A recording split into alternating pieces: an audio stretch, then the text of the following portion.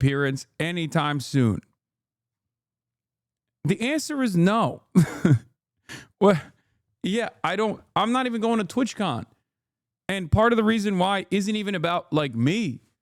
I mean, I obviously am worried about my own safety, but I'm worried about like putting others in the crosshairs as well. So no, I'm not going to be doing many collabs, especially ones outdoors anytime soon.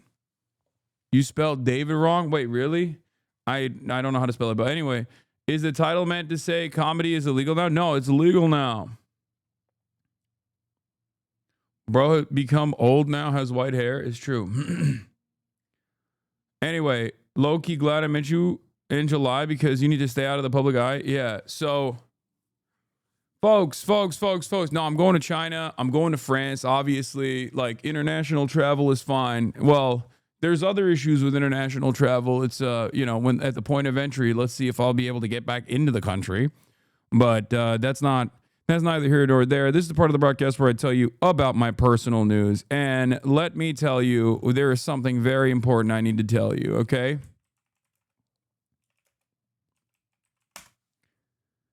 Ladies and gentlemen, I did it. Speaking of France, which I will be going to for my boy Squeezy's event that I will be streaming for the American team, I finished it. A masterpiece in every way. Clair obscur, expédition 33, lumière. Oui.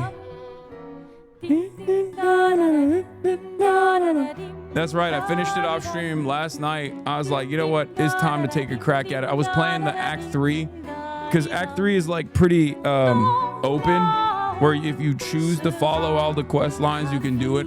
It's like a choose your own adventure style situation. And I was doing all of it, and then I said, you know what? You got post-game content to do too? No. I did all of it. I did all the post-game content, and then I basically finished the game. No, I did not beat Simon. I know. I did not beat Simon. Anyway, shut up. So, it was great. I chose the bad ending. I won't reveal, but I chose the bad ending and not the good one. I'm not going to spoil it because there might be people who haven't played it, but it was a spectacular experience, even on the Steam Deck, which of course was certainly not both endings are bad, but there's like a really bad ending, and then there's like a less bad ending.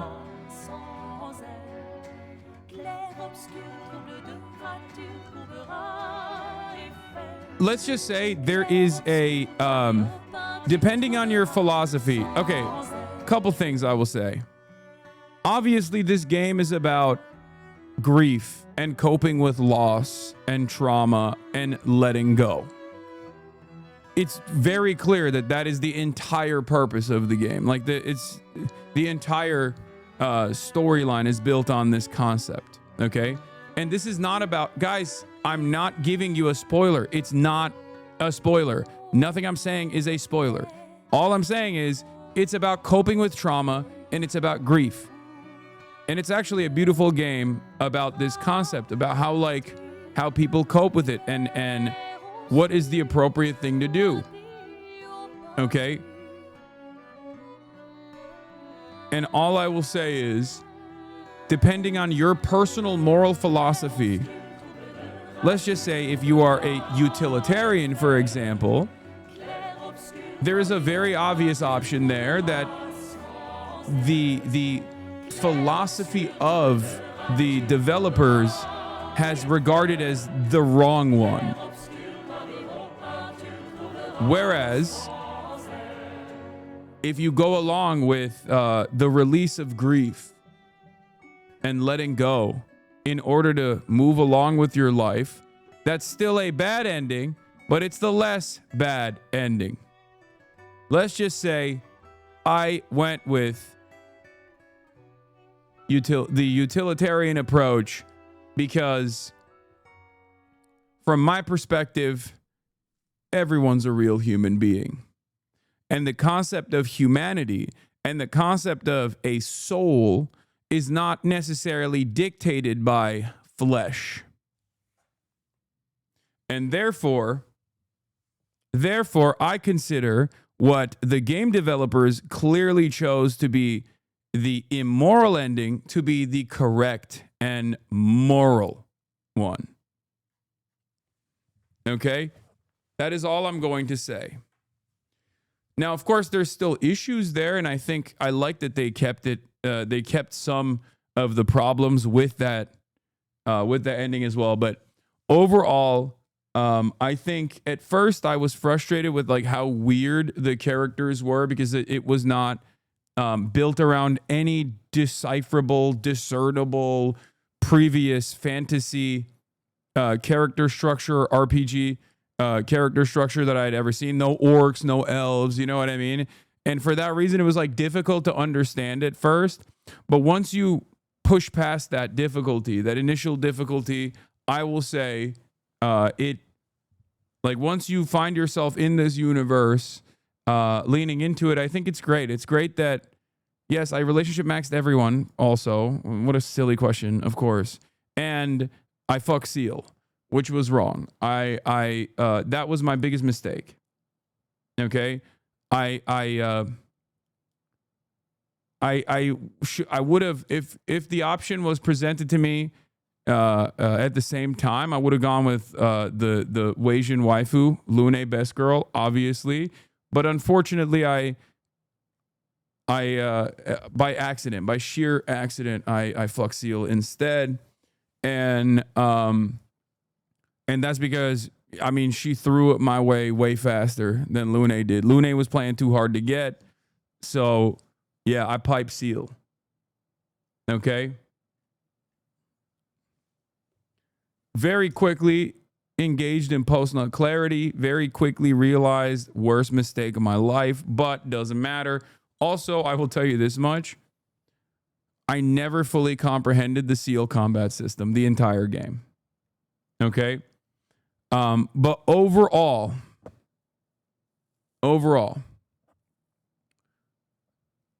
game is fantastic. Is it game of the year? A lot of people say it's game of the year for sure.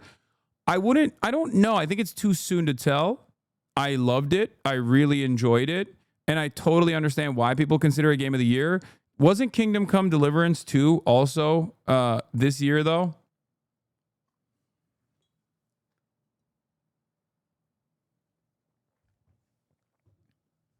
Because I still think, because Kingdom Come Deliverance 2 came out far too early in the year, there is no recency bias, and it probably will not get the recognition that it absolutely deserves. But I still think Kingdom Come Deliverance 2 is my game of the year, if we're keeping it $150.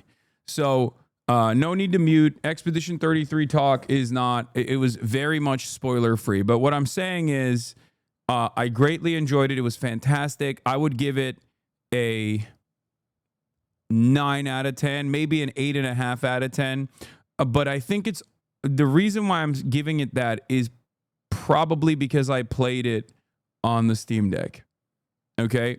I played it on the Steam Deck, and there were definitely some complications due to it being on the Steam Deck. But small dev team, obviously they poured a lot of love into this process. It's Kino, it's art. It is exactly what it's supposed to be. I will say, soundtrack was spectacular. I think the world was a little crazy. The world was a little too rich for my blood, for my tastes.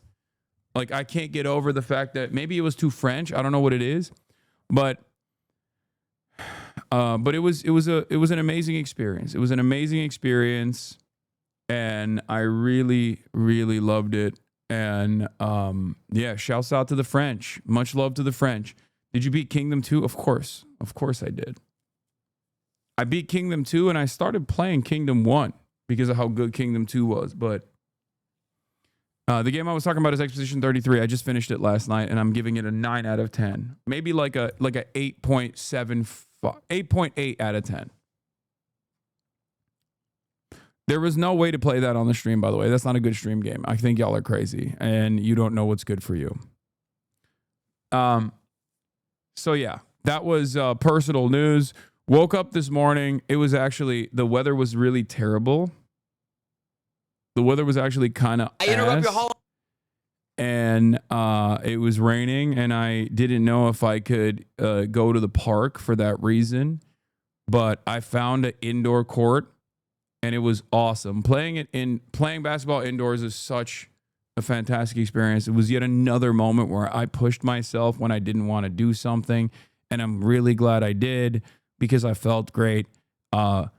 This is like post leg day. So obviously playing basketball post leg day, usually on the concrete, it really fucks me up. But playing indoors, much bouncier, much better on your knees. I forgot that there is a world out there where you could just like play basketball and not feel tremendous pain in the immediate aftermath. So, yeah. I'm glad that I did that though. Once again, this is your reminder that if you feel like you can't go out and you feel like you can't work out, you feel like you're too tired today, you got a headache, this or that, pushing through that and actually going out and engaging in some kind of physical activity is always going to be good. It's always going to be good. You're always going to feel better. There's never been a moment where I have felt terrible and then decided to push through it and go work out and felt worse in the aftermath. I always feel better. And I highly recommend it for all of you. Touch grass. Once again, when the world feels like it's completely outside of your control, obviously, there are still things that you do have control over: your body, your mind, your mental sanity, your immediate friendships and your relationships, your family. There is some very healthy and positive aspects to that.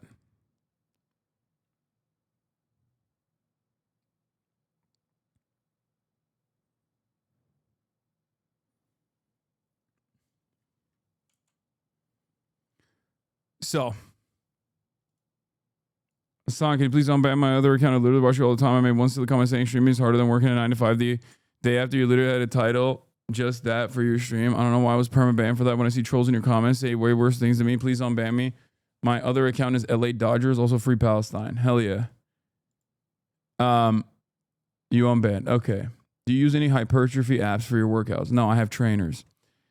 But okay, that working out is really important, especially more important now than ever before. It's always good though. It's always good for your brain. It's always good for your mind. It's good for your body. It's good for your soul. So you know, no matter what you do within the confines, within the limitations that you currently have, within the confines of what you can do, you should always attempt to do, because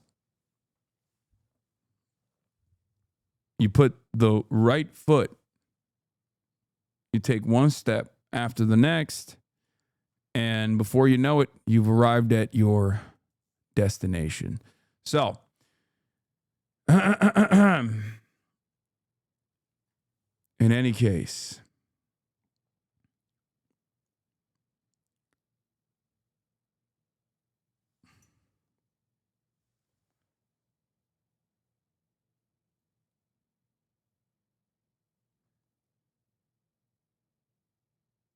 guy who was arrested for January 6th, the administration.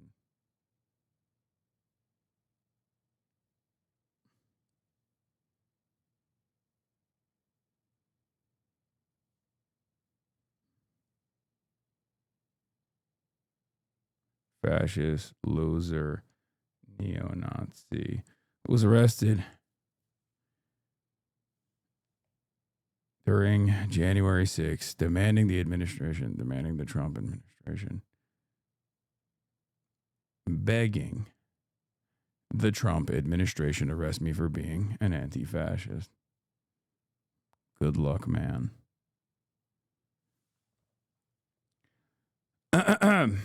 Will you please share this with the community? Project 2025 tracker. Sure. What is this? You're about to start a female loneliness epidemic? What is this? What the hell is this? Is this AI? What the fuck is going on? Y'all are so dumb, bro. Y'all are so dumb. This is AI making it seem like I'm doing like Chris Brown style meet and greets, bro. This is so stupid. Some people are going to believe it too. God damn. Oh, hell no. Why you look Puerto Rican? I don't know, but I like it.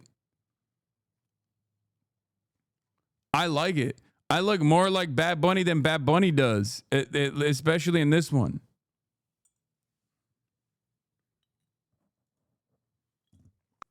I need your help to open my backpack so I can give Boots his present. You have to say backpack. Say backpack, say backpack. Yo, stop saying backpack. Fuck you mean backpack? There's a photo of him walking up the stairs. Does this backpack look like there's a fucking weapon in it? Louder! It would be poking out.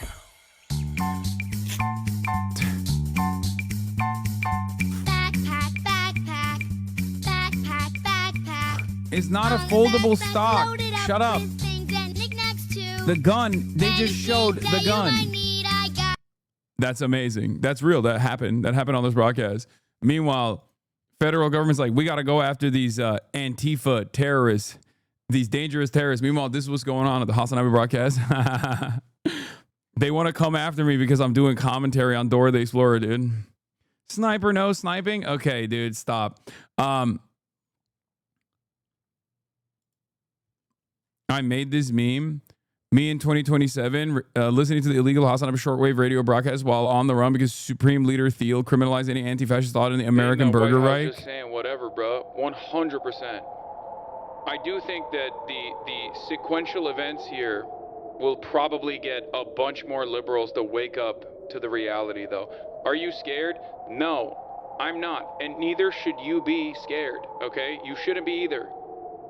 Cannot be scared in this moment. Don't be. Dora the Explorer, was she exploring weaknesses in our border? That's one of the funniest bars that Will Neff has ever put out there. Yeah. That alongside with my take on algebra, more like Al Qaeda. We can't have none of that in those schools. That's like those were the days, man, when Will and I would just like rip them.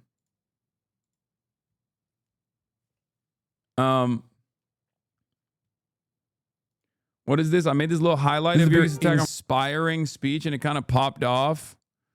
Oh, nice. If you're still doing this during the apocalypse, isn't that just insanity at that point? I mean, we still need a sense of community. The new HasanAbi girlies are going through stole the evolution of starting to watch Hasan Piker to become more informed about politics, and now this is how I watch his streams. Powerful object in the universe. Blah, blah, blah. Proper name, place name, backstory stuff. It would be funny if this wasn't our future, to be honest. Hopefully it won't be, okay? You need to go on Will's stream more. True. There's new Rolling Stone coverage for David. Everything we know and don't about the missing teen found in a car registered to David. Yeah, bro, this is a pretty crazy story. It's probably gonna become like national news if it hasn't already. And obviously I'm gonna talk about that too. This is pretty crazy. So, this is a singer and also was a streamer. Like he was a literal streamer. He was like a Fortnite streamer. He became a singer. He has a song with my nephew, Jason the Ween. And it turns out he is, I mean, it's pretty crazy because like, I think universally, everyone, if you were to ask most people they would say like that he was he presented himself as like this impossibly good and nice and kind person to such a degree that like it's full tilt whiplash, the heinous crimes. No, it's not like R. Kelly.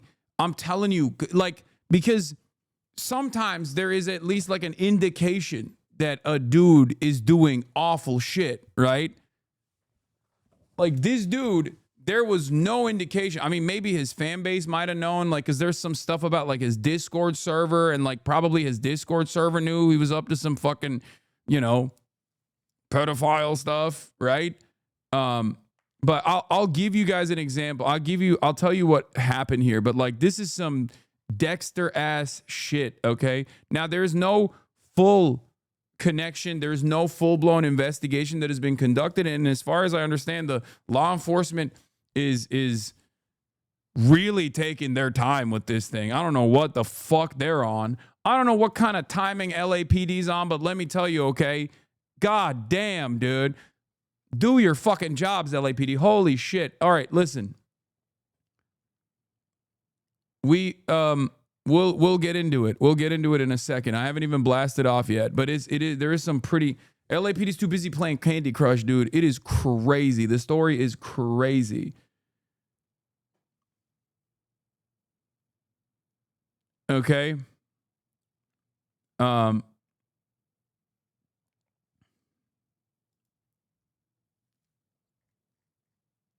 What is this? Dude is doubling down on defending Israel. The narrative being spun by Max Blumenthal and Candace Owens about Israel's involvement in Charlie Kirk's death is falling apart. Tyler Robinson of the ACP killed Charlie Kirk. You communists killed Kirk, and you're all going to jail. Wait, what? They put me as the... Damn, bro. They put me as the colonel of the ACP, the American Communist Party.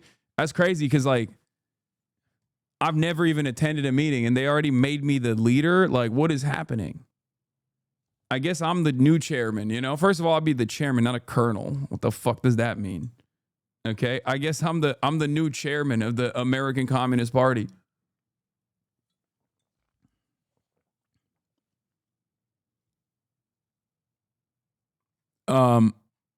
So all of them hate you so funny. Yeah, I know. All right, whatever. So we're gonna talk about all of that in a second. Let me just blast off real quick because, like, you know, there's so much to cover today, as always. Where was I?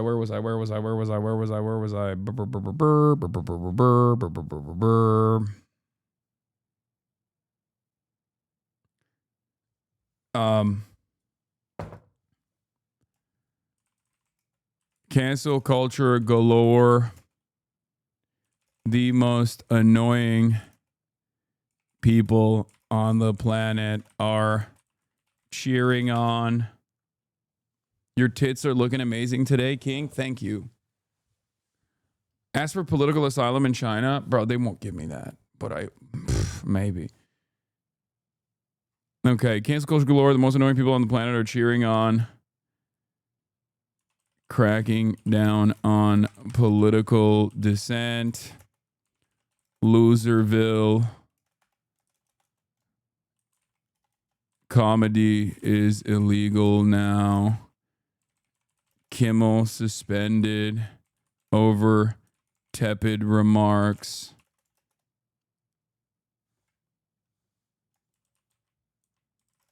What is this?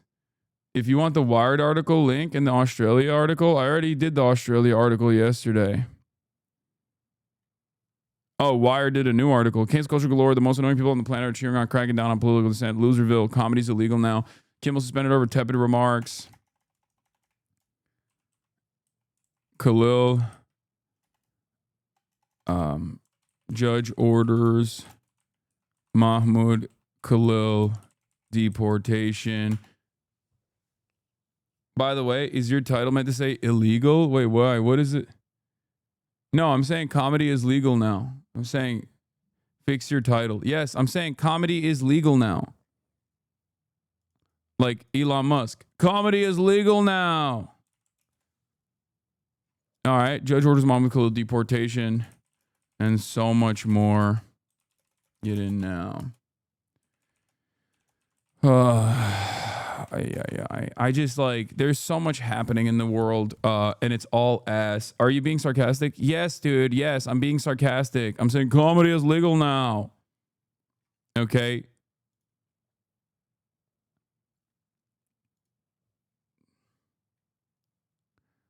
Could you get Kimmel on the broadcast? I would if he wants to. I mean, I'd talk to him about it. Yeah, comedy is legal now, and sarcasm is also illegal now.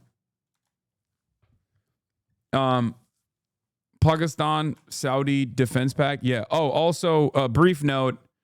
A brief note that I want to deliver here. I know that myself included, and many others in this community are not the biggest fan of Asmongold, especially because of his recent political takes. But a community member of ours, as a matter of fact, passed away a couple days ago. Asmongold's dad, Asmon Dad, unfortunately succumbed to a battle with pancreatic cancer. And he said, a few days ago, my father passed away. It's difficult for me to even find the words for the emptiness it leaves me with. He was my last family member in the state, and I was there with him until the end. I will endure, but I don't think I'll ever be the same. I love you, Pa, he says. Yeah. His dad was a pretty chill dude. I never actually personally met him, but I know he was like in here quite a bit, as a matter of fact. And check his last message in the chat. What did he say? Happy birthday, Hasan. Aw. Oh my God, he was a sound dandy as well.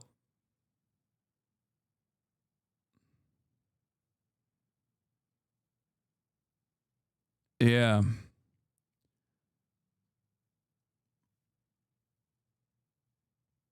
That's sad. That makes me sad. He said, my son is not right wing. Yeah, he would regularly try to pull Asmongold back to a sense of normalcy when he felt like he was going a little crazy. But obviously, this is like beyond politics, regardless. I hope Asmongold's doing all right. And shouts out to Asmon Dad. You will be missed. Yeah. That did make me very sad. I'll keep it $150.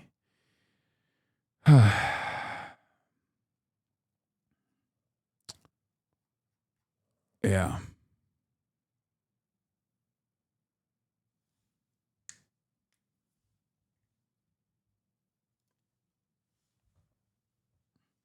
Isn't Tim Pool's dad also a fan of you? Majority Report? I don't know. I know Tim Pool's dad is a fan of Majority Report, but I don't know about mine. All right. Well, in any case, yeah, he was. I mean, it was cool that he was in the community. You know, he was like participating in Twitch. He was all over it, and he was a cool guy. He was a chill dude. So rest in peace to the GOAT, to a legend, Asmon Dad, a real one.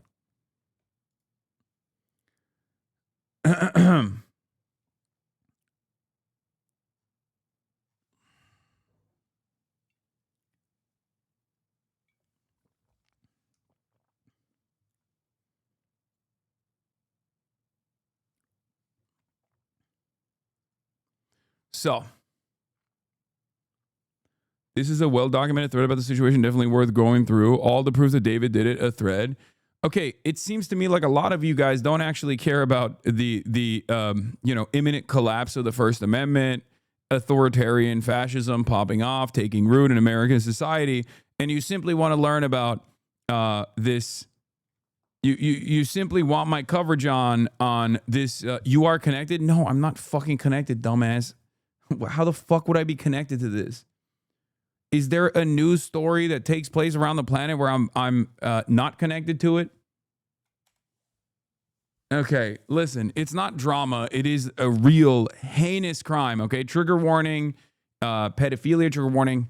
There's some very very violent descriptions I'm going to explain to you right now. So I'm going to talk about right now. But basically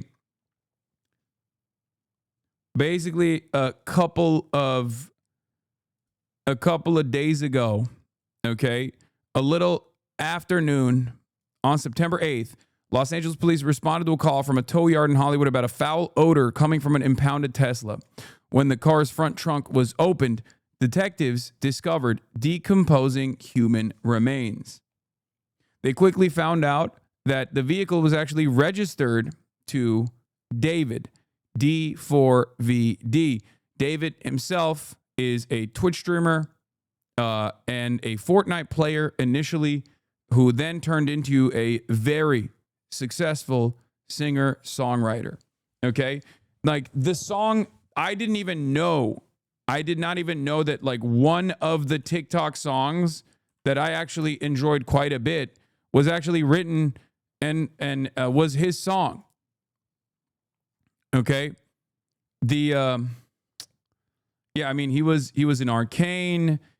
He had all of these, his career was exploding. He was like opening for Caliucci's and doing so many different things, right? Was it Invincible? No, not Feel It from Invincible. But there are so many different, like he was in Invincible as well, but like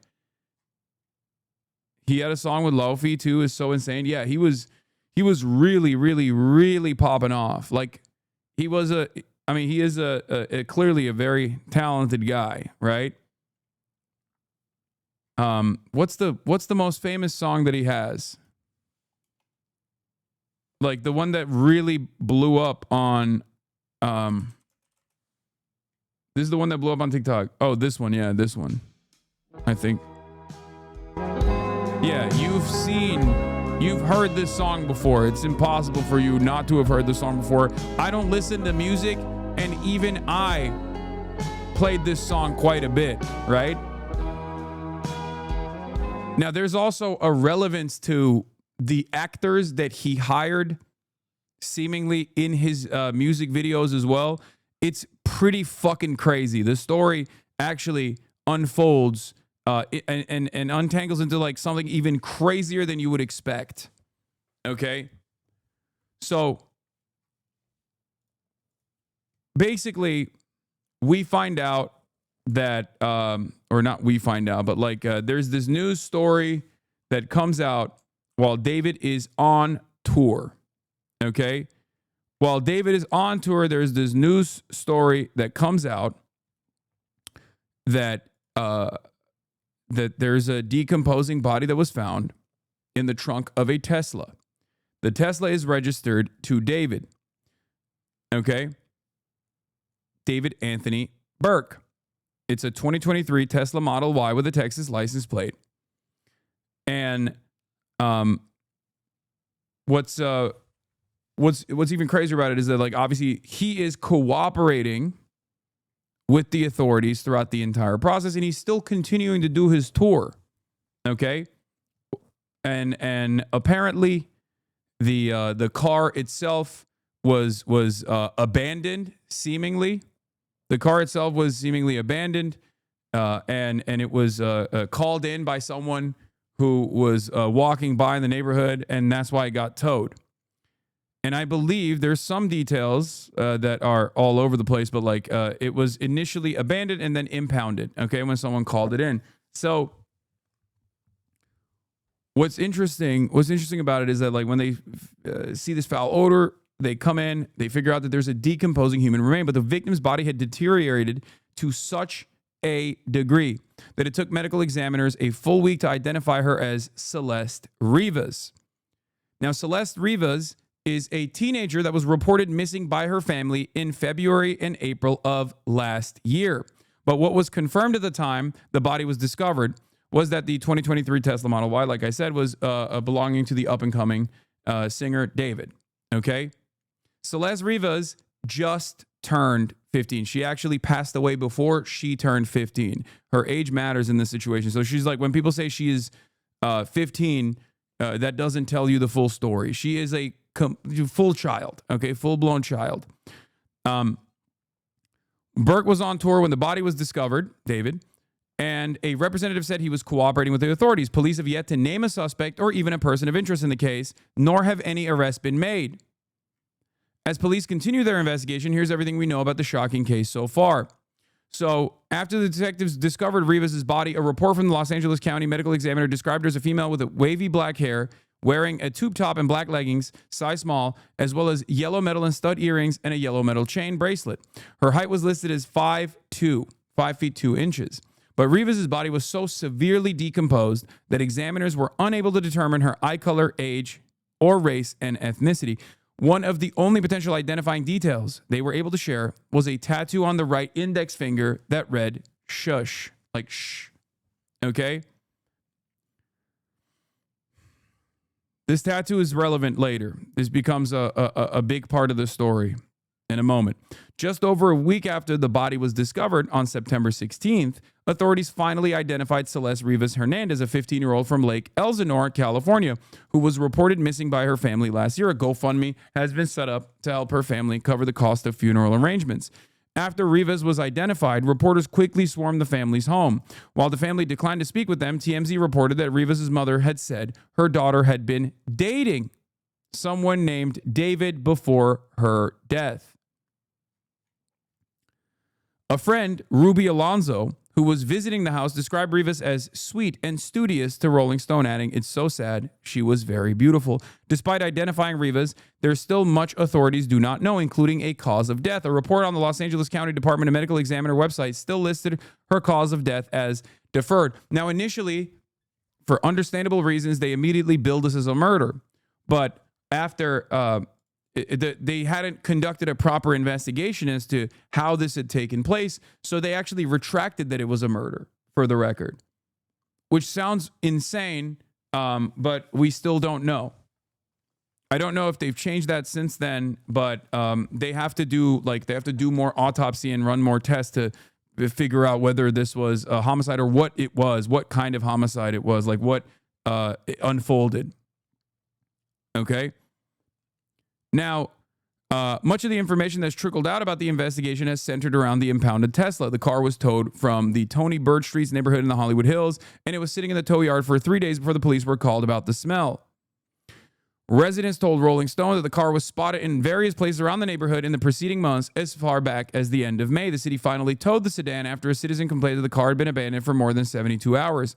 Neighborhood sources said the sedan had been sitting in its final spot on Bluebird Avenue for at least 3 weeks. It moved around, one resident told Rolling Stone, is chilling. Now, what's crazy about this is that it's a Tesla.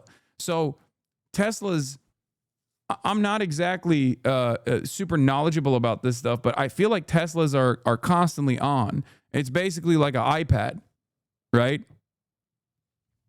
So the fact that no, they're not. No, I mean, like, this is not like a 1967 vehicle, okay? This is a car that is basically a computer. And what I mean by that is, like, they have constant surveillance. They have the company that could actually provide a backdoor to law enforcement to offer constant surveillance, to go back in the footage. They have cameras all over the car. The car is computer. That's why Trump said everything is computer. Remember? Most cars nowadays are on 24/7, whether it be OnStar or numerous other ways in which law enforcement can actually figure out exactly where you're at. Teslas, you should be hung. I am hung. Ask your mom about how hung I am. Okay, let's keep it pushing. You mean that it can receive a ping to map its location? Exactly. Like in real time, as a matter of fact. And I also don't understand how you could even steal a Tesla, right? Because it's like stealing an iPhone, but the iPhone is always on. You know what I mean? Like, how is that possible? You have real-time location. You report it as stolen, and I assume the authorities can come and like take it instantly.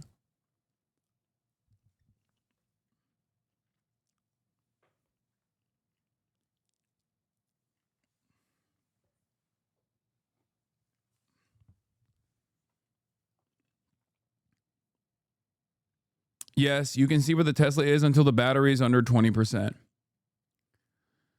Anyway, it moved around, one resident told Rolling Stone. Is chilling. The investigation wrapped up Wednesday night after Rivas' body was identified. Per ABC7, in Los Angeles, investigators searched a house on Doheny Place, close to where the car was abandoned. After several hours of the home, police left with a computer and other items. Beyond the initial assessment confirmed that he was cooperating with authorities, reps for Burke have yet to make any public comments. The musician has continued to tour and play shows in support of his debut album, Withered, which arrived in April. At a concert on September 9th, the day after the body was discovered, David performed in Minneapolis, where he was seen tossing labubus into the crowd, hyping his hit song, Crashing, with singer Kali Uchis. Not my friend. I did a song with him, which is currently in the process of being taken down, given today's disturbing news, she wrote on social media following the body's discovery. David also immediately was kicked off of his ad campaigns that he had with Crocs and I believe another company, Hollister, as well. They pulled back on the ad campaign as soon as the information was revealed. And at first, given the fact that this dude had this like incredible career ahead of him, and also the fact that law enforcement immediately said like, oh, he's cooperating, and maybe because he was also continuing the tour as nothing was fucked up, which in hindsight is really crazy. I think a lot of people just assumed like, oh yeah, this is a really unfortunate circumstance where like I think this guy is like related to a completely unrelated murder that happened to take place, somewhere, and then it got tied back to his car somehow, right? Because maybe his car got stolen. Now, because as far as I understand, the car was reported as stolen, and obviously, new information that has been revealed about the suspect, or not the suspect, sorry, new information has been revealed about the victim that ties the victim directly back to David, and that changes the situation entirely. Okay? That changes the situation entirely. Allegedly, the victim has a matching tattoo with David. Allegedly, the victim, at the age of, I believe, 12, met David and was groomed by David, who was 17 at the time, and they were in a pedophilic relationship, basically. Either 11 or 12, I think that's when they met, and it is the most insane thing I've ever heard. The story is the most insane thing I've ever heard. The reason why I say this is because, like, there is not really ever a circumstance where the best case scenario is that this person is just a pedophile kidnapper, and the worst case scenario is that he's a pedophile kidnapper who also murdered someone. Okay? Because, like, all of the evidence that is presented in the aftermath of the revelation of the victim has led me to at least believe that at best, it's like, I can't believe I'm saying it's a best case scenario. That David himself is, I believe, 20 years old now. Okay. But even though he was 17 when he met this little girl, I mean, that's still completely unacceptable. What are you talking about? 17 and 12? Are we being for fucking real? 18 and 13, chat? Are we being real right now? Please.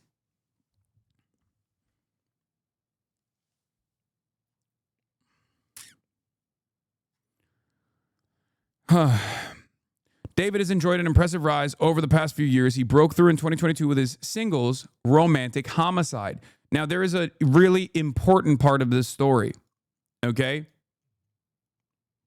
and I can't believe I'm saying this, but it was actually fucking XQC that presented this information. This is not even a joke.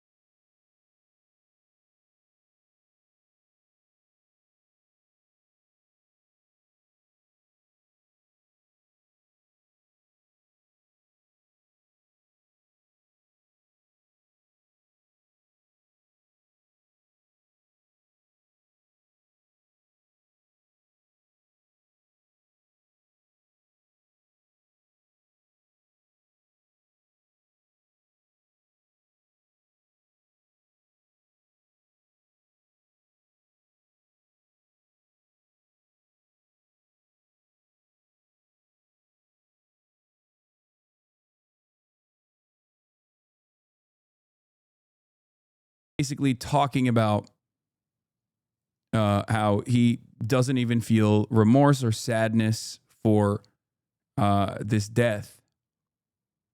Am I losing my mind? Did you not feature him on stream like months ago, last summer or something? Or was that some other artist? I recall listening to, no, I never did. I met him one time for like approximately 30 seconds at Teriyumi's birthday, and that's it. He was friends with a bunch of streamers, though. Like, he was really in this space. I mean, he was a streamer. He made a song with Jason the Ween. And it's so insane. Now, this song was in 2022, chat, and it was premiered deliberately on the birthday of the victim in 2022.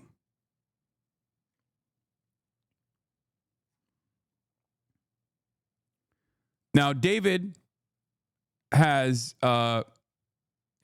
canceled the show in Seattle as of last night.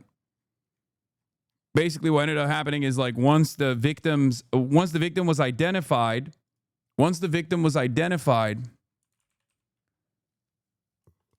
David actually finally canceled one of his tour appearances, and we don't know where he is, but I assume that he's cooperating still with law enforcement, but I still don't understand how.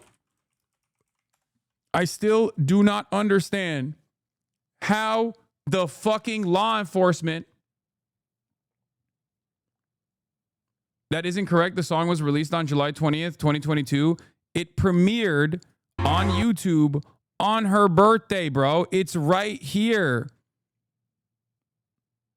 At that point, he knew her too. Like, they were already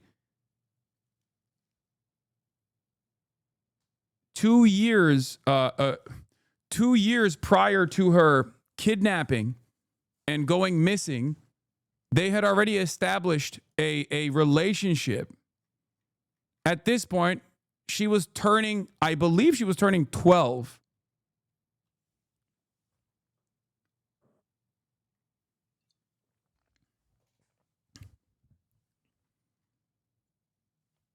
Or her 13th birthday.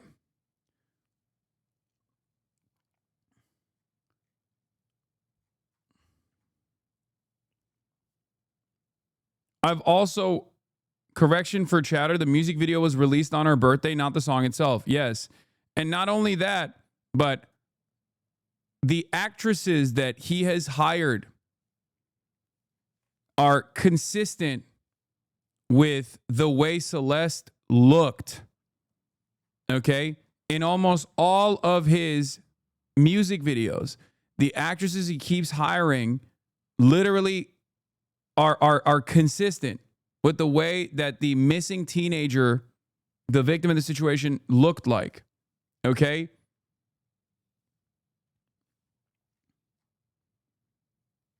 I believe there was an unreleased song where he also mentions like the name Celeste on numerous on numerous occasions, but I'm not fully aware of that. But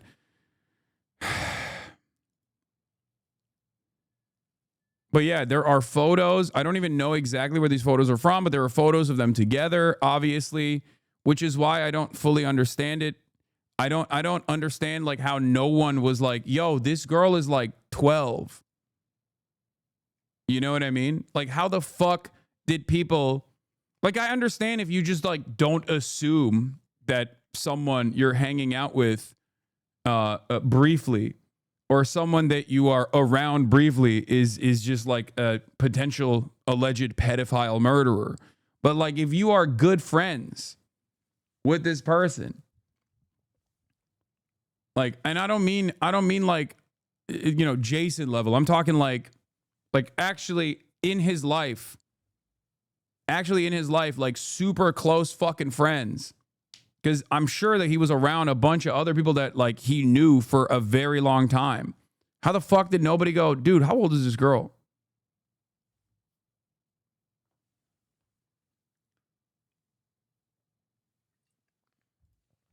Look at his TikTok reposts. Me if I see her talk to other dudes. Me after hearing about her past with other boys, I'm jealous and utterly disgusted by her actions.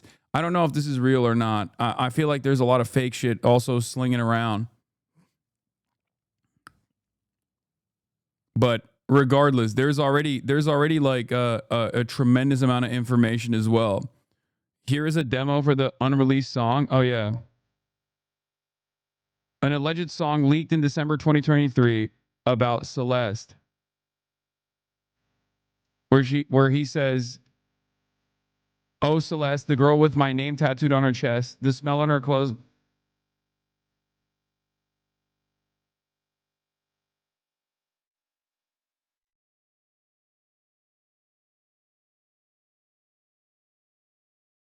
Check that hard drive. Bro, what hard drive? Prison now. What are you talking about? This is why I'm saying, like, even in a scenario where he's not like linked back to her gruesome homicide, murder, whatever the law enforcement authorities figure out it happened to this poor young girl, you still got grooming and pedophilia. Okay? There is no hard drive to check at that point. It is far beyond the hard drive checking. Like, I've never seen a situation where like the best case scenario for this person is that they're just a pedophile kidnapper and they're not a pedophile kidnapper murderer, which would be the worst case, right? Triggered much? What? Triggered? Dude, Republicans, this is not a political story, okay? I don't think you are responding appropriately to the images that you are seeing on camera, okay? Hogs. This is not about like left, right. This is not about politics, you fucking idiot. Are you okay? Unless you are a pedophile libertarian or some shit and you're like, oh, triggered? Are you triggered about people engaging in pedophilia? Is that what you're doing? I know your fucking daddy Donald Trump is like super linked with Jeffrey Epstein, but calm down, okay?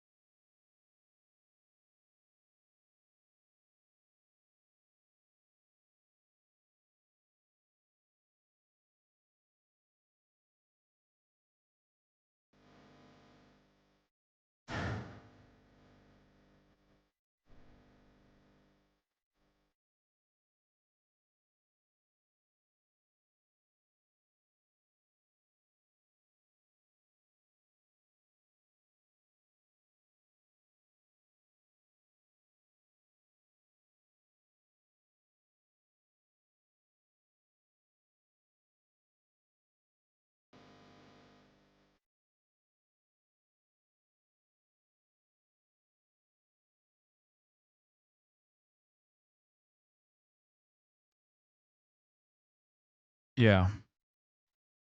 If you keep making us listen to this dog shit, I swear I'm going to Congress to testify against you. Man, shut the fuck up. It's a musician who literally wrote a song about a now murdered teenage girl who was like 12 at the fucking time. And the victim is directly connected to the fucking musician. Like, I'm not listening to this because I'm like, whoa, what a bop. Oh, I can't, like, wow. Oh my God. Such great music. Like, what are you, fucking stupid? Jesus Christ. It plays a fucking role in the story. Oh my God.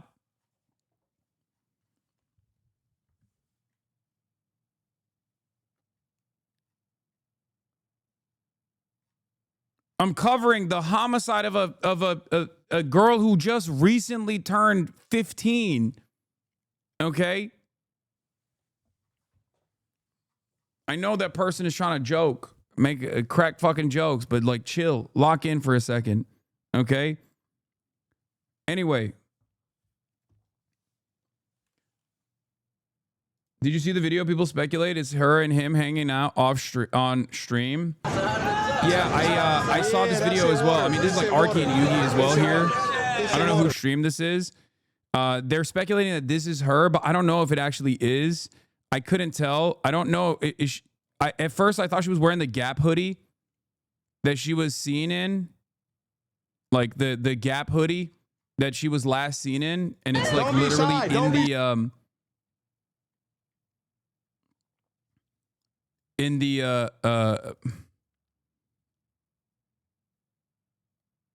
the missing persons report, but I don't think it's the same hoodie. Also, this is a different girl, I'm pretty sure. Now, the reason why I say that, the reason why I say this is a different girl, I'm pretty sure, who also apparently is named Celeste as well. Unless they're talking about the girl in the back, this girl. But I don't think that's her either. Yes. There is another girl named Celeste.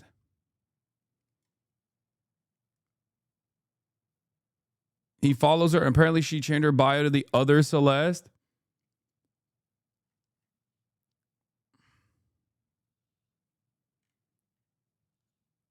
So crazy how blatant he was about it. This is some YNW Melly level of self-incrimination, but for pedophilia. Yeah.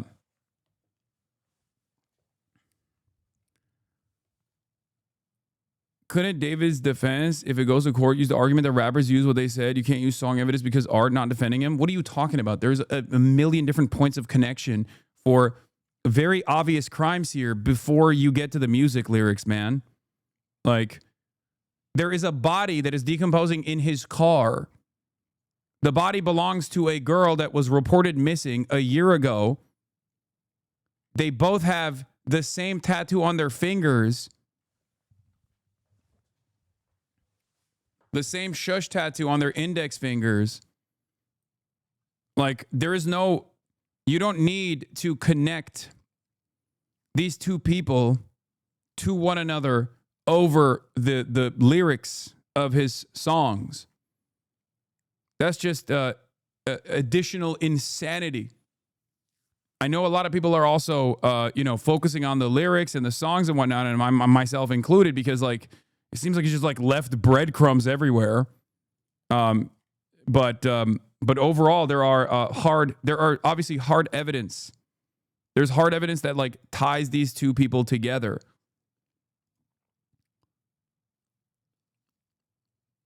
But yeah, apparently there was his Discord server that was speculating on his relationships. He's dated a Celeste at some point, even shown her on stream, trying to find proof of this, and a majority of his Discord community knows about her too.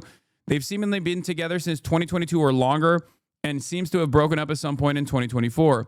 And based on this Reddit user's post, the description given about her matched the person that David's been with. Celeste in here, hi David Bark.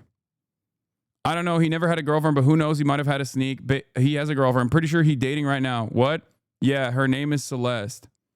Why are you adding me jokes? Ha ha ha. Anyway.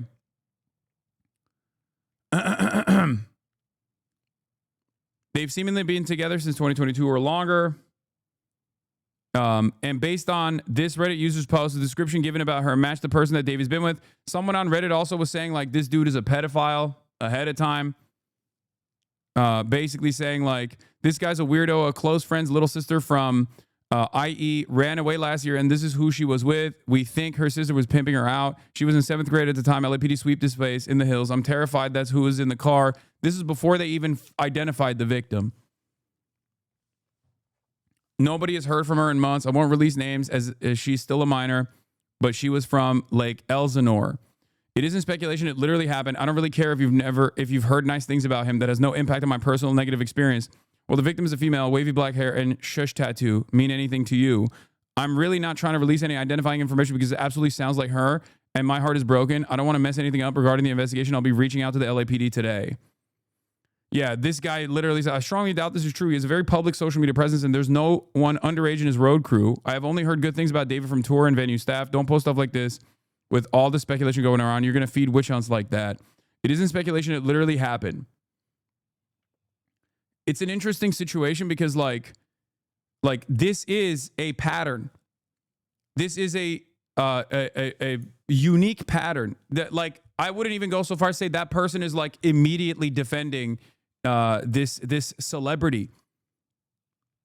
Okay?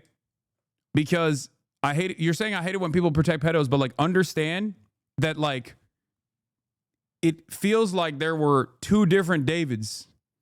Like the possible pedophilic killer and also the public persona.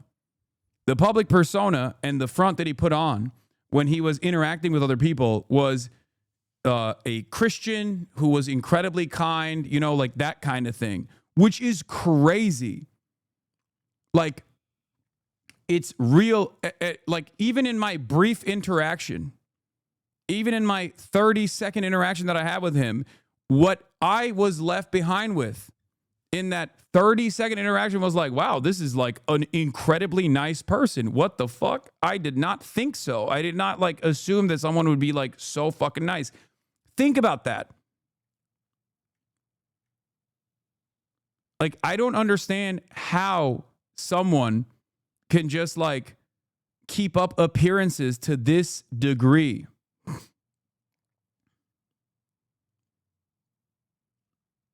No, okay, to be fair, the super Christian front-facing side does lead to some suspicion. I do understand that, which is at least like when I saw, apparently he would do like, I was like doing a little bit of digging last night, and I found that he was like doing like Christian updates or whatever, where he talks about like imposter syndrome and stuff, and I was like, okay, well that's a little, you know, like if that's a little performative, right?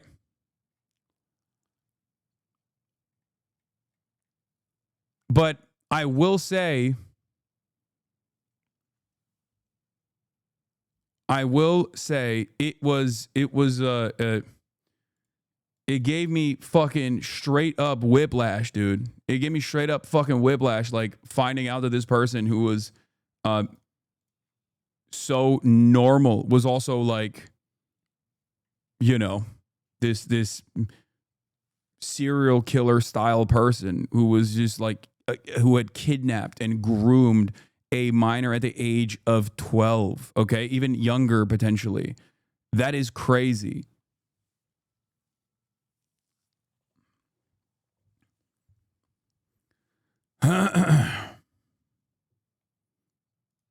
Did your dad vote for pedo Trump? My dad did not vote for anyone. He is Turkish.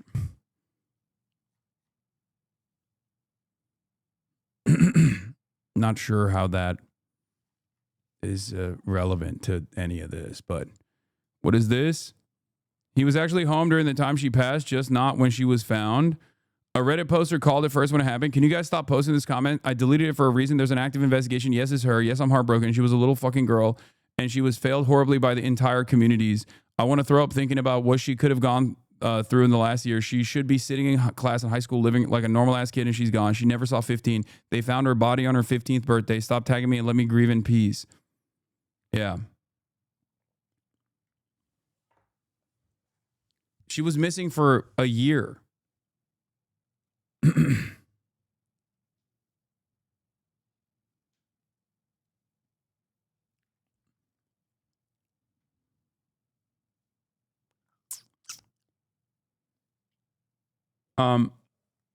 There's more details, by the way, because apparently the body in the impounded car was also like not only decomposing but potentially chopped as well to pieces. But that was like the initial suspicion. It was found. The body was found in a bag after a chopped up, decomposing body was found in a bag in his front trunk of a Tesla. The Tesla was registered to Hempstead, Texas, but had been impounded for a couple of days at a tow yard in Hollywood, California, and it belonged to David, a 20-year-old whose legal name is David Anthony Burke.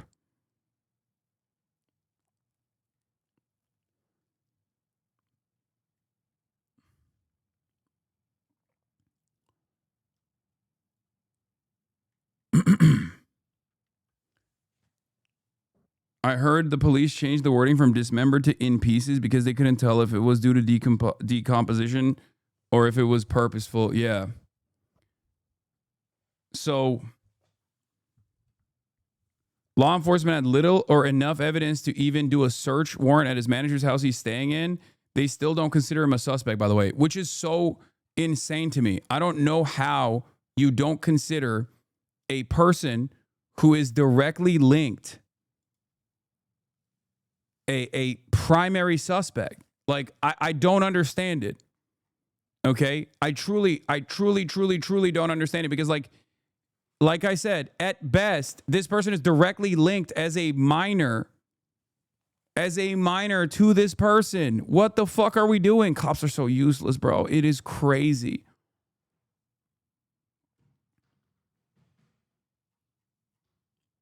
Los Angeles. Oh, by the way, the reason why the cops are botching this investigation is because, for the record, if you couldn't comprehend what was going on in the background, I did a little bit of digging into this as well. She comes from a very poor family. That's it. Hispanic background, very poor family. When girls go missing from that background, police clearly don't put a lot of effort into these fucking investigations. Okay? Straight up. I 100% think that is the reason, because if this person goes missing, okay, at the age of like 13 or 14, how the fuck do you not conduct a proper investigation to figure out like who she was around last?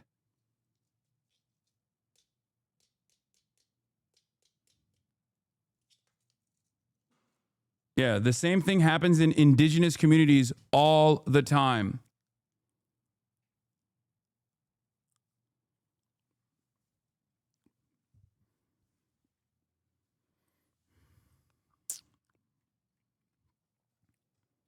She was missing for a whole year. And it wasn't even like all that private. Like, I don't even know how to say she was missing when she was like, it seems as though she was at least like seen in some circumstances.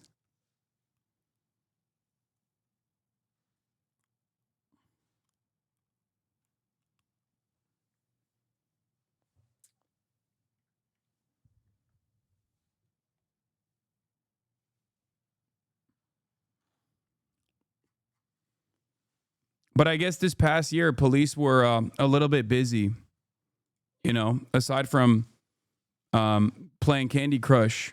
They were busy arresting pro-Palestine campus protesters and stuff, you know, 2024, heated year. Lots of discourse taking place.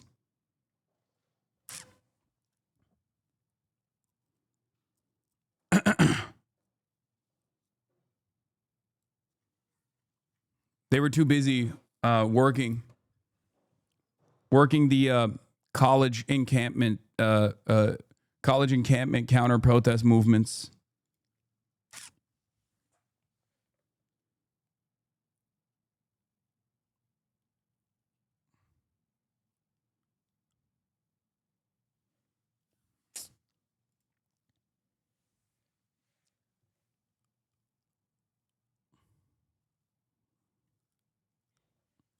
You're saying she was seen after she was pronounced missing? I think so, but I think people just didn't know who she was and did not connect it to Lake Elsinore. You know what I mean? A minor being, huh? Okay, I'll let him. The victim's brother was DMing someone on Twitter and brought more light to the situation. Someone link it.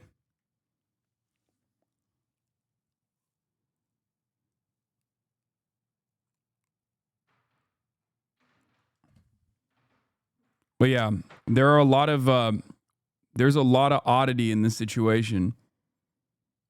Celeste's brother speaks up and reveals that that David killed his sister. His whole chat is attached in the video. What is this?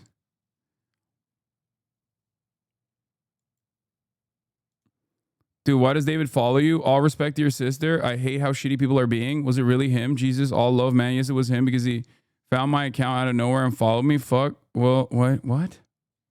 Okay, I don't know about all this stuff. Okay, I don't know about all, this. There is there's always going to be like a we did it Reddit association with this stuff. It could be totally valid. It could be totally real, but I'm not going to entertain unsubstantiated stuff beyond what is known so far, even though law enforcement is very clearly not doing a decent job with this at all, it seems.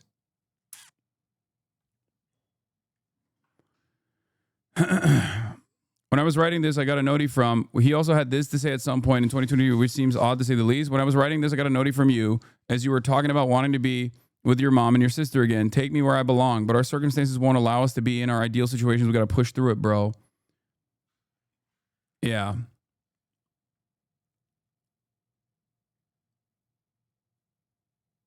So there's also some other shit too.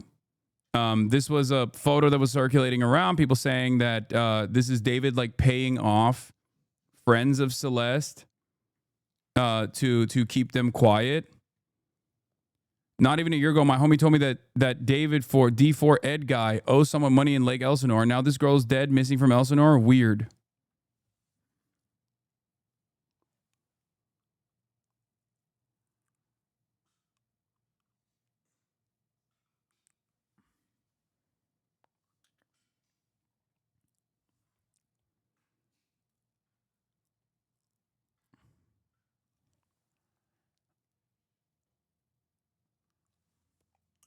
One insane thing I saw was that photo you just showed where he was paying her off is a 6-minute walk from where her family lives. Prayers to her family. Oh, this is another girl that David follows on Instagram, Kira Hollander. She says, prayers to her family. I used to be close friends with David and we, in air quotes, dated when I was 16 and he was 18. We've seen each other IRL twice max. And there's so much more, but he introduced me to religion and whatnot. So I'm shaken. I'm so shaken up by the fact that he could have done this. I remember a Celeste and I have a pic of them together that I've seen in the past. And then this is her mom's Facebook post as well about her daughter going missing. Isn't it weird how Lud was defending David? No, dude, it's not, because they had all of this information came after that. Okay.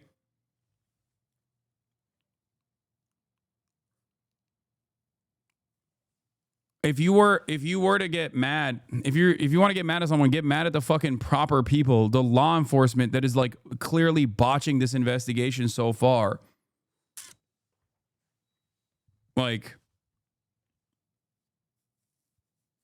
How the fuck are people supposed to assume that this dude is how are people supposed to know that this dude is like a fucking a possible pedophile, kidnapper / murderer? That is insane. Do you expect that?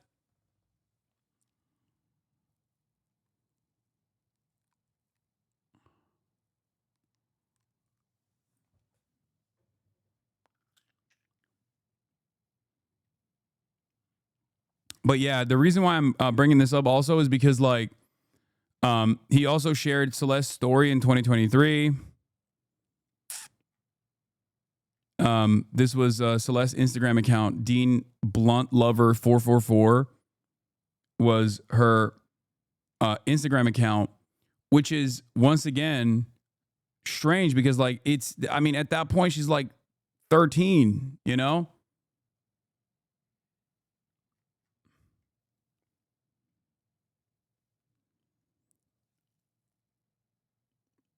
And then there are the reposts as well. LAPD homicide detectives search a house tied to David in the murder of 15-year-old Celeste Rivas. TMZ reports investigators left late Wednesday with a computer and several evidence bags.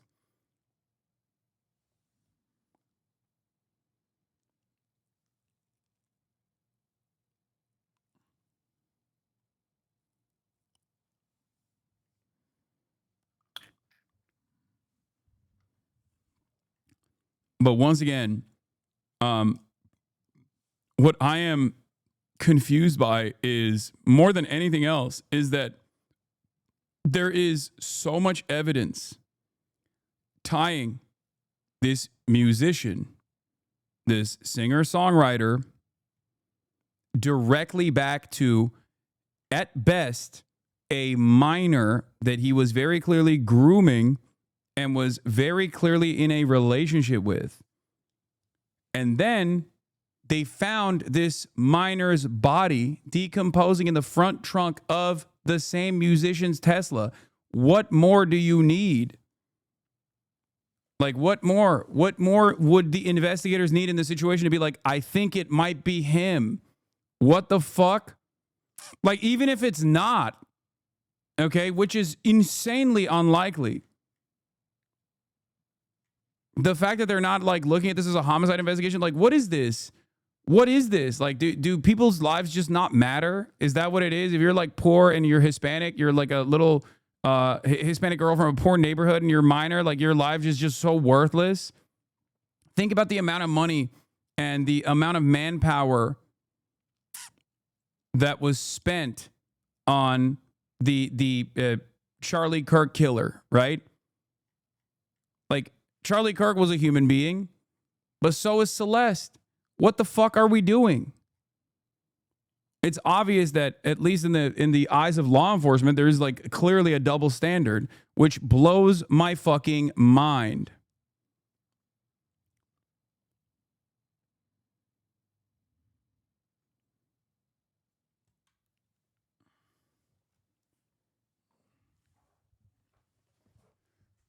Three cops got killed yesterday and there's no outrage from it. Oh, is that the York one? If there's no outrage or not a lot of media coverage on it, I suspect it's probably like MAGA affiliated. Who knows? Maybe not, but you know, that's usually how it goes. Remember when right-wingers kill someone, they didn't kill someone. It's still a left-winger, you know? If they can tie it back to Antifa, oh boy, you know?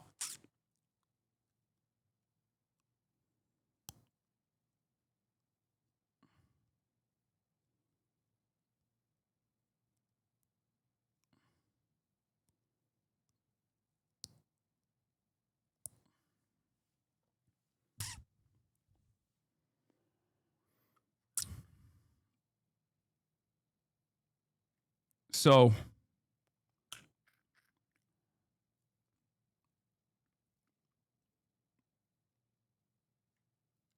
basically, I covered the song that this was like unreleased but leaked, where he makes mentions to Celeste. There are two different Celestes here as well. The shush tattoo also might imply that there was a secret that they were both keeping. Obviously, I think you understand what that secret is. The secret is that she is a super minor and he is not. Okay?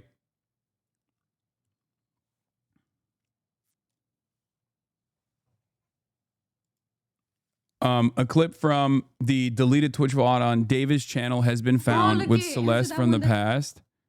With Celestes from the past. Two Celestes. I believe there is one. Yes, the victim Celeste, not the decoy one. Same hoodie in this picture. There are two different Celestes that he was hanging out with as well, which I don't know if it was like some fucked up sociopathic, like 5-head dispersion. But yeah, there is like a of age Celeste, and then there is a minor Celeste. Yo, wait. Oh, look it. Answer that one. That's so mean if you don't answer Which that. one? What's good, David? Big fan, big me. Oh, thank you, Mitochondria. Appreciate you. I gotta stop with him if you even. We need to delete this. Maz, can we delete all VODs? And then as soon as the stream ends, delete the stream too? Yo!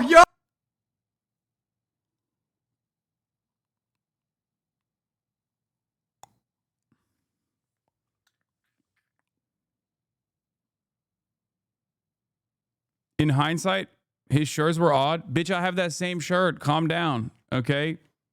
I wear that shirt too, bro. I have the same one.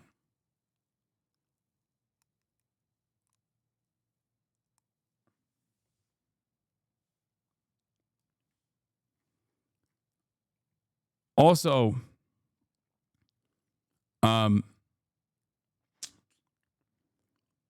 once again, the actors that he hired in his music videos also suspiciously look like the victim as well.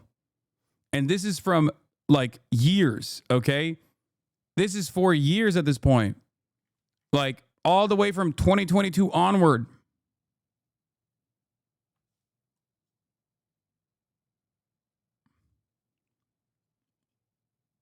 David, during his Genius interview for Romantic Homicide in 2022, said it's kind of like the storytelling aspect of the lyrics that came before it in a way.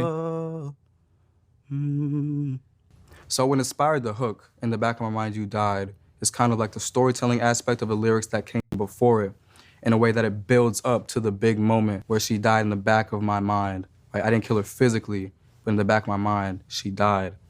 And I didn't even cry, not a single tear. I've seen people online take different meanings and interpretations from that one part of the song where it's like it's their past selves that's dying. And they're not even crying about it because they're evolved or become better people or have killed addictions and other different stuff like that. So I think it's very powerful in that.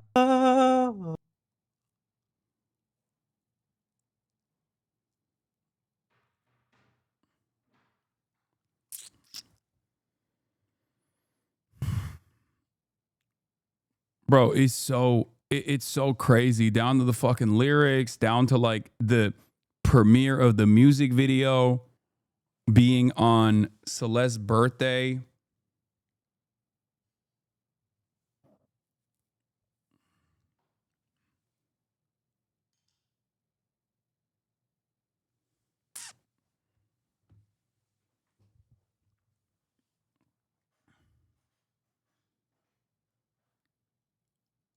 Davis' song Decide dropped on March 28, 2022. Celeste, born September 10th, was only 11. The lyrics, "Save your tears, 7 years," point to her being 18 in the future. People say they've been talking since she was 11.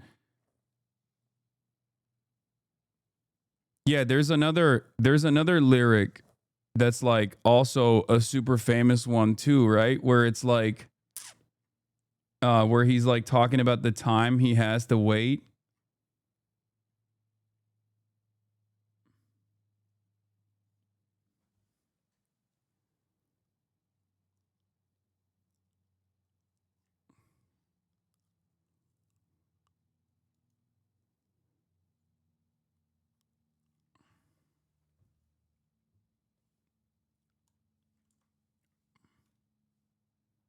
It's called Here With Me. Yeah, it's like in hindsight, it comes across like almost all of his songs were about his pedophilic obsession with an 11-year-old, dude. And like what he was intending to do in the future. Like this is one of the most insane stories I have ever fucking heard in my life, dude. Yeah, in the Here With Me part, where he talks about like, what is it? I can't describe what I'm feeling. All I know is we're going home. Watch the sunrise along the coast. So please don't let me go. Don't let me go. And if it's right, I don't care how. Yeah, this is the part. I don't care how long it takes.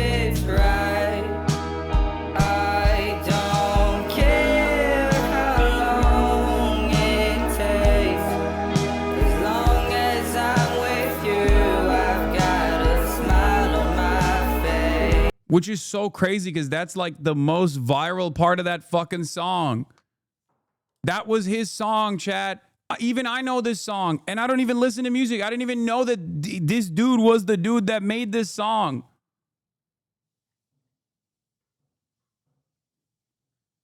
Don't cancel me, brother. I think this guy's a bad person. Wow. Controversial take. I got to be divisive here. This guy's a bad person. Don't cancel me. Controversial take, chatter. A suspected alleged killer / pedophile kidnapper groomer who left little breadcrumbs in his incredibly viral hits about his pedophilic relationship with an 11-year-old. Wow. I mean, there's two routes here: jail, perma jail, or fucking become a prominent fixture of the Trump administration. So that's where we're at now. Who knows? Why is this lyric bad?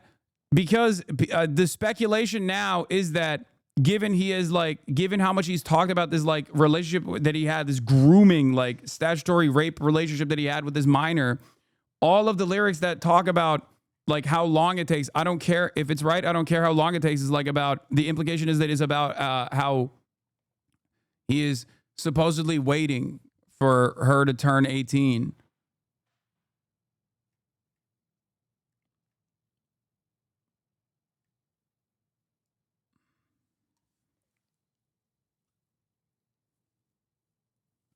Yeah, he also held funerals at his shows. David reportedly brings a casket, a wreath, a notepad with a pencil for people to write letters to the deceased during his shows while on tour. Now, why the fuck would the artist do that? But like that stuff, obviously from the fan base perspective, is like they just look at that as like, you know, like all of this hits different with hindsight. Do you understand? Like there is no indication or suspicion that you would ever have beyond like, oh, this is spectacle, this is performance. You know what I mean? But then when all of the puzzle pieces fall in the places that they're supposed to fall, all of a sudden it looks insane. Like before, prior to all of this knowledge, it comes across as like, oh, just, you know, symbolism, pageantry, whatever, right? But then when you look at it, when you look back at it with your knowledge now, in the aftermath of this fucking incident, you develop a very different realization. Yeah, if it wasn't for the mom identifying the body, none of this would have come to light. Exactly. And if it wasn't like a matching tattoo and the mom basically saying, oh, she had a tattoo of shush on her finger and was dating a guy named David at the time of her going missing. And then people realizing that David also has a tattoo of shush on the same fucking finger. This would not have been, like, considering how much they had flubbed this investigation thus far and are still continuing to do so, because unfortunately, people like this are discardable. People like this are not seen as like real human beings that are worthy of a proper investigation by the authorities. Clearly, that it seemed like he probably would have gotten away with it.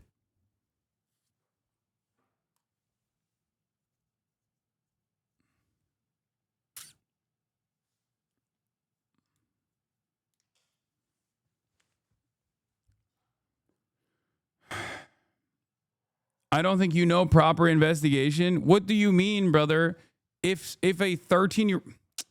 Dude, when Gabby Petito went missing, it became a national news story. When Gabby Petito went missing, it became a national news story. She was not a public figure, okay? But she was from an upper middle class white family, okay? She played a role.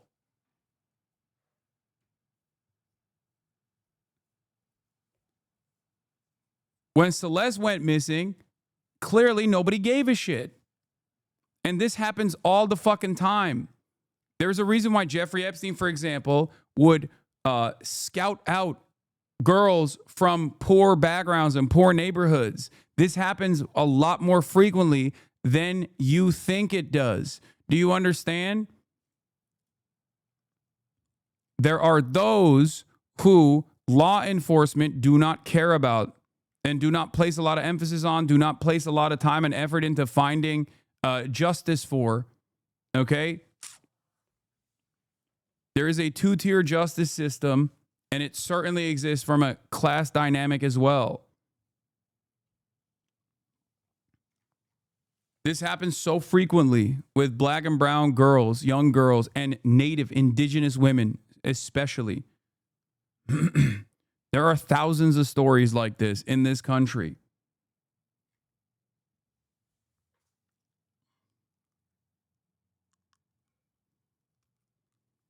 I think Gabby was a YouTuber. No. Her YouTube page was marginal. It was like tiny at the time.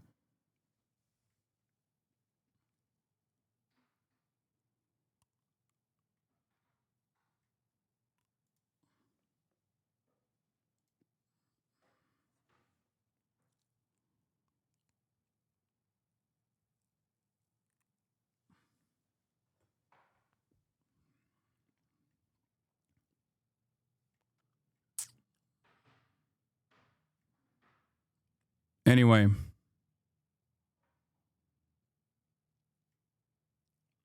Is there an organization that works to highlight these missing people? Isn't there something called moonlighting or some shit where the cops drive out indigenous girls who freeze to death? I don't know. What would they have done differently if she was rich? The moment that her family said that she was missing, they would have conducted a proper investigation to figure out, to figure out like who she was seen with prior to her going missing. They would have most likely figured out that she was dating a David who at the time was developing a blossoming music career. They would have looked at the age differences. Because she went missing in 2024. At that point, David was already a known figure.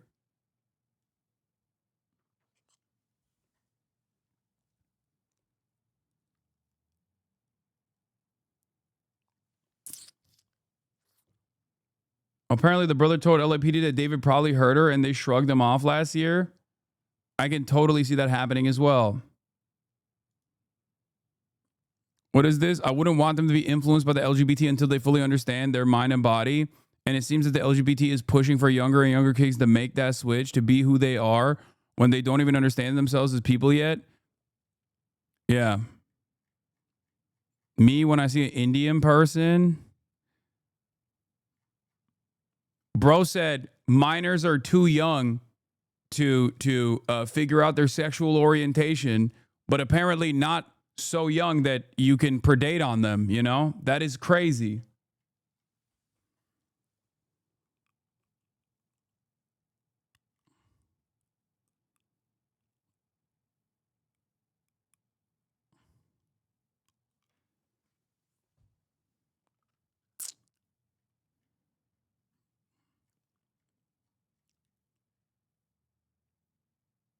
Anyway. Anytime people are like, wow, it's suspicious.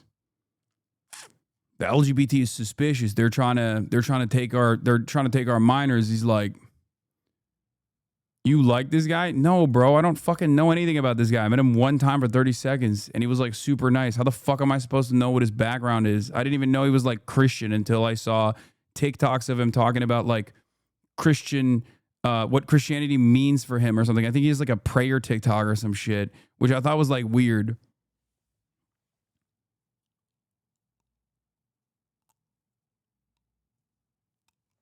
Anyway.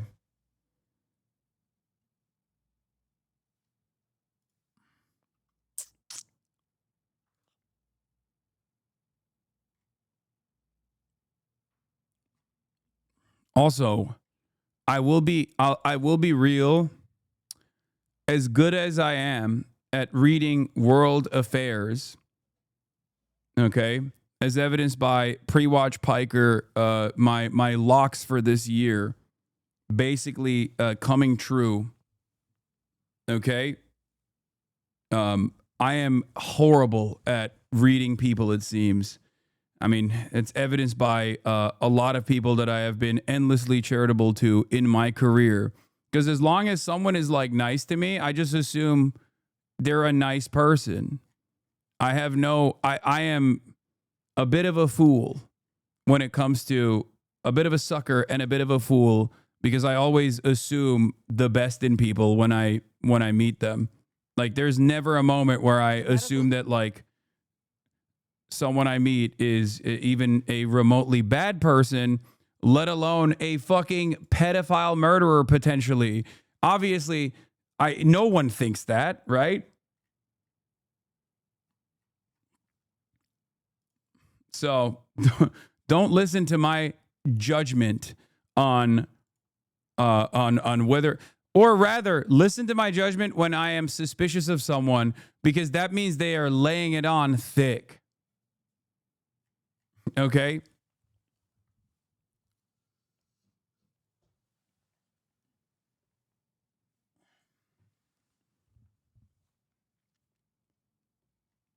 Examiner in Los Angeles has identified the body found in the trunk of a car registered to the singer known as David earlier this month. Now, they say that she's a 15-year-old girl who disappeared last year. The musician is on tour now, but his show last night was canceled. Elise Preston has more. On Wednesday, the Los Angeles County Medical Examiner's Office said the severely decomposed human remains found in the trunk of this Tesla last week belonged to 15-year-old Celeste Rivas. Multiple media reports say the vehicle is registered to singer David Anthony Burke, better known by his stage name, David. Police found Rivas's body inside the Tesla on September 8th after responding to reports of a foul odor at the Hollywood tow yard. The fuck are we talking about? Of course it was canceled. Brother, it literally wasn't when they found the body. He kept doing tour dates. Only after the victim was identified a week later, due to the mother recognizing the tattoo on her finger. Only after that did he cancel his show tonight in Seattle. He is not in custody. Where the car had been impounded. The Tesla had been towed days earlier from Hollywood Hills, where one neighbor said it had been abandoned for weeks. It hurts. It hurts. Friends and neighbors say they're surprised by Rivas's death. When I met her, she was very lively, just like all giggly. Rivas, a resident of Riverside County, was reported missing in April 2024 when police said they received a report that she had run away from home. The medical examiner said Rivas appeared to have been deceased for an extended period of time and noted a distinctive tattoo on her right index finger. Images showed David had a similar tattoo on his finger. Representatives for the singer have not responded to our requests for comment.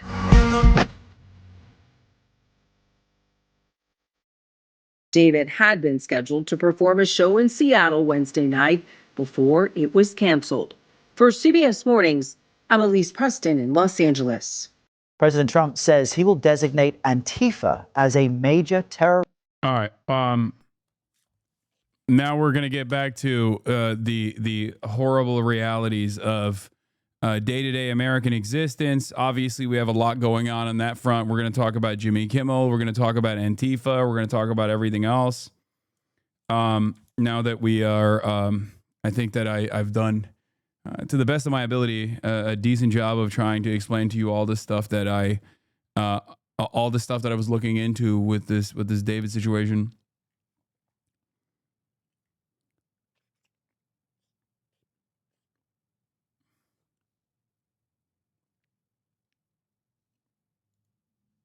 So,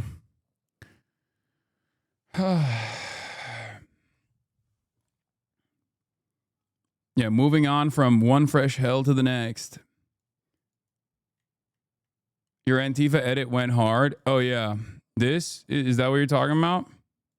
This is the biggest attack on free speech since the McCarthy era, but it also has significantly less popular consensus behind it than the second Red Scare.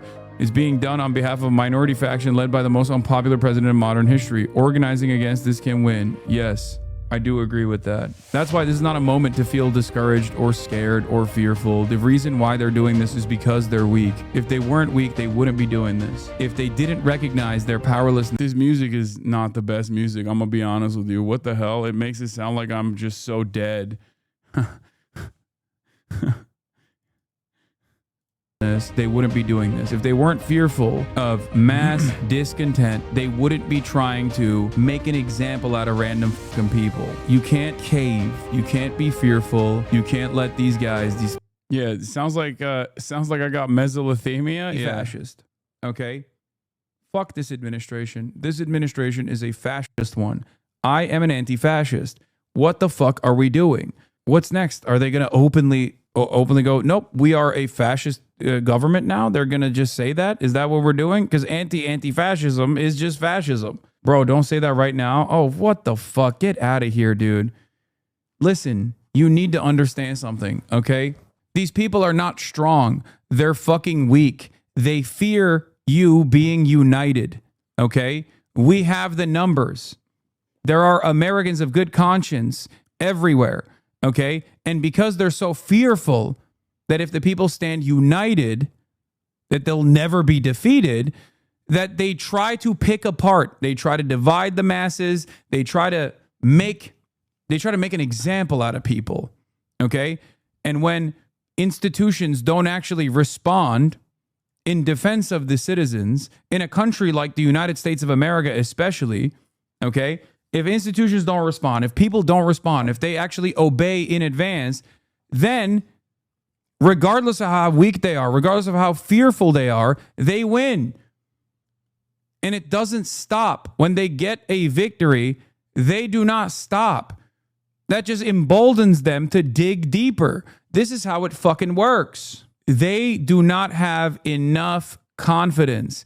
They do not have the numbers. There is a lot of discontent against this administration. They do not have the numbers. They can't even get the fucking National Guard to be deployed everywhere.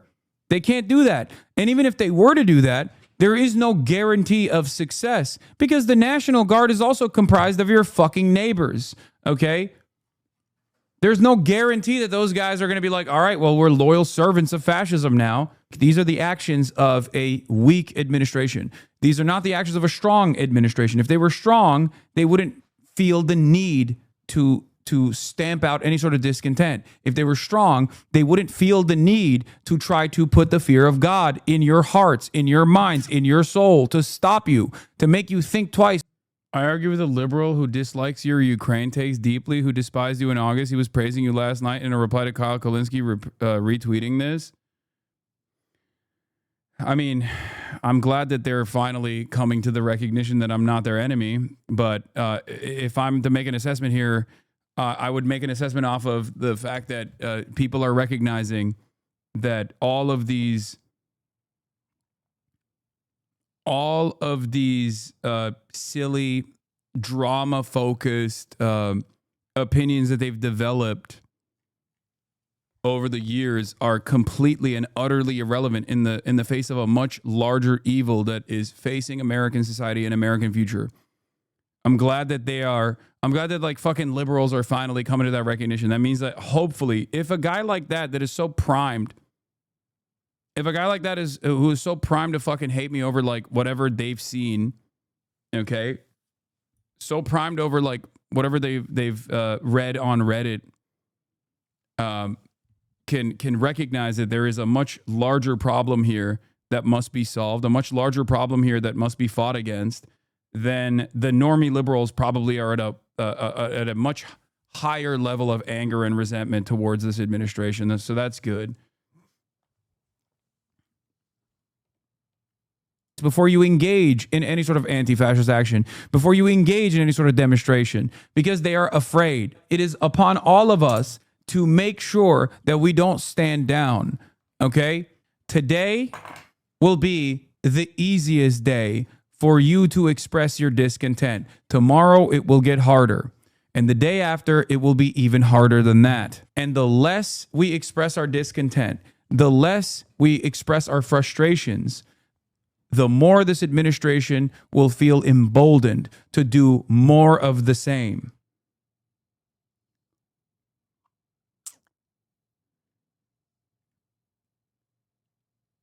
Yeah. We can't afford to stop, is my point. We can't afford to stop.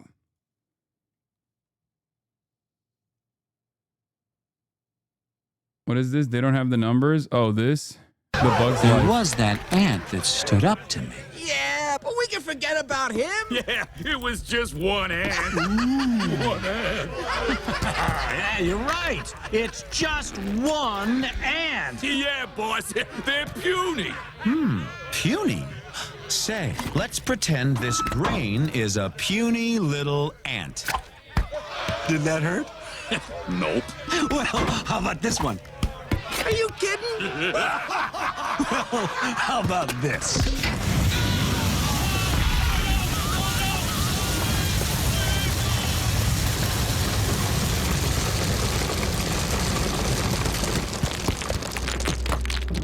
You let one ant stand up to us, then they all might stand up. Those puny little ants outnumber us 100 to 1. And if they ever figure that out, there goes our way of life. It's not about food. It's about keeping those ants in line. That's why we're going back. Does anybody else want to stay?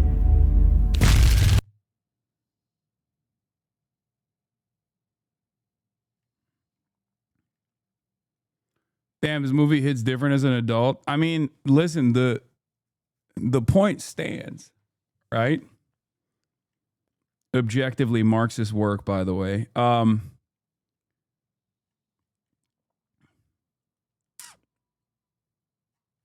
We should watch it. How do you actually stand up against successfully against an administration that just doesn't seem to care legally and has no real opposition parties? We have to do it ourselves. There is nothing you can do. You can't rely on anybody else. You can't just like sit around and expect China to do something. You can't sit around and expect the Democrats to do something. You have to do it. We have to do it. Okay?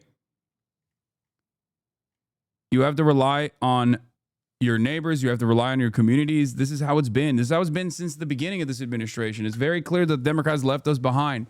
I've been saying this over and over again. I will go so far as to say that a lot of people who are fearful, who feel left alone, who feel left behind, are only feeling that way because they have not experienced solidarity. Okay? They have not organized. They have not been out in the streets. They have not protested. Okay? These guys are fucking such idiots. Brian Krassenstein just declared he's Antifa, which is classified as a terrorist organization. I'm Antifa, meaning I'm against fascism. All America should be. Antifa is not an organization. Domestic groups cannot be formally designated as terrorist organizations under U.S. law. Trump did not have the legal authority to unilaterally designate Antifa as a terrorist organization. No federal statute allows for a president to make such designation domestically. This has 44,000 fucking likes from libs of TikTok saying Brian Krassenstein just declared he's Antifa, which is classified as a terrorist organization.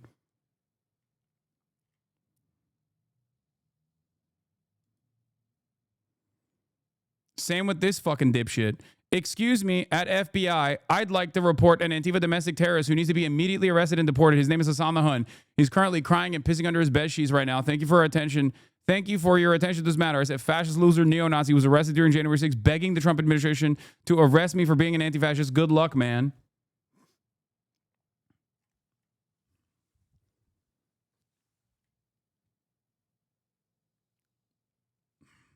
Good luck. Yeah, dude. I am an anti-fascist. Okay? I am a motherfucking anti-fascist. What do you mean? All people of good conscience should be an anti-fascist. What the fuck are we talking about? Yeah, I'm proud about it too. So dumb. Yeah, I'm the CEO of Antifa, baby, the organization. What a radical proposition, man. This is how it started. We started with woke, right? Oh, that's woke. Woke just means you're a nice person, by the way. It's not even, they're not even hiding that, by the way. They just straight up are like, oh, you're woke. No, I just think like, you know, gay people and trans people should be left alone. Because I'm not some obsessed loser like you are. It's called having fucking empathy, man. It doesn't have to always be fake, okay? And it's so strange. Now they're like, oh, I can't believe someone said that they are an anti-fascist. It's like, everyone should be an anti-fascist.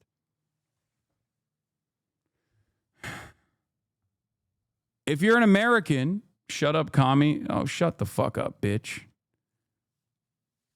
If you're an American, your grandparents were anti-fascists. They fought fascists directly. What the fuck do you think World War II was about? There's a reason why, even to this day, active neo-Nazis refuse to call themselves as such. Now, that's changing, for sure. But up until this moment, very rarely would you have open neo-Nazis call themselves as such because they understand that there's a bad association with this. Okay? Same with the Klan. Up until today, Klansmen used to wear masks. There's a reason for it. Okay? And we know what happened in the first Trump administration when Nazis from all around the country came down to Charlottesville to unite the right, to do a rally, to do a massive demonstration. They did not choose to wear masks. They wore that creed, they wore that badge proudly on their chests. They showed their faces. They thought they had the numbers. They didn't. The second Unite the Right rally was loosely put together and was met with overwhelming force. This is why I say there will always be people out there who think that they are a lot more popular than they actually are. But you have to assume that your neighbors can be convinced. You have to assume that your neighbors still have some semblance of decency. Your communities are still comprised of individuals who are just maybe not paying close attention to everything that's going on. But if they did, they would realize, they would recognize right from wrong. You can't just give up on others, and you can't give up on trying to fight back.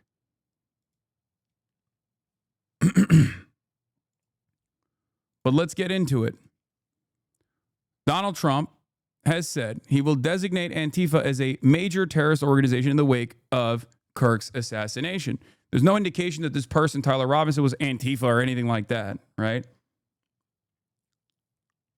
President Trump says he will designate Antifa as a major terrorist organization. Now, Antifa is short for anti-fascist. It's a loose affiliation of mostly left-leaning activists. The president wrote on social media last night that he is, quote, designating Antifa, a sick, dangerous, radical left disaster, as a major terrorist organization. He also says he will investigate those who fund the group.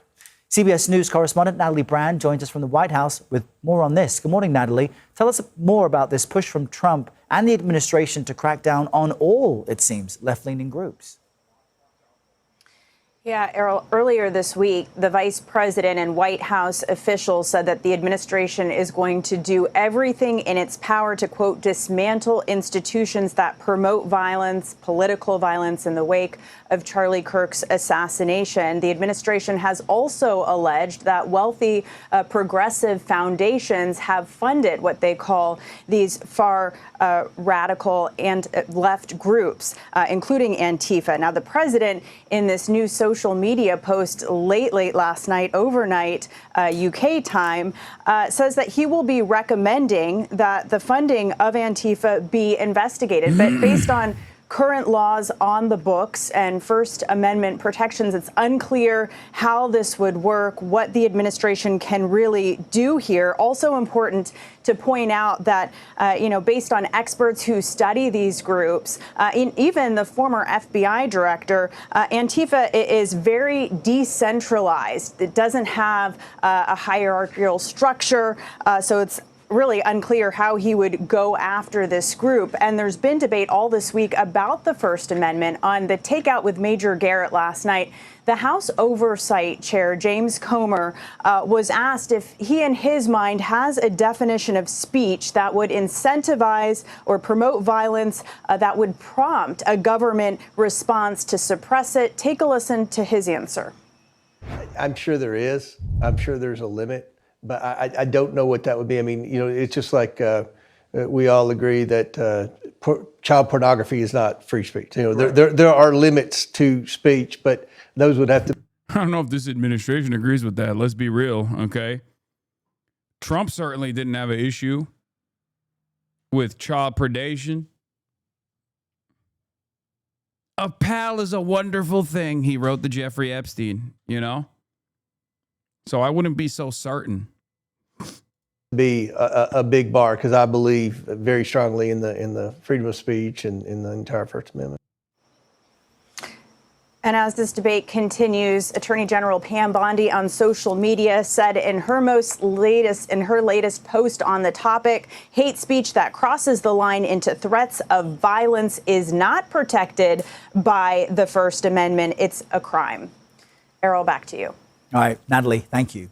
Well, Donald Trump was talking about really making sure we tone down the violence. And if you are going to be violent, then you could be put in a category of a terrorist. And he said the Antifa is sick and dangerous, and Antifa will be designated a major terrorist organization. He said, I'm pleased to inform our many USA patriots that I am designating Antifa a sick, dangerous, radical left disaster as a major terrorist organization. I will also be strongly recommending that those funding Antifa will be thoroughly investigated in accordance with the highest legal standards and practices. Thank you for your attention on this matter. So 2 things on this. First of all, this is long overdue. It's not just an ideology. If you remember the Summer of Love, that was many of those people were Antifa. And he talked about doing it then. That's exactly right. And now he's back in the presidency to make it happen. They're domestic terrorists. We don't even prosecute the Klan in this country. What are we talking about, dude? We don't even prosecute neo-Nazi groups. Like, think about that. Think about that. We don't prosecute the Klan. We don't prosecute Nazis. We don't investigate these groups, but we're going to investigate something that's not even a group at all. Antifa, anti-fascism, is not an organized body, okay? It is by design something that you do. Anti-fascism is an ideology. Anti-fascism is an action. Anti-fascism does not have a disciplined formation. Fascism requires constant discipline. Anti-fascism does not. Anti-fascism could be anti-racism.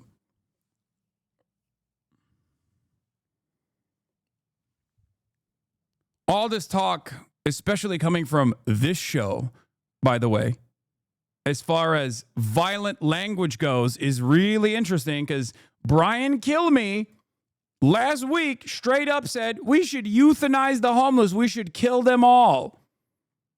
And he didn't like that he accidentally agreed with that, as a matter of fact. It was on camera, caught in 4K. This is thought crime.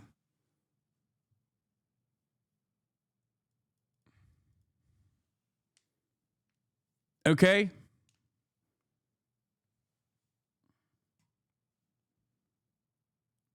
What are they going to do? The point is, and the reason why I don't actually worry as much, or I'm not as scared, is because we still have some semblance of laws in this country. We have a constitution in this country. And more importantly, we have a bunch of people who I believe, regardless of their political deviations, regardless of their ideology, will respond negatively to this. I am not so certain that people from all different backgrounds, all different walks of life will be excited at this. I know you look at Twitter and I know you see those tweets go viral on the fucking fascist platform run by a white supremacist monster like Elon Musk, and you think, no, there's a lot of people who are excited at this. There's a lot of people who are salivating at the prospect of this. Make no mistake. I told you that people, once they realize Donald Trump was going to do mass deportations, once those mass deportation initiatives came knocking down their doors, would not like it. And that's precisely what happened. And I'm telling you once again, even those who currently celebrate these initiatives do not realize that they will hate it when it's implemented. Okay?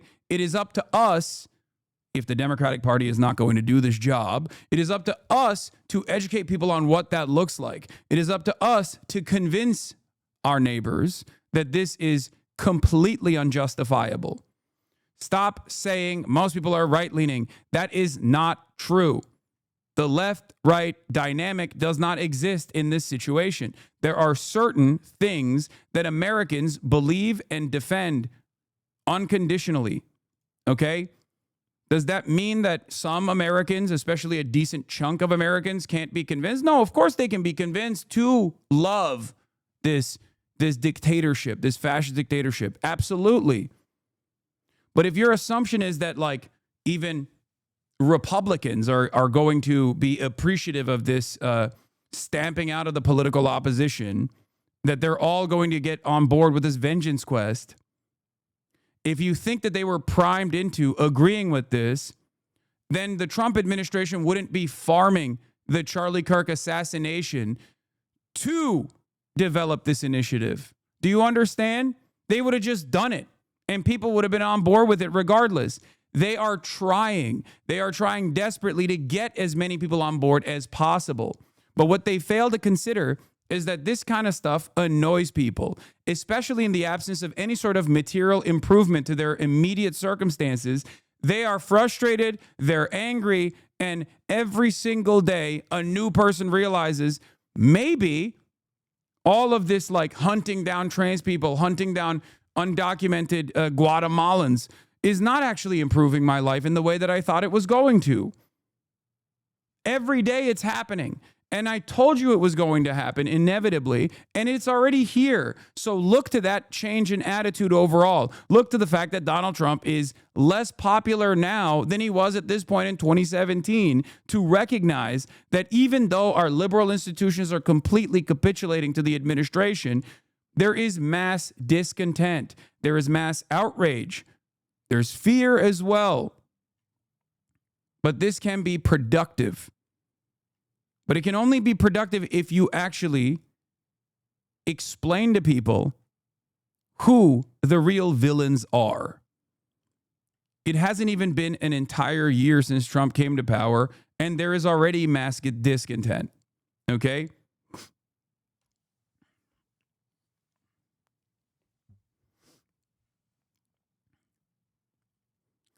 You say, dog, the majority of people are sleepwalking through this shit. I agree. I recognize that. I understand that. It is up to us to explain to them what's going on and to shake them out of the stupor that they found themselves in. Okay? We have to wake them up. That's it. And obviously, if this wasn't something that the administration feared, they wouldn't be going after people. They wouldn't be going after people like myself, for example. If I was just an irrelevant personality in the same vein that I've billed myself as for my entire fucking career, and I still do think that, by the way, make no mistake, but I don't think the administration sees it as such, they wouldn't be actively stamping out this any sort of political dissent. Do you understand? Only a weak administration engages in these kinds of punitive measures. A strong administration that has the popular mandate doesn't care. They don't care. I mean, you did call the violence. Man, shut the fuck up, dude. Jesus Christ. No, I did not. Okay? I did not. If that gets you more excited at the prospect of stamping out political dissent, good luck to you. But it will fuck you one day as well. This same administration will eventually fuck you as well because your life is not improving. And eventually there will be a moment where you wake up to the reality that your life is not improving. And there will be a moment where you say, hey, can we fucking make housing more affordable for people like me, the average Joe? And when you actually ask that question, you'll also get fucking prosecuted.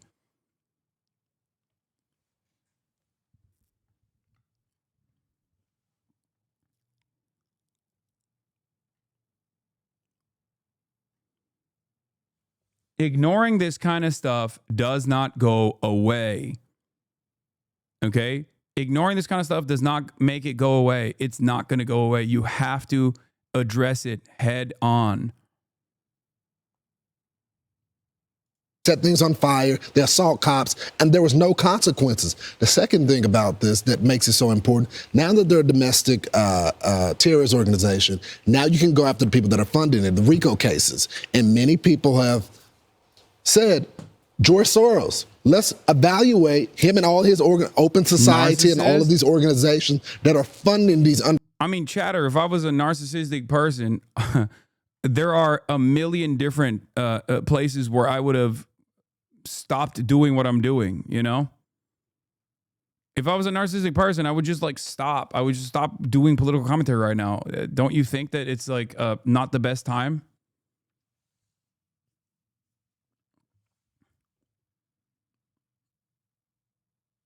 Like, I have enough money. Get the fuck out of America, you know? Bot 9887. I'm responding to bots now.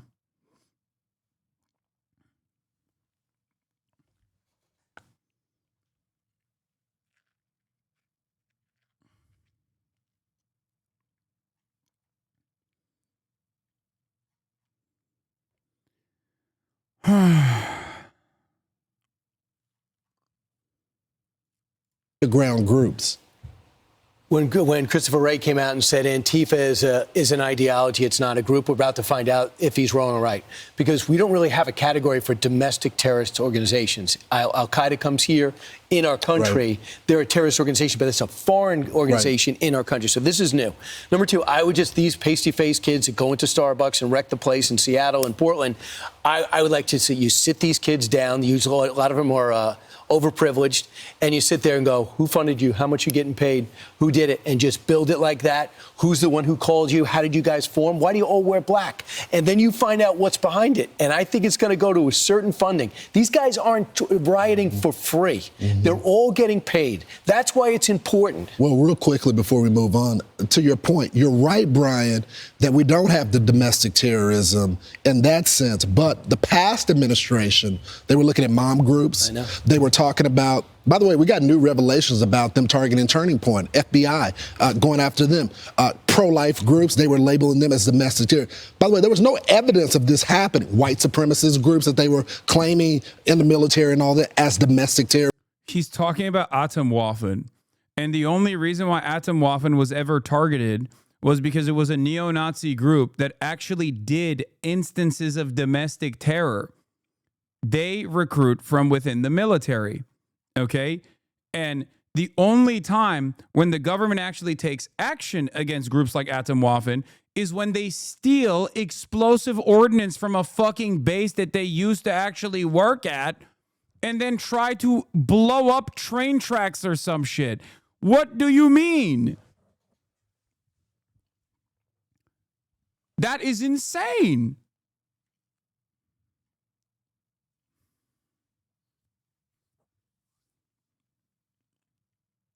There is a reason why people like the Proud Boys, like the 3%ers, the Oath Keepers, and numerous other neo-Nazi formations all the way from Patriot Front to a million different groups can openly exist on U.S. soil. The Klan, for example, in spite of the reality that they are responsible for a shit ton of domestic terror incidents and violence, hate crimes, and the like.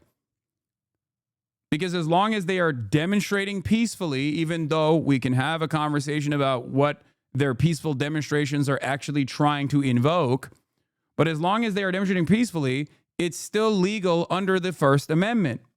Donald Trump turning around and designating Antifa, which is not even an organization like the ones that I am mentioning, okay, as a terror cell is not only ridiculous because there is no organized unit that you can point to. You can just like invent one potentially and make it seem as though they are, right? But it's also ridiculous because it goes against the First Amendment. It leads to what Republicans used to say is thought crime. I think conservatives love having paid protester fantasies because they're so obsessed with money they can't fathom standing behind their own principles for free when the rubber hits the road. No, it's not that. It's actually sadder than that. It's a grifter party. The left does direct action and mass mobilization because it's comprised of people who actually give a shit. It's sadder than that. It's because they know deep down inside that their ideas are not popular. That's the same exact reason why everyone is losing their minds over people accurately reflecting on Charlie Kirk quotes in the aftermath of his death. Republicans are hyper obsessed with dominating culture. They already dominate the country. They already own the government. But the thing that they can't own is popular support for their ideas. They can sell it, especially when the opposing party in our duopoly is dog shit like the Democrats were, right? And still are, mind you. They can at least like present themselves as marginally better. But on its face, their legislative agenda is cruel. And at best, a simple distraction. And this is precisely the reason why they constantly try to create hug boxes, echo chambers, where they are like, no, we are more popular than you actually think. Like Twitter is a great example of this.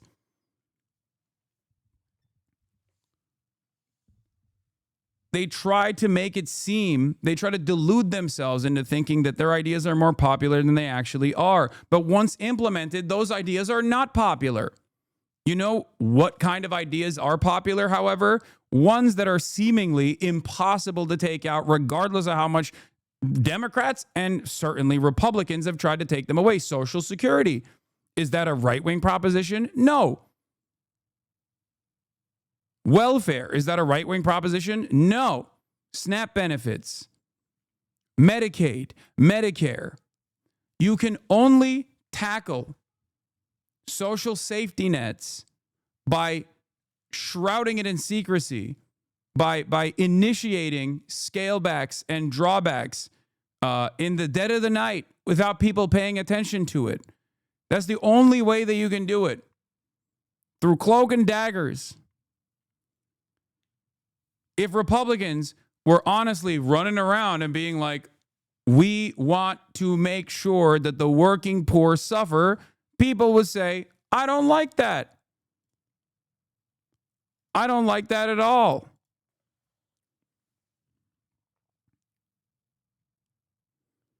To step out of the hug box, to have enough humility to say they were wrong while still having enough backbone to stand up for others who need to wake up. And it seems very few people are capable of these two features. No, because the average person is like quiet in their support for the most part. Not everyone is as loud and proud, even though MAGA supporters usually are very loud. So I guess what I'm trying to say is that people can quietly change their positions and become loyal friends that recognize right from wrong. They did investigation, didn't find anything on it. These people actually set things on fire. Well, right? Antifa is short for anti-fascist, and it's a violent group. They're in the shadows. They wear these masks, and then they go in and they spark violent riots. So meanwhile, President Trump announcing plans to designate Antifa as a terrorist organization, saying this, quote, I am pleased to inform our many USA patriots that I'm designating Antifa as a sick, dangerous, radical left disaster, as a major terrorist organization. I will also be strongly recommending that those funding Antifa be thoroughly investigated in accordance with the highest legal standards and practices. Fox News contributor Ben Dominich joins us now. Ben, they're not just an ideology. They're a violent group. This was the right move, right? Well, yes, it was. Lawrence, I will caution that, this is a move that the president actually made near the end of his term in 2020, though at the time that he made it, there wasn't really the opportunity to lean into it the way that I believe this second administration is going to. Namely that Antifa, to your point, is not just some vague ideology, as we were told by Christopher Wray and others at the time. Right. It's actually an organized group, and they've performed organized activity across the country. Yeah, this is intentionally vague, by the way. They're saying they know that anti-fascism is an ideology, okay? It's a good ideology, as a matter of fact. It's good. It's great. We should all be anti-fascist. We were all taught to be anti-fascist. Our grandparents were anti-fascist when they fought the Nazis, okay? But the reason why Ben Domenech, who is completely aware that this is not like a real organized unit, is because that allows the administration, if implemented, to target whatever group they see fit as organizing protests. And they're doing that already. They're going after PSL, for example, Party of Socialism and Liberation. If you've attended any of the ICE protests all around the country, you most likely attended a Party of Socialism and Liberation organized protest. If you attended any of the Palestine protests, Palestinian Youth Movement is another organization that they're going after. These are all anti-fascist organizations. It's true. But they're not Antifa in the way that these guys design it. Answer Coalition is another one as well. They're going after these organizations that are real organizations that do more than just, anti-fascist action. But they're doing so because they oppose the administration. It's that simple. And attacking, multiple different places, cities and facilities, including most recently in North Texas, where someone attacked an ICE facility there. This is a situation where you have these domestic terror cells that are organizing online, and they deserve to be investigated, particularly when it comes to the financial backing that they receive, which really has been a black box to this point. We deserve to know more about how they're getting funded. Ben, why do you think there was hesitance from the politicians as well as not the rank and file law enforcement because they know it, but the political appointee law enforcement to do this? Mm-hmm. Well, I think that one of the things that has been an item of awareness for quite a long time is that this last administration under Joe Biden leaned heavily into targeting various conservative groups, right, Christian groups, and the like for all sorts of investigation. Really, yeah, no. The Department of Justice's very own analysis showed that the overwhelming majority of political violence and acts of domestic terror came from, and this might come as a surprise to people if you only watch mainstream news, you hear the exact opposite of this.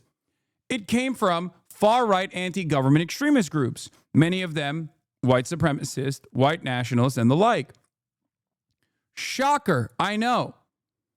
And of course, for good governance purposes, the law enforcement authorities for a brief moment actually decided, while they were still doing the black identitarian extremism shit too on the side with like black Israelite groups that they were targeting, okay? Or people that they thought were affiliated with like black Israelite groups or Nation of Islam and the like. For every like 2 or 3 people that they nabbed from those groups, there were hundreds that they were investigating on the far right that were directly responsible for acts of domestic terror. It's so ridiculous. I think in many instances abusing their power and framing them falsely as white supremacist groups and the like. And I think that this administration is basically saying, look, you took your eye off the ball. Those groups were never a threat to the American people. They never represented an actual violent threat. And instead you persecuted them. We're now going to use the full force of the law to go after the people who really do represent violent threats across the country. And I think this is part of a stepped up attitude. And frankly, if Democrats want to defend Antifa and go down that Is joining the PSL or Answer Coalition a bad idea? No, fuck no. No, of course it's not.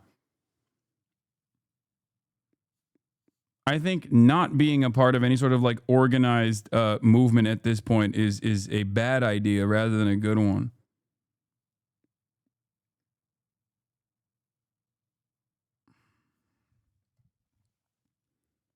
road, as I saw David Axelrod and others suggesting this was going to, be some kind of political witch hunt. Incredible. I think that, more power to them. I think it's absolutely detestable. The moment that you think,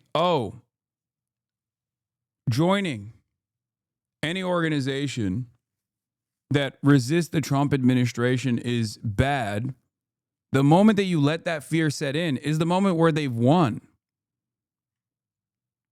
Okay?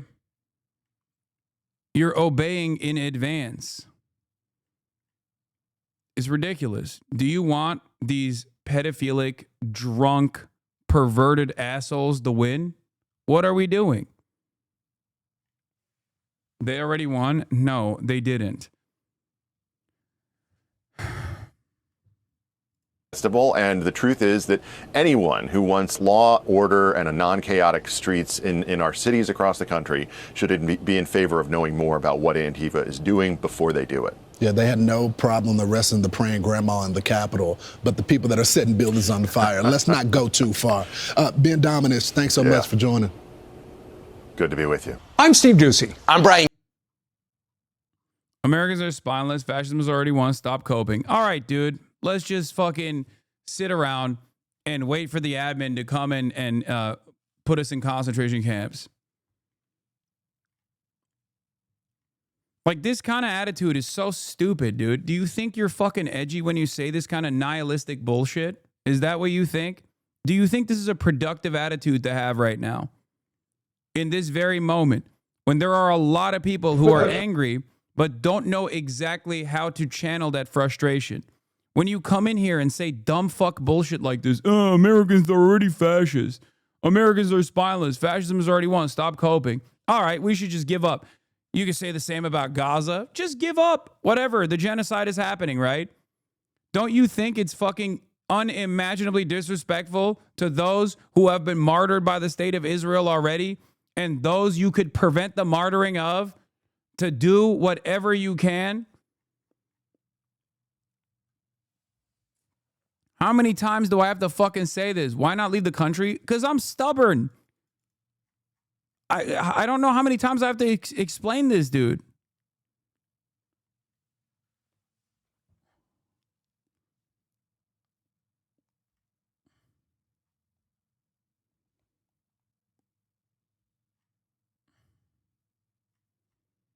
Just give up. Just give up, dude. Fuck it. Just give up. No reason to fight back as this government takes away everything that you hold near and dear. Didn't you wear that yesterday? No, the jacket is the same. Just now, New York City Comptroller Brad Lander was arrested by Department of Homeland Security police a second time. Lander refused to leave the 10th floor until he was allowed to inspect ICE holding cells there. He was arrested with 10 other state elected officials.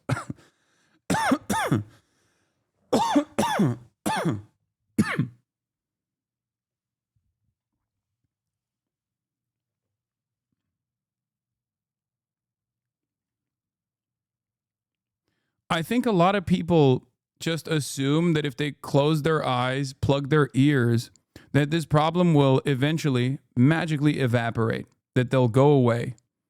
Okay? It's not going away. What's happening with... It's not going away, man.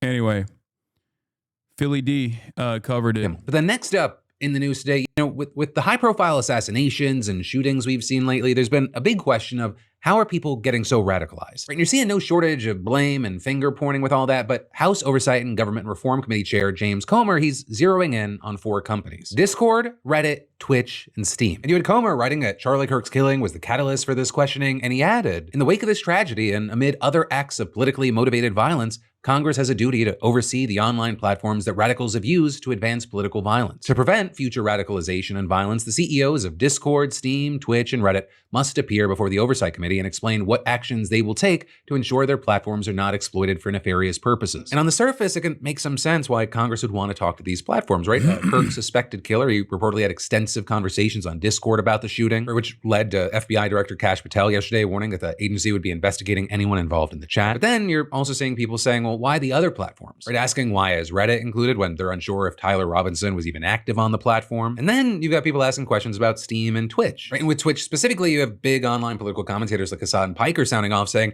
it feels like there's another reason they're including Twitch. Yeah, I wonder why they're going after Twitch, even though Twitch wasn't even mentioned in the investigation. I think we all know why, okay? It's cancel culture, and they love it, and they love weaponizing it, and they're going to keep weaponizing it against their ideological opponents, okay? It's very clear what they're doing. Right, with Hasan and a lot of his fans feeling like he's the target there. But also, the real head scratcher for a lot of people was Valve, which owns Steam. It's a video game market, and while you can message people on there and interact directly, it's unclear exactly how it's related to any recent political violence. So that's also likely why you had people like Rod Breslau making claims like the government is scapegoating social media, chat, and video games under the guise of political de-radicalization as a way to censor the internet. Meanwhile, all the free speech guys cheer this on because they want certain streamers banned over personal vendettas. It's pathetic. You then also had others mocking the situation, saying things like Gabe Newell is going to announce Half-Life 3 in front of Congress. Holy shit. And in general, there was a sentiment that this was an effort by government officials to effectively clamp down and force these companies to toe the line. You know, personally, yeah, given what we know right now, I am a little confused about Steam being included here, especially when others could have been included. Like, yeah, when it comes to certain Steam games like VR chat, there can be a similar concern to how people are worried about kids with Roblox. You know, when it comes to safety, those are conversations we should have. Also, I think there's a lot that parents should be doing and engaging with and understanding when it comes to the kind of content that their kids might be accessing. I don't know why I said it like that. But I do feel like I'm taking crazy pills when Steam is being included here and like X isn't being included here, or Facebook, Rumble. Yeah, I wonder why. Perhaps it's because those outlets are already servants of the state. Slasher says, sup, what up? What up, Slasher? Those social media platforms are already servile to the interests of the state, to the interests of this regime, okay? No matter how much, like, it's obvious that this administration does not consider far-right radicalization to be a problem. Actually, they demand more of it, okay? They want more of it. That's where we're at. They do not consider far-right violence or right-wing violence to be real violence as well. It's just a continuation of the state's demands, right? The regime's demands. They also don't like discontent. They want to stamp it out. They want to stop it. They don't want people to. They do not want Elon Musk already on your mind. What is this? Many of those organizations boycott X. Because Twitch refuses to take action to prevent Hasan from spreading calls to violence and terrorism apology to hundreds of thousands of followers, I have compiled a list of large corporations whose advertisements are placed alongside Hasan Piker's dangerous content on Twitch. This is literally a fucking Nazi, by the way. Like, again, this is a pedophile Nazi that's like doing a call to action. If you are in any of these companies, if you're a part of any of these companies, you get a call from like a bunch of pedophile neo-Nazis and you go, wow, Hasan really must be banned off fucking Twitch. I don't even run ads, by the way. So good luck. Dan Stalkman tried doing this shit before. Okay? And now the pedophile neo-Nazis are taking on the mantle. I do not run ads. No ads run on my broadcast. But that doesn't matter. Okay?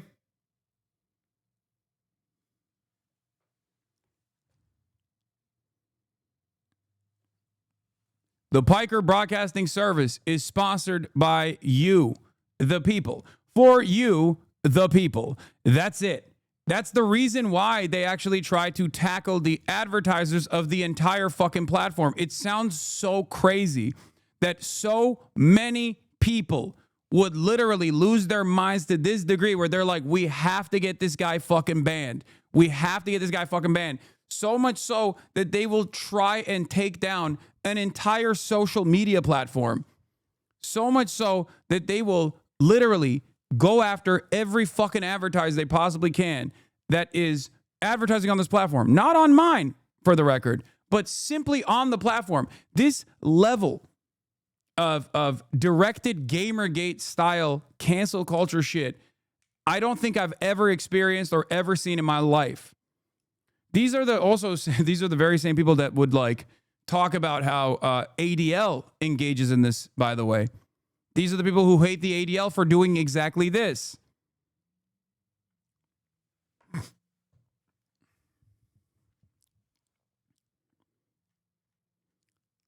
Once again, the Piker Broadcasting Service is sponsored by you, the viewers, for you, the viewers. You don't even have to subscribe if you don't want to, but that's it. There is no other form of revenue here.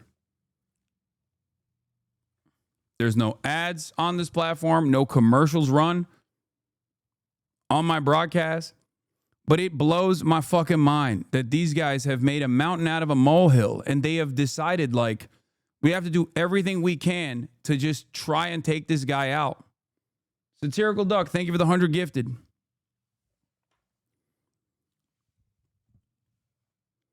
These losers are also fucking over a lot of foreign streamers that don't give a shit, that have nothing to do with America other than using an American company as their platform. I know this is an international platform. There are right-wing people on this platform.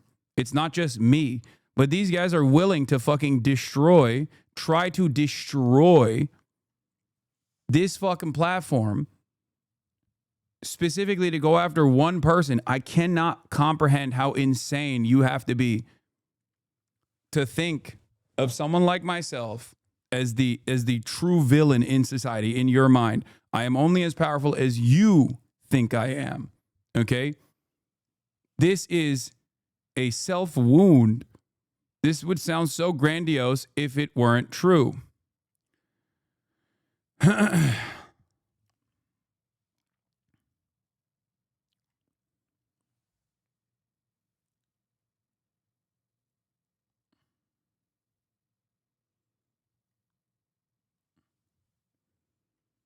This initiative doesn't harm me as much as it harms smaller streamers.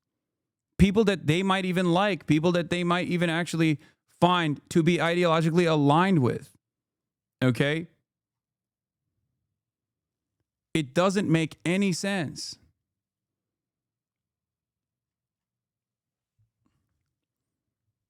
I try to explain this reality to so many people. I'm like, dude, let's say I go away. Your life is still the same. Okay? Even if you successfully got me deplatformed from Twitch, okay, and I moved to fucking YouTube or any number of different platforms, like this attempted lolcowing initiative, okay, this attempted cyber stalking operation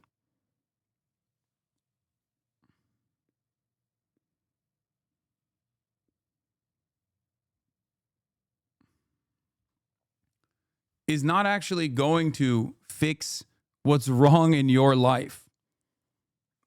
Okay? It's not. Shit's still going to be costly. You're not going to be able to ever purchase a home.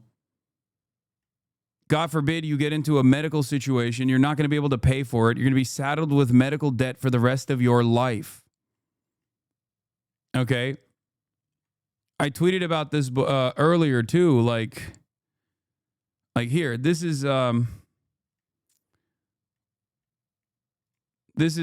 where I'm at right now. No wars ended. Cost of living still high. Economy imploding. Unlimited money to Israel. Trump in the Epstein files. Workers getting kidnapped everywhere. But at least he banned trans athletes. At least he's canceling Kimmel. You're an easily tricked adult and a fucking loser. Okay? Wake up. Snap the fuck out of it. Snap out of it.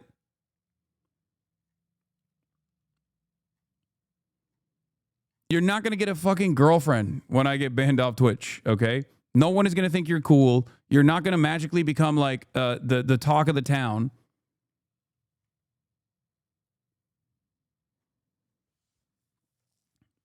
For a brief moment, you're going to feel happy, I think. Oh, we got it. We got the success. But all of the reasons that you have resentment, so much resentment in your heart, will remain.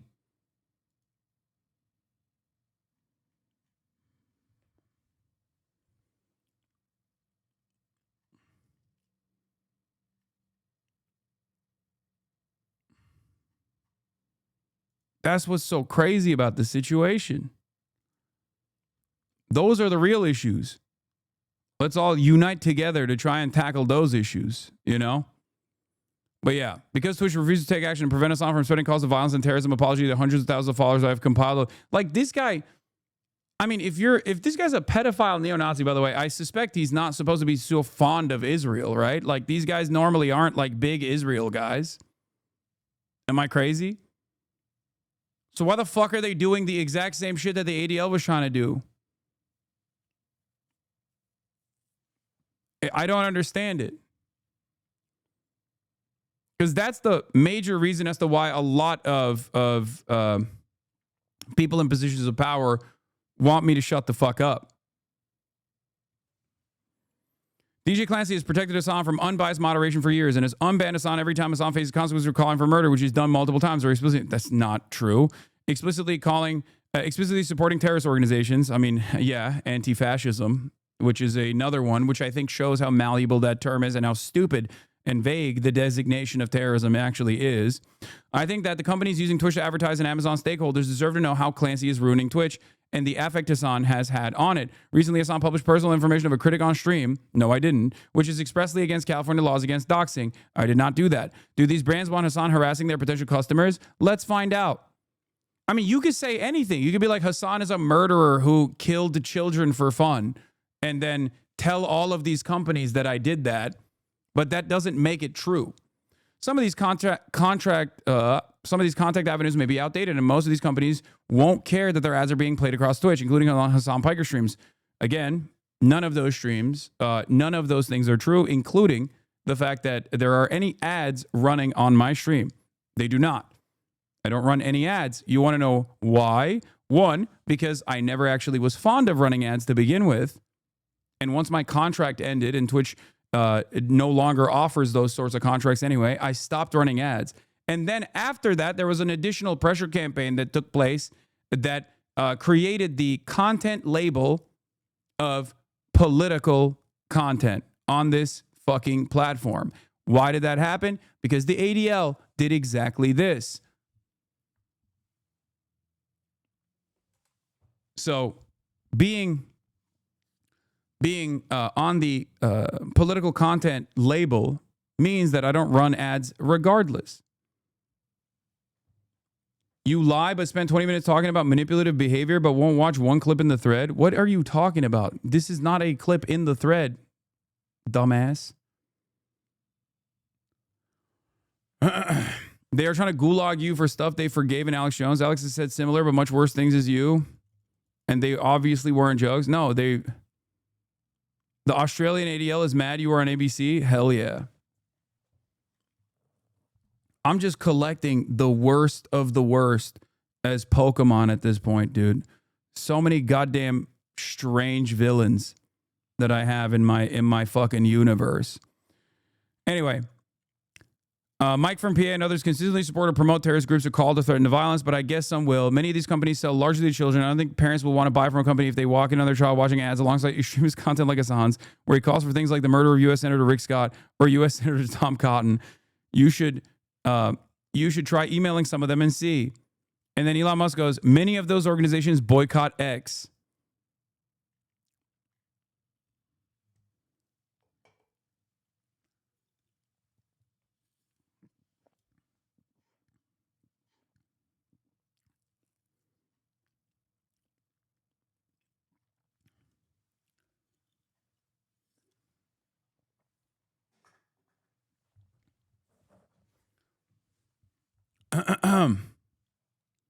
You're collecting pedomons, dog. I know.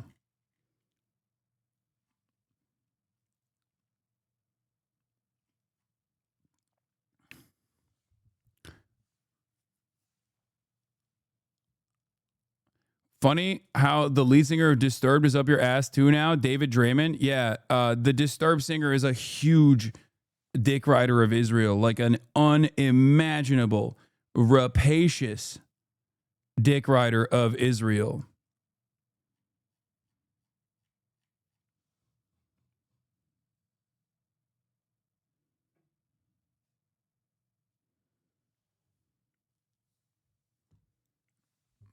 That dickhead has literally signed missiles that killed children in Gaza.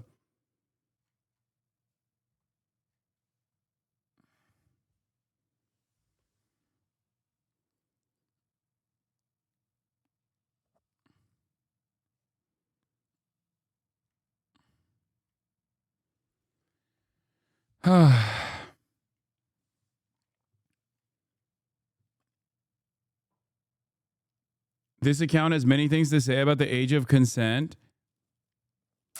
Standardizing the U.S. age of consent at 16, both federally and all states, would make more cohesive, logical, and consistent jurisprudence. It's the only choice that makes any sense at all. Many countries have lower age of consent standards, but regardless of anything else, standardizing it federally at the age which a sizable majority of states agree to be acceptable would make for better and more coherent jurisprudence. The best way to increase birth rates is to encourage young men and women who frequently engage in sex anyways to get married. One important aspect of this is to standardize the age of consent at 16 for both the federal level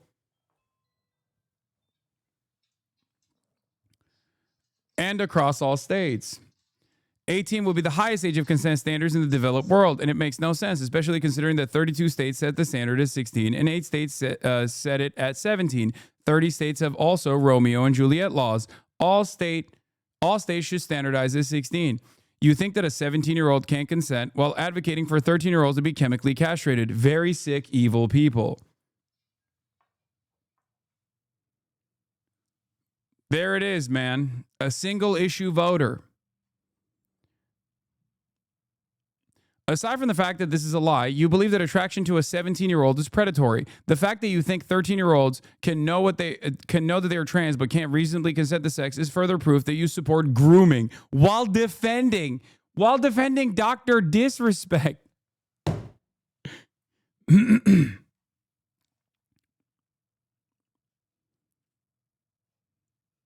Also hates Destiny. Hey, remember when you sent a girl's nudes without her consent to a random third party? That wasn't very smart. How's the court case going?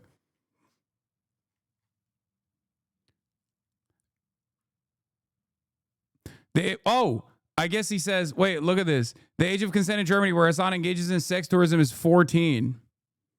Like, I guess in his hypothetical mind, he's saying that I'm doing some fuck shit. Okay? Only then does he have an issue with it, it turns out. In the hypothetical that he made up, a sick, twisted fucking pervert. I engage in sex tourism in Germany. Jesus fucking Christ.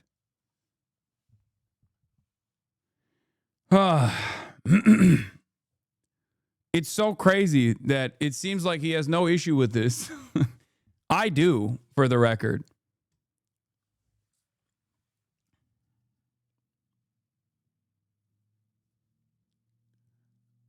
I doubt is under 18. I don't know what the fucking German age of consent laws are, but yes, I doubt that someone over the age of 18 can fuck a 14-year-old in Germany, even though European age of consent laws are insane.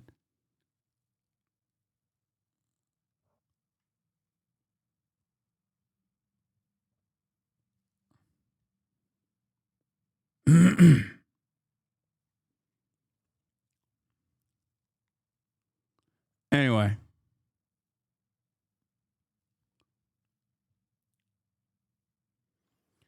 Also, some Zoran news. Breaking: authorities have arrested a Texas man for allegedly making terroristic threats to Zoran Hamdani, wanting him to go back to Uganda before someone shoots him in the head.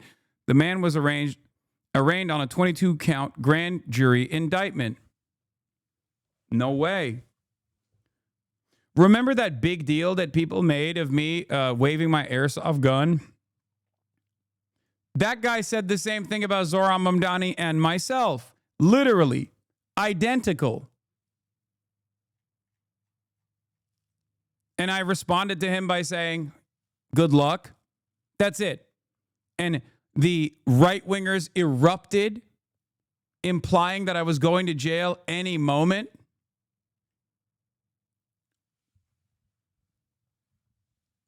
For a week, that was like the big point of fucking contention. For a week, that was all people were talking about.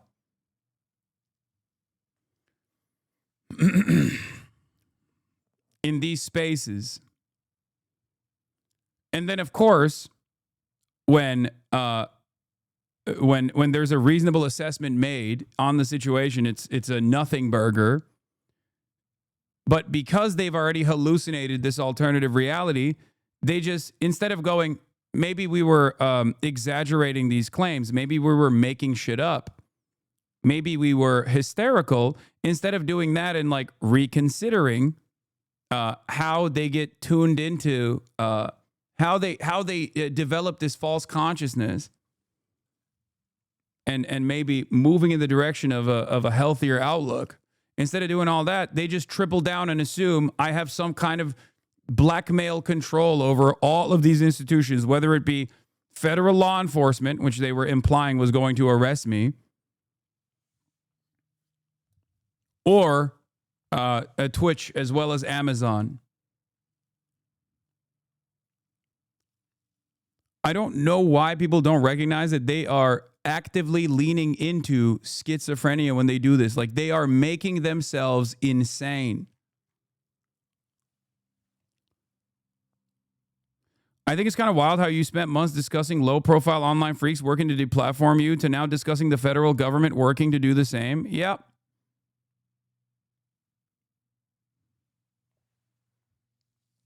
It's so crazy. But that's why I'm saying, like, we are run by a bunch of madmen, charlatans, who are laser focused. My new favorite insane Twitter conspiracy take. What the fuck? I mean, he was killed at the top of a giant menorah, for God's sake. I'm a literal Nazi, and this is fucking R-worded.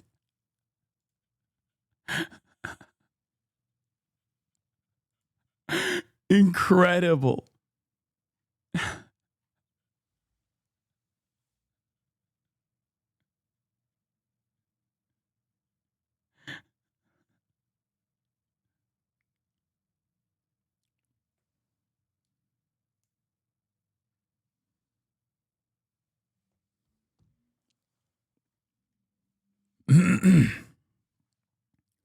I mean, look at how much they care about certain other podcasters / YouTuber types. Not really that surprising. Yeah, I think, I mean, it's parasocial for sure. Like, that's all that moves these people, it seems. That's all they fucking seemingly care about. Nothing else. It's just like my favorite podcaster versus your favorite podcaster. That type of shit.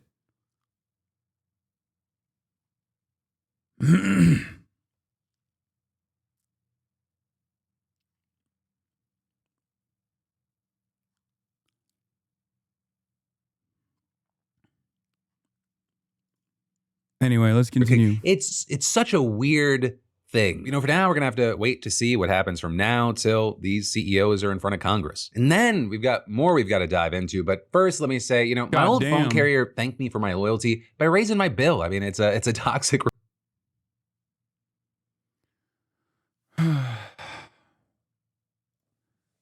That's not good. I don't know. I don't think. I mean, it could be good. Oh my God. Number one interest by region is DC. Oh, brother. Oh, shit. Oh, God. Oh, no. I'm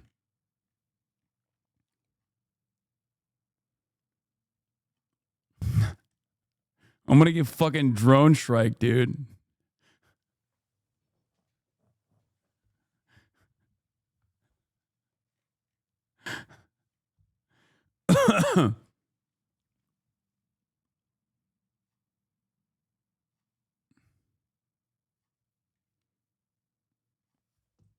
Don't worry, it's me. I have many computers.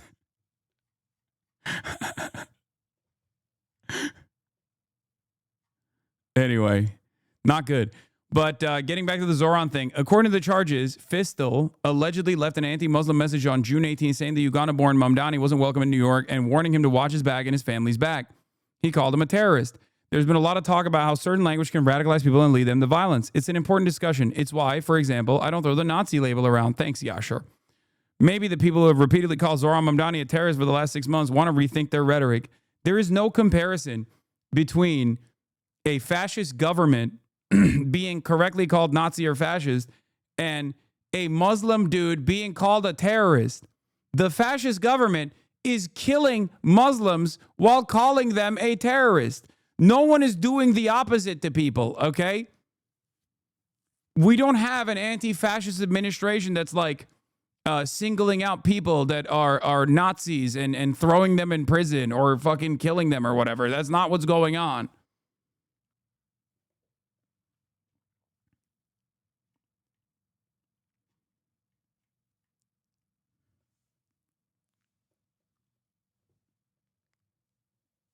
I do find it somewhat funny that a lot of this stuff has basically revealed what we've been saying all along. When we say right-wingers are fascist and anti-fascism is left-wing, for example, it's a good thing and it's left-wing. These guys are basically revealing that. They're like, oh, dude, anytime they say, Nazi is an anti-white slur, they're basically recognizing the reality that we're recognizing. Okay? You're associating that with yourself at that point. Okay? You're associating that moniker on your own. Aren't you a Nazi, though? Think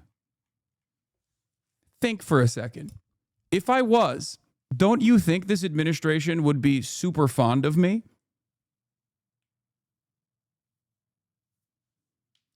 This is a literal self-described neo-Nazi.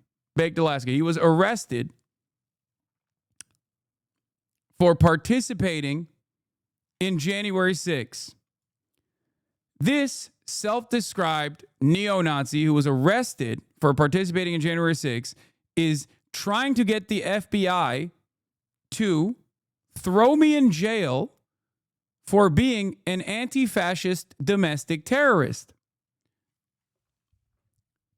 Think for a moment. Please. Do you think I'm a Nazi or do you think I'm anti-Nazi? Or should I leave fucking breadcrumbs for you to investigate further? Address the pissing and crying allegations? I mean, that's just his fantasy, I think.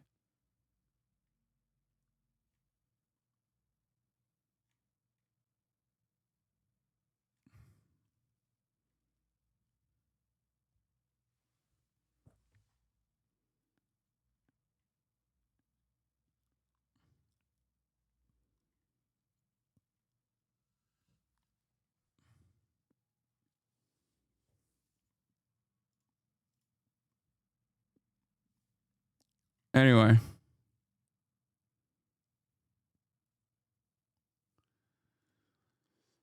CEOs of online forums like Discord are asked to testify in the wake of the Charlie Kirk assassination. Hearing is planned for October 8th with some of the video game, social media CEOs and things like that, Valve from Steam, Discord, also Reddit. Do you have any confidence that all those people that you wanted to bring before the committee and have a discussion about the use of these social medias, like they're going to actually show up? I'm pretty confident they'll show up. And look, this isn't to embarrass them or necessarily grill them. We have a lot of questions. There appear to be a pattern of where a lot of these younger criminals were communicating on those platforms. This guy has no idea what he's talking about, bro. Like Steam is not a fucking social media platform, okay? Like, you can chat on it, sure, but it's never used as a primary form for communicating with others. But good luck explaining that to this dipshit.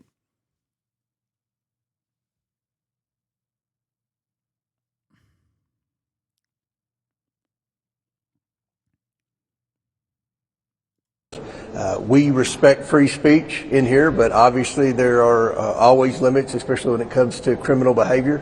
So we want to see if there's anything that can be done to understand that better. So, but thank you all very much. Just one last question. Who would you like to see replace Kimmel?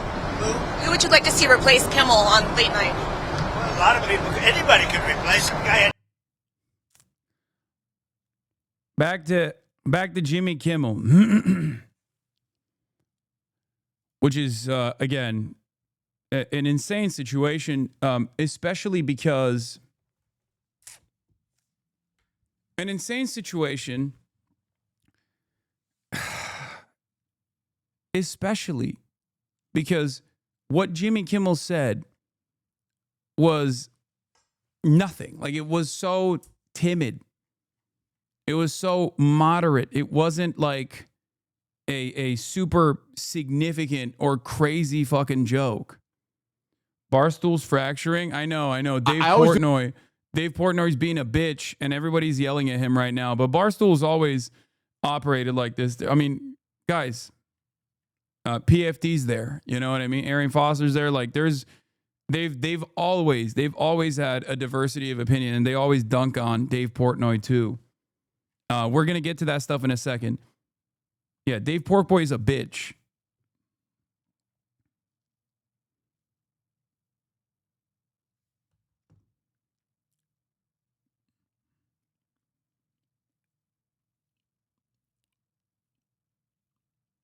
But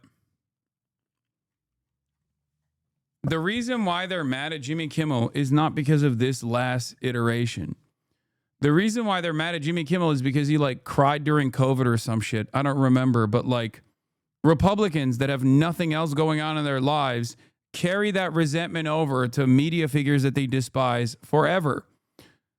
I just showed you an example of that with this pedophile Nazi that this other fucking Nazi, Elon Musk, is highlighting.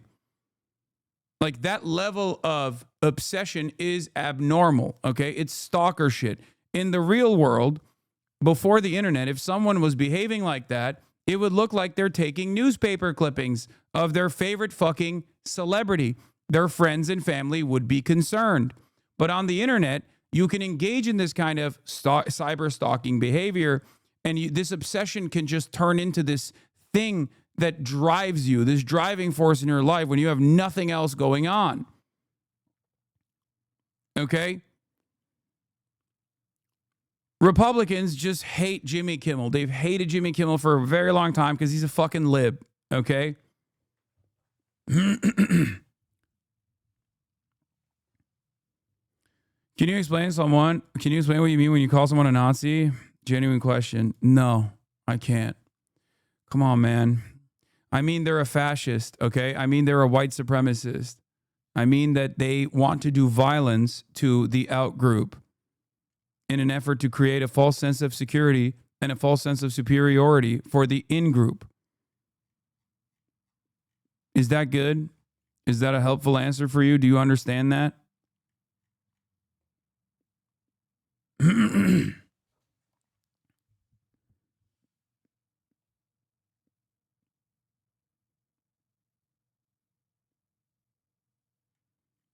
Like, were you homeschooled? I don't understand. How do you not know what a Nazi is?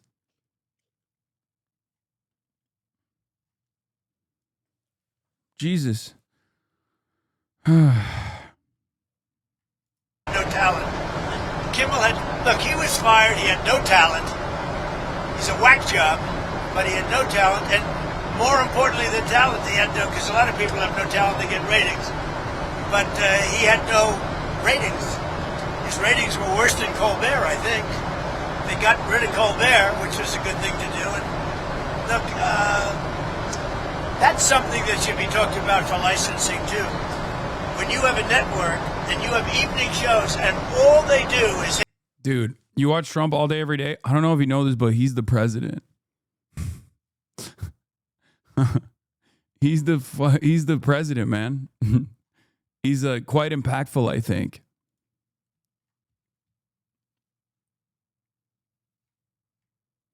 To be honest, Jimmy Kimmel was lame, but he didn't deserve to be fired over that.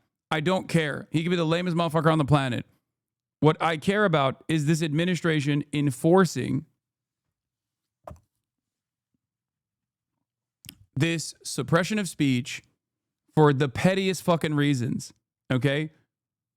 I care about the utilization, the illegal and unjust utilization of regulatory agencies in an effort to sanitize the content of certain broadcasts that the president does not like. That is a direct violation of the First Amendment. Jimmy Kimmel's 5 viewers are very upset right now. Okay, there's 48,435 viewers in here, and we're all pretty fucking upset about this. It doesn't matter. This has nothing to do with Jimmy Kimmel personally. Okay? It has nothing to do with his content whatsoever. Stop doing this like pre-qualification shit. Being like, oh, I don't really like Jimmy Kimmel. Yeah, okay, dude. Congratulations. Congratulations, dude. I know. Neither do I. Who gives a fuck? It is utterly irrelevant. This is not because he's a beloved figure, okay? Also, he's not just going after Jimmy Kimmel. He wants all of the shows that criticize him to be taken off air. And he's going to do the exact same thing. Do you not understand? This is about stamping out discontent, no matter how moderate, no matter how marginal. That's what's so fucking insane about it. And a lot of people are still like, well, I don't like Jimmy Kimmel. Okay, well, you're a fucking moron. This has basically nothing to do about Jimmy Kimmel.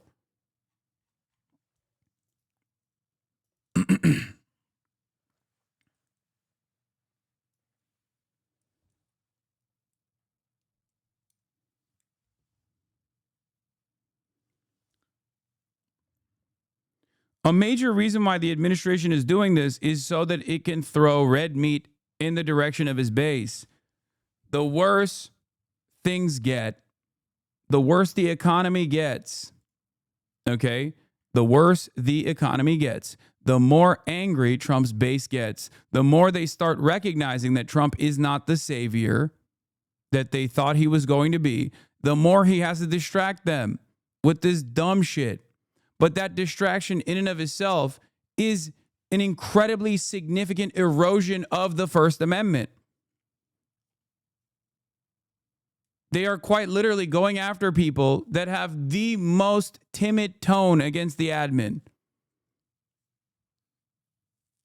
I tried to explain this to people so many times over. It's not just people like myself that they've branded as like dangerous radicals. It's any kind of discontent. They want to stamp out any kind of anti-Trump statements, anti-fascist statements. That is what they are doing.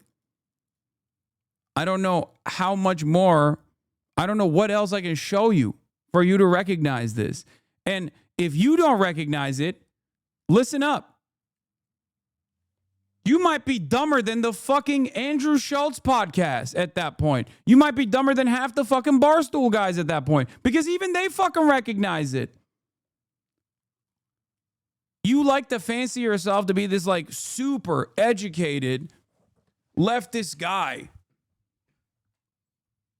They realize the danger. How the fuck don't you? Yeah, Andrew Schultz, Tim Dillon. Comedians and podcasters who are righteous about free speech. Sam Morrill. I'm against Kimmel being taken off the air and against people being shot for their opinions. See how easy it is. Even Tim Dillon doing this silly ass fucking both sides situation here. Like he's like both sides again. Like this has anything to do with the other. FCC commissioner threatening to revoke broadcasting licenses has a chilling effect on free speech. Attorney General threatening to go after hate speech is a bad sign. When someone has a weapon, everyone will use it. I continue to unconditionally support Israel in all of its actions now and forever. Okay, that last part is actually funny. Left, fascism is wrong unless you kill. Oh God, why are these guys doing this fucking both sides nonsense, brother? Oh my God. Oh my God. They just keep leaning into it. Like they, even in this moment, even in this fucking moment, like the administration is going to come after you too eventually. They still have to fucking couch the statement in like, I'm on the fence. I'm apolitical. Both sides are doing crazy shit. Fascism is wrong. Unless you kill our political opponents, then we'll celebrate it.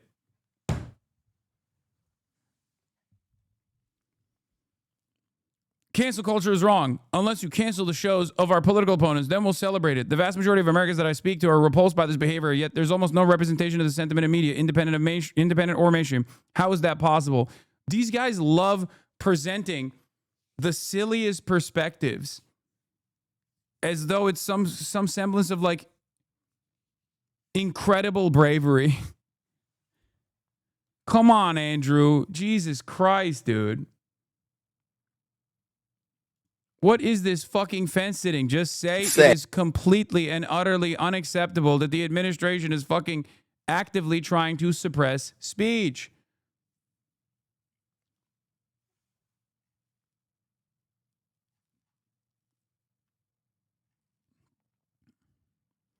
What's so crazy about it is when you say the left says fascism is wrong unless you kill our political opponents and we'll celebrate it, you're pointing out like people in the margins, okay? And the vast majority of Americans that I speak to are repulsed by this behavior. But not only is this false framing, okay? Not only is this fucking false framing, but what's so funny about it is virtually everyone is saying that, especially in mainstream media. I have yet to meet a person that hasn't said that in both mainstream and independent media. What the fuck? Not only is this like a made up version of the left, you can point to radicals everywhere, okay? You can point to people who are leftists themselves who have celebrated it, whatever, okay? I'm not saying it doesn't exist, but the notion that this is like the broad majorities of the left saying this kind of shit is so stupid.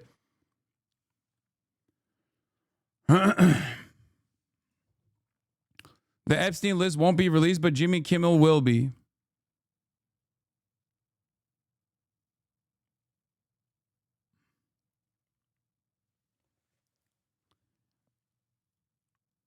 What's wrong with criticizing both sides if both sides can be dumb? Dumber than the Fear and Pod? What's wrong with criticizing both sides if both sides, in fact, have dumb takes? Sometimes, in order to make it seem like both sides have dumb takes, you just kind of make up one side's dumb takes. Don't you think that's the issue here? And perhaps the reason why you're doing that is because you try to present yourself as this like apolitical vessel, this common sense guy, you know? You develop a straw man for one side and make it seem as though that's all they care about. The dumb take in this circumstance is the person going, the Trump administration came after Jimmy Kimmel, and here is why the left is wrong too. If you want to do a left-right dichotomy here, you could at least present like cancel culture is fucking shitty and annoying and unproductive in almost every circumstance, no matter if it's hysterical campus SJWs doing it or every fucking divorced dad with skin-tight Oakleys doing front-facing car videos doing it. Okay? And it's especially dangerous if it goes beyond cancel culture, when it turns into an erosion of the First Amendment.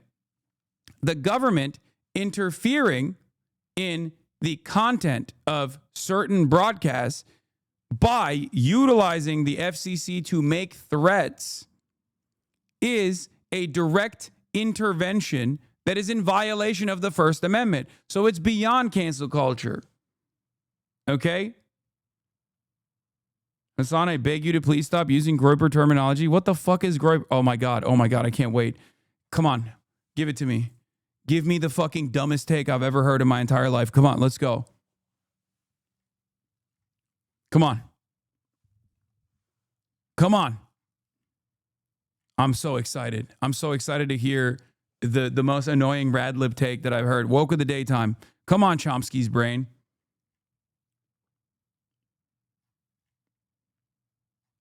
You know that's an anarchist, okay? You know that's an anarchist. Oh, I'm about to get hit with something like campus SJWs or something. That's what it is, right? That's Groyper terminology, you think. Yeah, Groyper's invented campus SJW as a term. Is that the one? Is that what you're saying? I mean, in this instance, if you can't identify the power imbalance between a burger stand employee and the fucking federal government, your take is weak. No, exactly.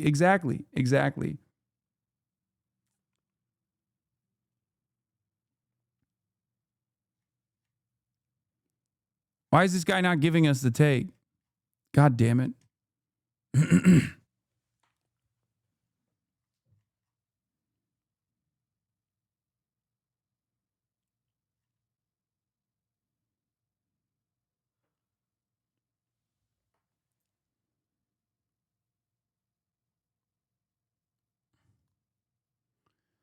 Wired wrote, Brendan Carr isn't going to stop until someone makes him. In the wake of Jimmy Kimmel's suspension, Experts say the FCC commissioner's conduct is flatly unconstitutional. They also expect him to keep going. This is my attitude here as well. Okay? This is exactly what's going on. And this is a constant for everything that this administration does. Okay? This is a constant for everything this administration does. It's the same for the FCC engaging in this unconstitutional act to clean up and sanitize whatever is getting broadcasted, stamping out political dissent. And it's the same for the military deployment. You said the economy is doing bad, but assets seem to be doing much better since this year, and so do all the stats surrounding it. Lots of cuts coming in with high predictions. 2 cuts already happened. How much do you think the economy can grow in such a small window of time? Great take, chatter. In the United States of America, 50% of all commerce purchases that happen are actually happening by 50% of all commerce, all purchase that takes place on U.S. soil is done by the top 10% of wealth. 90% of the American civilian population is responsible for the 50%, for the other 50%. So when 2 shoes are sold in this country, one's being sold to the top 10% of wealth, the other is being sold to the bottom 90%. Okay? That's number one. Number two, the top 10% of wealth in this country own 90% of the stock market.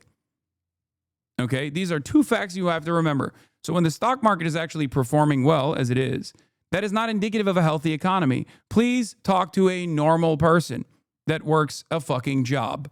Okay? A real job.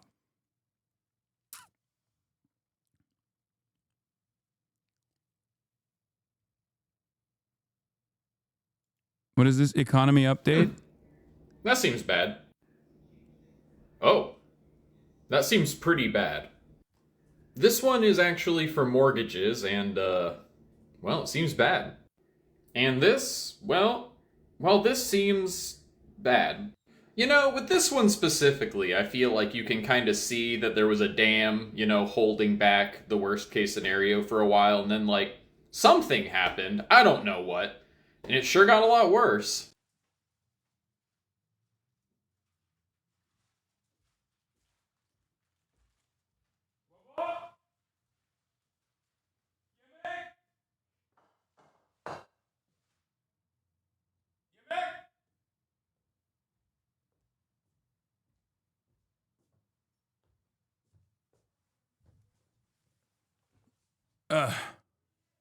I'm yelling at my dad. SJW, soy boy, etc. is constantly in lexicon. It's just normalize that language. Not trying to be woke of the day, I swear. Just worry about all the young people in here picking it up and proliferating their enemy's language. Yeah, it's fine.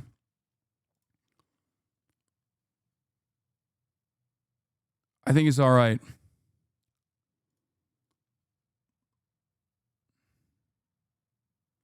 You can talk about doing it all you want, but if you actually do it, where's the? That's where the Constitution steps in. You're dumb if you don't see the difference. Wait, what?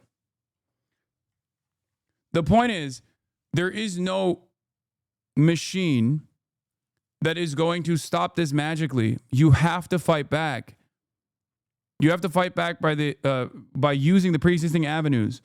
You have to engage in a legal battle. You have to be brave. If you don't do any of those things, then slowly but surely, these institutions are going to erode. Okay?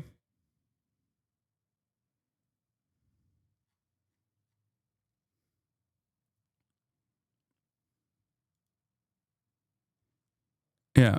Top 1% of Americans have more wealth than the entire middle class now, in case you were wondering how cooked the country is, which is ironic because that literally is like... that is a class designation that was already created. No, I know. I saw Chomsky's brains take. I know. I was right.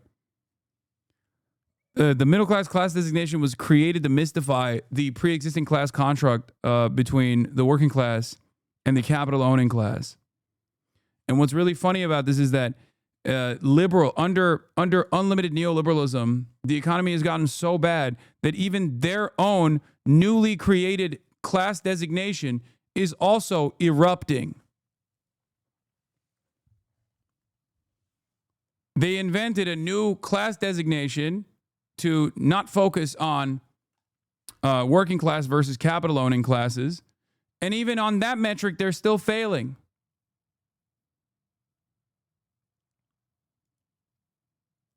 Yeah, the plutonomy is still growing strong. For the last 20 years, analysts have known that this is an economy by and for the rich.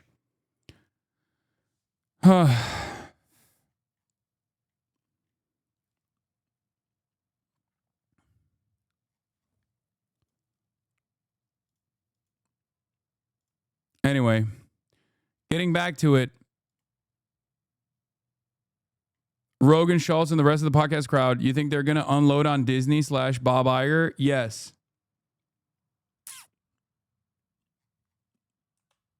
But I do think that this is like super marginal. Okay. I think that they are also miscalculating.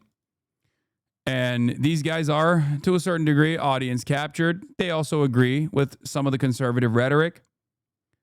And I think the reason why they are saying like wishy-washy, both sides are stupid type statements is because they are also miscalculating how much their audience actually likes this shit. Free speech. And once their audiences inevitably call them out for this kind of wishy-washy bullshit, as I suspect they will, there will probably be people in their audiences that will hear them talk like this and go, dude, you're being a pussy. Just fucking call out Trump for once, dumbass. You're the reason why he got fucking elected, is probably going to be the common narrative here. Okay? Then they'll take a stronger stance.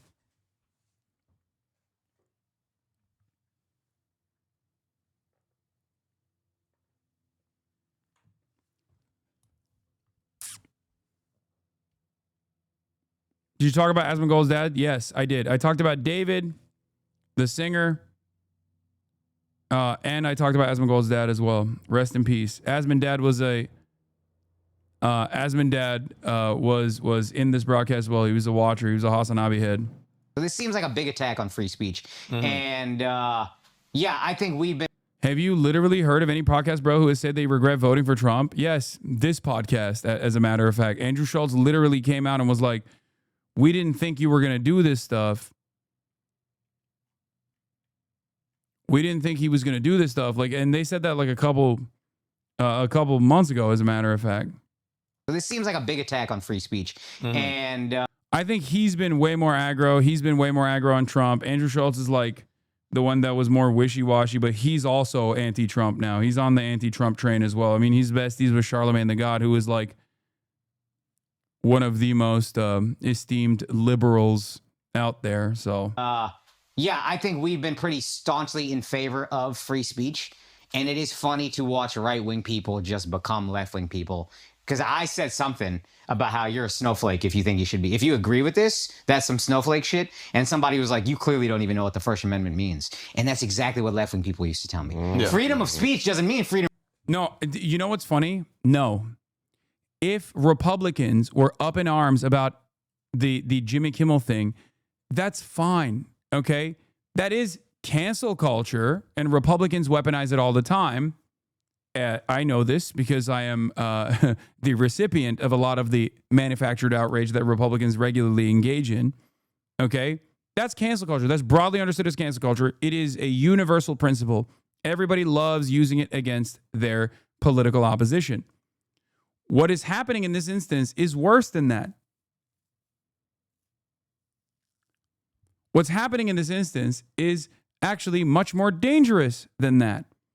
It's the administration taking the initiative to sanitize and stamp out political dissent by using the FCC, okay? Using the FCC as a primary vehicle to do something that the FCC itself has openly admitted they have no authority to do so because it is unconstitutional. And in the absence of any sort of legal pushback, this won't become a constitutional problem. This is literally state censorship. This has nothing to do with whether you like Jimmy Kimmel or not. Okay? Nothing at all. From consequences. Right. So y'all have just switched. Yeah. Now, again, this is not has nothing to do with what happened to Charlie Kirk. That's a fucking horrendous thing. Let's get that out of the way. But in terms of censorship, freedom of speech is more under attack now, honestly, than I think it has ever been. I don't know if that's me being hyperbolic. Maybe. I mean, as far as what Jimmy said, I think it's untrue, or at least unfair. I don't agree with what he said. I don't like what he said. We should also say that. I don't agree with what he said. I don't like what he said. He should be allowed to say it. And what happened to Charlie Kirk is worse. Charlie Kirk should have been allowed to say the things we didn't like. Jimmy Kimmel should be allowed to say the things we didn't like. That's just what America is. Yeah. And freedom of speech, I've seen it truly under attack in India, where it's like you can go to jail. This is closer to that than I think what the left was doing. Yeah. Which is like the FCC putting, as much as we didn't like left-wing shit, like far left policy or far left whatever thoughts, it wasn't like Joe Biden was putting pressure on somebody to get canceled for saying retard. You see what I'm saying? Yeah. That's what makes this different and scarier to me and closer to what India has. Then that's what makes it an actual attack on free speech to me. Yeah. Efendim. İçeri alıyorum eşyaları. Yavaş yavaş. Çok fazla. Çok fazla şey geldi o yüzden. Sen yayını kestin mi? Hayır. Evet. Evet.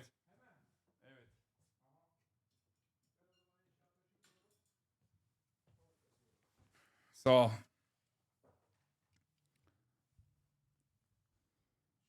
Why are you stocking your own soda? What do you mean? I normally don't do it on the broadcast, but you know, I gotta do it at some point. So yeah, this is he at least arrived at the conclusion here, slowly but surely, but he did. He arrived at the conclusion, the correct conclusion, which is that this is worse than like a bunch of leftists like being annoying, okay? So much. I love that so much of their fucking gripe also revolves around saying the R word, man. Oh my God. I cannot believe that we have Donald Trump as president in part because people just wanted to say the R word without someone being fucking annoying to them. Oh my God, dude. What a fucking stupid environment we exist in.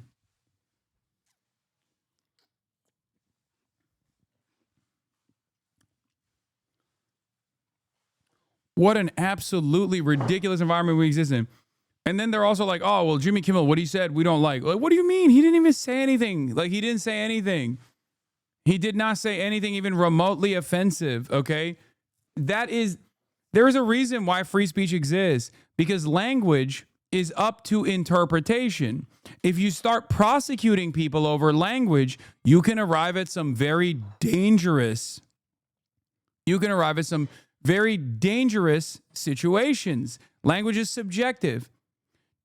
The original video of Jimmy Kimmel that caused this chaos was straight up around Jimmy Kimmel basically saying in the immediate aftermath of the Charlie Kirk assassination, they spent every moment being like, oh, it's one of your guys. It's one of your guys. It turns out it was one of their guys.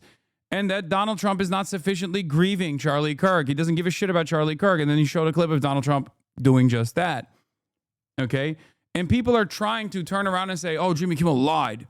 How dare you? How dare you say that the shooter was one of our guys? Motherfucker, the governor of Utah, Spencer Cox, said the exact same thing. He came from a MAGA family. You guys tried to say he was transgender and Antifa. Okay? And not only did Republicans also go along with this fucking idiotic shit, the false claims that this person was like straightforwardly a transgender Trantifa or whatever, that they were going to start prosecuting Trantifa or what they suspect is trans Antifa. Okay. But then they also recognize that the shooter was from good stock, right? From their perspective. So they actually de-escalated quite significantly. They were calling for blood. They were calling for civil war. They were calling for war. And then they fucking turned around and decided, oops, maybe he is one of our guys.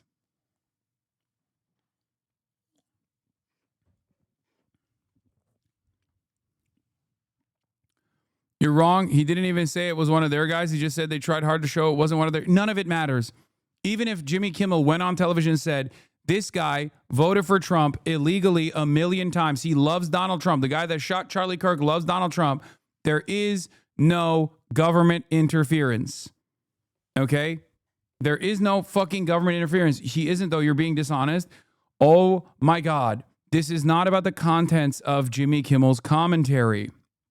The reason why I even brought up how language is subjective is to prove to you why it's idiotic to try and make these kinds of decisions at the federal level.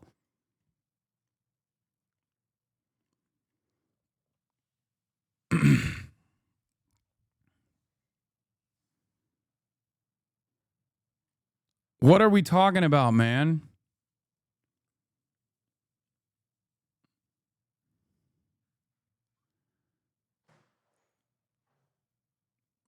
Are you making an assumption that he's MAGA or is there proof? No, dude, I'm not saying he's MAGA. Oh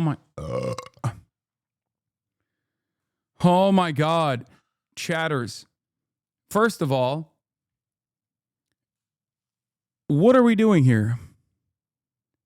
It's going to be illegal to broadcast false information. I guess we're going after Fox News any day now.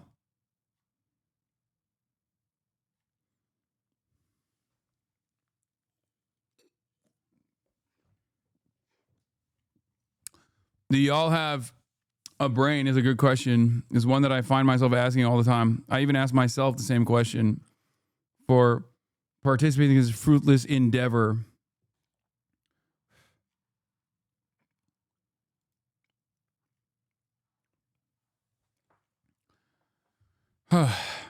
I'm not saying the shooter is MAGA or a Trump voter or a Trump supporter. I'm saying that the right wing presented the shooter as a diehard Antifa transgender socialist Marxist. And then when they found out that he actually came from a MAGA family, they quickly scaled back their commentary. Okay?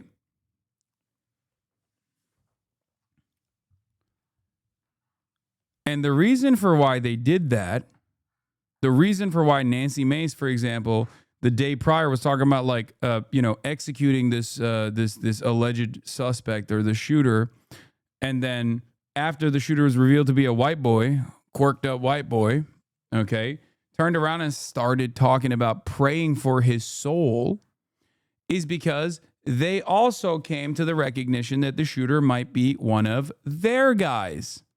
This does not mean that the shooter is actually a MAGA guy. I don't think the shooter is MAGA. There's no indication that the shooter is MAGA. Even having a Steam profile username with Donald Trump does not automatically indicate that the shooter is MAGA. Okay?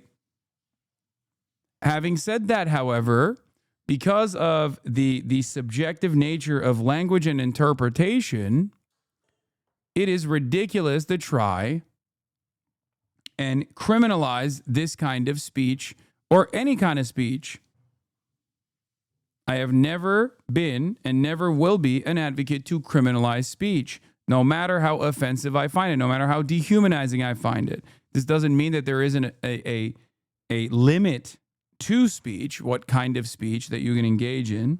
Obviously, there are very reasonable limits that even in the United States of America, people don't entertain. Okay? But ultimately, this conversation is not about what Jimmy said. What Jimmy said was incredibly timid. There is a reason why many people are not showing what Jimmy Kimmel said and simply speaking over it, because they also recognize that it would look incredibly stupid for them to consistently cry about this insanely moderate statement, because it's nothing. Do you understand?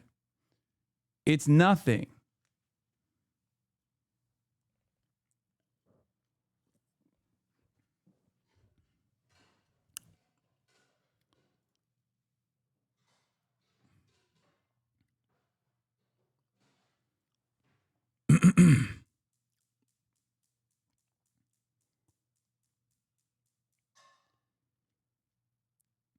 Do you think the heavy-handed reaction to Kimmel could have a Streisand effect? Yes. A lot more than the endless amounts of attacking people for protesting against Israel. Okay? There were so many legal and career repercussions for people's safety for the crime of exercising their First Amendment rights on college campuses. This started under the Biden administration after October 7. And it continued with the Trump administration. It only escalated under the Trump administration with potential deportations for the likes of Mahmoud Khalil or Rumeysa Öztürk. Okay? And this environment of censorship was already here, but many Americans didn't fully comprehend it because they didn't give a fuck about college campus protesters that were criticizing the state of Israel. Even if they agreed with the state of Israel, they didn't care about it enough because that's just a thing kids do. I think that the average normie basically looked at it as student protests, they happen, and sometimes they get a little they get a little out of hand,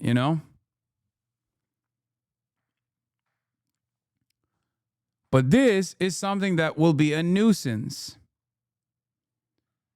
This is something that will be a major nuisance because Jimmy Kimmel is an inoffensive figure.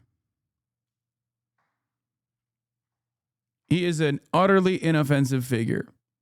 You might not like him. You might not think he's funny. That is completely irrelevant. Okay? Completely irrelevant in this situation. Trump primarily speaks and the right listens. In dog whistles, they attempt the same translation here and therefore misinterpret you.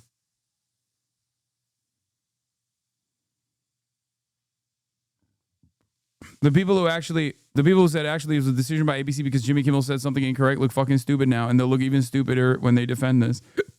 Yeah. The reason why this happened. What is this? You have no. Okay, I don't care about this right now. The reason why this happened is because. Hold on. Is because.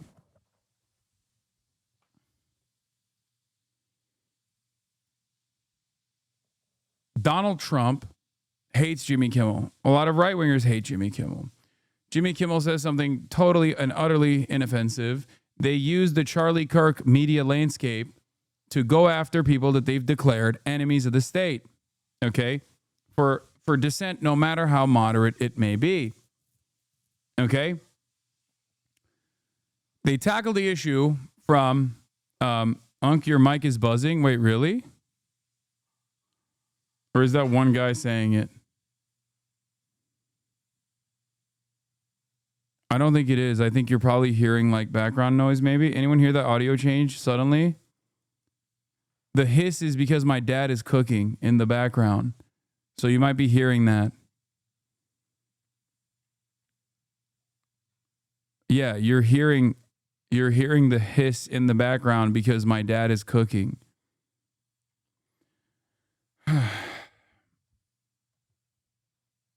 Anyway, God, I'm so fucking tired all the time. Okay. Nexstar is a local media broadcaster. Okay.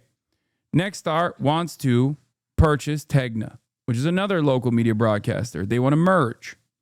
Okay. And in order for them to merge and completely dominate the local news stations,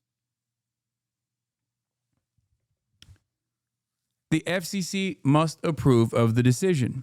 And for the FCC to approve, and there's a rule, an antitrust rule, that declares that the FCC will not allow a merger that will give any fucking TV conglomerate more than 39% market share. Okay? Nexstar is trying to acquire its rival Tegna, a monopolistic merger that would blow past that rule, reaching 80% of households. Nexstar is the reason why Jimmy Kimmel was pulled off the air. Nexstar was, alongside ABC and alongside every other outlet that features Jimmy Kimmel, was threatened by the FCC. Okay? The FCC openly came out, with the head of the FCC openly coming out and saying, we are going to police your speech. He did this on the Benny Johnson show. Okay? And not only that, but they also stated that Jimmy Kimmel has to apologize and then also donate to Turning Point USA in order to come back on the air. Then Nexstar went to ABC and demanded that Jimmy Kimmel get taken off the air. ABC executives knew that Jimmy Kimmel hadn't said anything wrong. Here's the bombshell allegation from the Rolling Stone. They were pissing themselves all day when ABC Insider tells Rolling Stone. In the hours leading up to the decision to pull Kimmel, two sources familiar with the matter say senior executives at ABC, Disney, and affiliates convened emergency meetings to figure out how to minimize the damage. Multiple execs felt that Kimmel had not actually said anything over the line, the two sources say, but the threat of Trump administration retaliation loomed.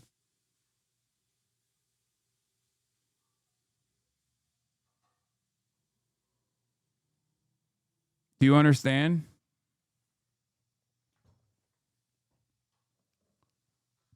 So they caved to the pressure instead of standing strong and defending the First Amendment, not realizing that this will inevitably hurt them in the long run when the Trump administration comes back and demands more censorship.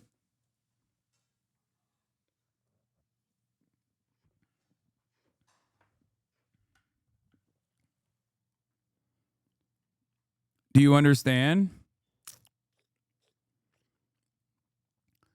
Nexstar is the largest station group in the country, also has a major merger before the Trump administration. Its proposed acquisition of Tegna, creating a mega company with 265 stations in 44 states and the District of Columbia, representing 80% of U.S. TV households. Nexstar is also a leading champion of the broadcast industry for the FCC to relax media ownership limits, something necessary to get its deal through regulatory approval. Nexstar owns 32 ABC affiliates out of a total of 200 stations.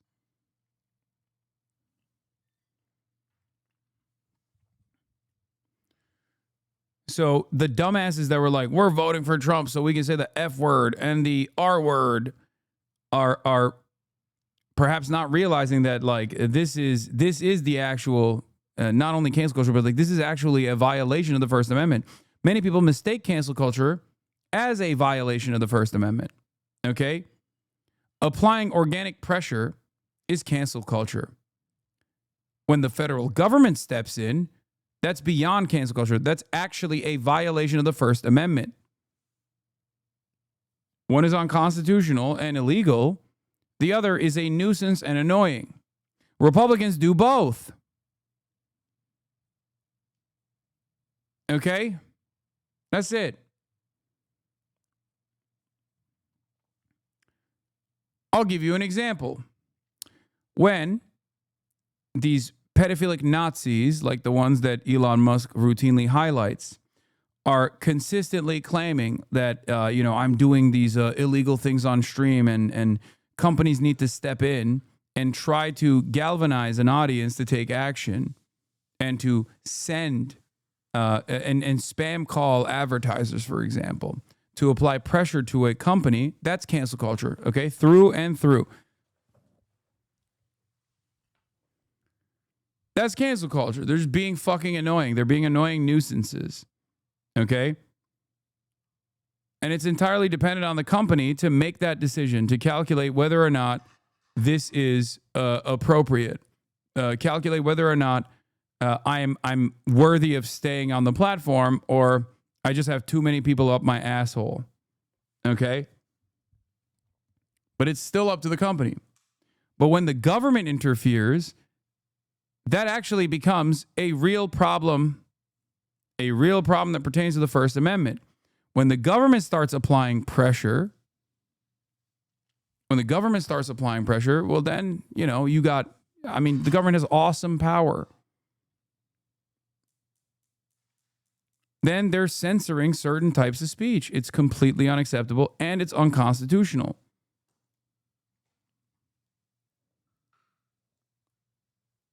What? Are you all right, man? Spreadsheet socialists. Some dude in the grocery store told me to go to socialism. What? R word, Keck W. Oh, is my mom in the chat? Are we talking about me, or is my brother is blackmailing me because he raped me? I'm just trying to make sure I get the facts straight. Oh, I can't wait for an example. Please give me more. Please give me many more. Okay, this person I think is experiencing some issues right now. I shouldn't have read that.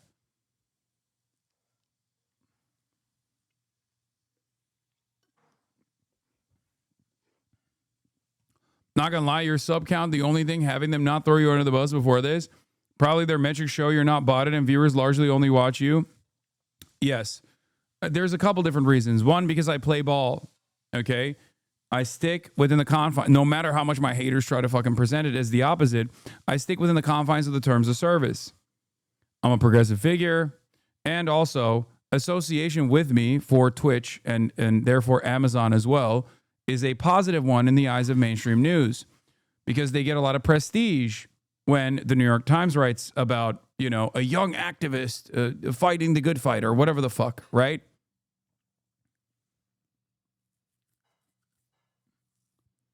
On top of that, I also make money for the platform because a percentage of your subscriptions go to Twitch. So for them, they see a lot of discontent. They see a lot of anger. They see all this like bullshit. And at least for the time being, they think, yeah, it's not, you know, there's no reason to just like fucking clap this person.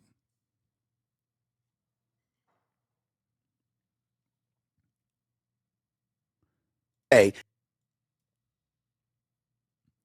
If I obviously was a major nuisance, if I was a major problem for them, they would reconsider. And maybe. Eyvallah. Sağ ol. Ben alırım şimdi dur. Sağ ol.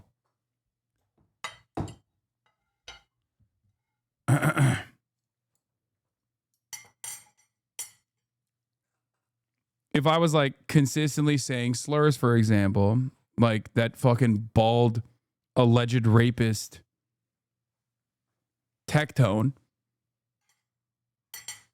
and on top of that, I got like the same level of fucking targeting, they would have banned my ass a long time ago, most likely permanently. It's because I don't do the things that these dumb fucks are claiming all the time that I don't actually get banned.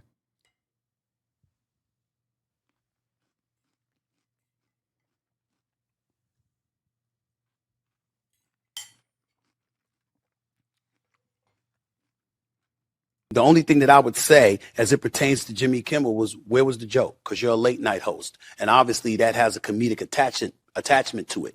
Where was the joke? Obviously it wasn't anything funny about that. The only thing that I would say as it pertains to Jimmy Kimmel was, where was the joke? Because you're a late night host. And obviously that has a comedic attachment to it. Where was the joke? Obviously it wasn't anything funny about that. His name, dude. Stephen A. Smith, straight shooter. Yeah. Okay, buddy.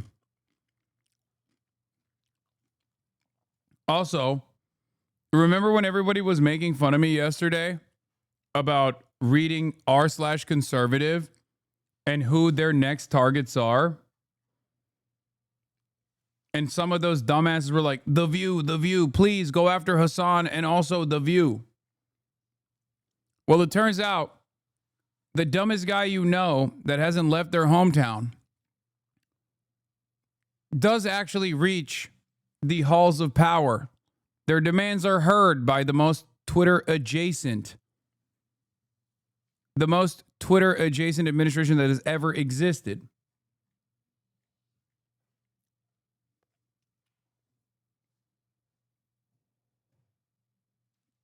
PC.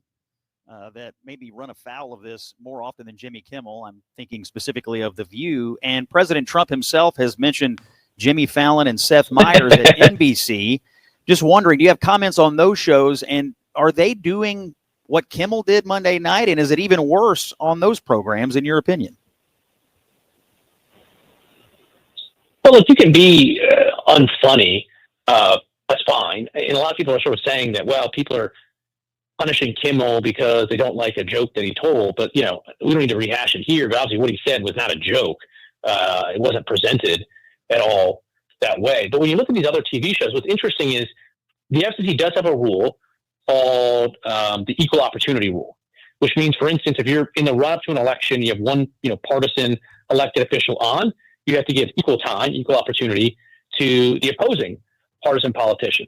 So far, so good. But there's an exception to that rule called the bona fide news exception, which means if you are a bona fide news program, you don't have to abide by the equal opportunity rule. And over the years, the FCC has developed a body of case law on that and has suggested that most of these late night shows, other than SNL, are bona fide news programs. And potentially, I would assume you can make the argument that The View is a bona fide news show. But I'm not so sure about that. And I think it's worthwhile to have the FCC look into whether The View and some of these other programs that you have still qualify as bona fide news programs and therefore exempt from the equal opportunity regime that Congress has put in place. God, they want to do DEI, bro. They literally are doing DEI, but not in like the actual reason for why DEI existed, but the ways they claim DEI actually worked, but in the opposite direction. They kept saying like DEI is when you have people who don't deserve this spot gain some kind of like prominence, black people and brown people, by virtue of being black or brown, when it was simply just to look at more a diverse pool of candidates in order to address the previous limitations that said candidates actually experienced. But now they're like, no, to hell with all that. We want our guys, conservatives. You have to have conservatives on your shows. You have to hire conservatives on your shows. You have to put conservatives on your shows. Which is ironic because Scott Jennings is a DEI hire in that exact vein for fucking CNN. Scott Jennings is the guy. He is the DEI hire for conservatism for CNN.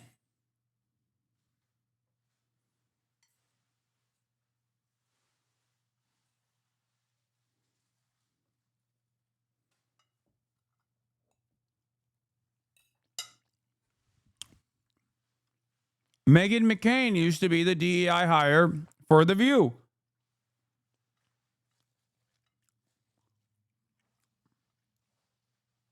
A lot of people think they're so dumb. Trump. That's all they do. If you go back, I guess they haven't had a conservative on in years or something, somebody said. But when you go back and you take a look, all they do is hit Trump. They're licensed. They're not allowed to do that. They're an arm of the Democrat Party. Thank you, everybody.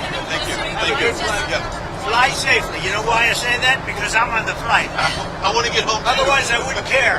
Can we just have one word on how beautiful yelled at you who were protesting when you were a Joe Stone Crab should be in jail? Do you actually think that that is an offense that deserves jail time? I don't know how they got in there, but certainly I thought it was very inappropriate. And they said things that were very, and it was a question of when you take a look at the way they acted, the way they behaved. Yeah, I think they were a threat. You think that deserves jail? You agree with me? He's talking about Medea Benjamin of Code Pink, who is I think 4'11", 80-year-old Jewish lady, my goat.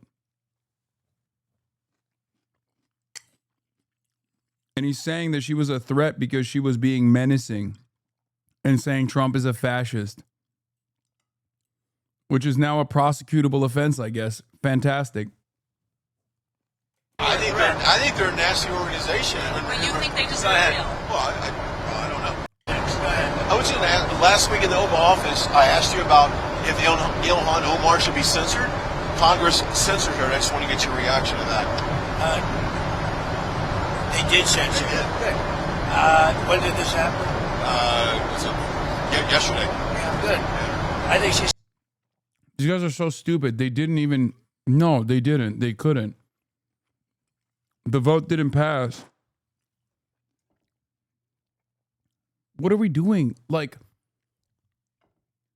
I get why these guys lie in the direction of the administration when the administration lies, but why are you just like making up a different story even when you're asking a question? Let him lie and then you agree with him. What the fuck? We've moved beyond it. Terrible. I think she should be impeached. I think she's terrible. Is she originally from Somalia? Yes, sir. So how are they doing this? How's their government? Do they have a president?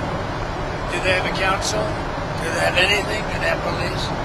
I love these people that come from a place with nothing, no anything, and then they tell us how to run our country.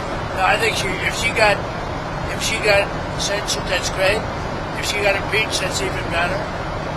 They impeached me twice for nothing, and they impeached me knowing the Republicans are on my side, so they knew it was just. But they impeached me twice.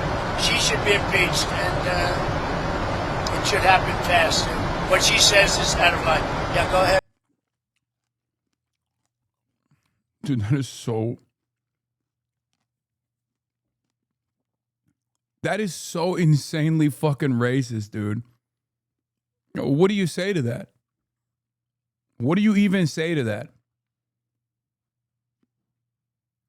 They come here from countries like Somalia and they tell us how to run our country. Dog, she's an elected representative. What the fuck are you talking about? But let's get right to the news breaking overnight. By now, you've heard from Hollywood that ABC has suspended Jimmy Kimmel's long-running late-night show indefinitely after an angry response to comments he made about the killing of conservative activist Charlie Kirk. This morning, we are hearing reaction from the entertainment world and the president. Jonathan Vigliotti is in Los Angeles with the latest. Jonathan, good morning to you. And Gail, good morning to you. A rerun of Family Feud aired in place of Jimmy Kimmel Live last night. The move to indefinitely suspend his show is now raising new questions over the ways the Trump administration is pressuring private companies. Jimmy Kimmel! Days after police arrested the man suspected of assassinating conservative activist Charlie Kirk, this was Jimmy Kimmel's reaction Monday night. We hit some new lows over the weekend with the MAGA gang desperately trying to characterize this kid who murdered Charlie Kirk as anything other than one of them and doing everything they can to score political points from it. In response, FCC Chairman Brendan Carr, a Trump appointee, appeared to threaten broadcasters Wednesday while speaking on a conservative podcast. They have a license granted by us at the FCC. Bro.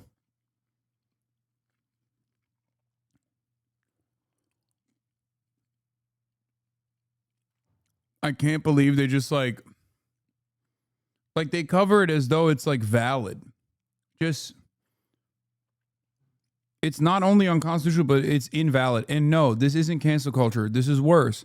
This is an actual violation of the First Amendment. Okay? It's only cancel culture if a bunch of Republicans decide this is unacceptable and they start crying. Okay, Republican voters. When you bring in the government and the actual organs of the state, then it becomes a violation of the First Amendment. That comes with it an obligation to operate in the public interest. I mean, look, we can do this the easy way or the hard way. These companies can find ways to change conduct, to take action, frankly, on Kimmel, or there's going to be additional work for the FCC ahead. Hours later, Nexstar, the country's largest local broadcasting group, announced it would preempt Jimmy Kimmel Live for the foreseeable future on its stations, calling his monologue, quote, offensive and insensitive at a critical time in our national political discourse.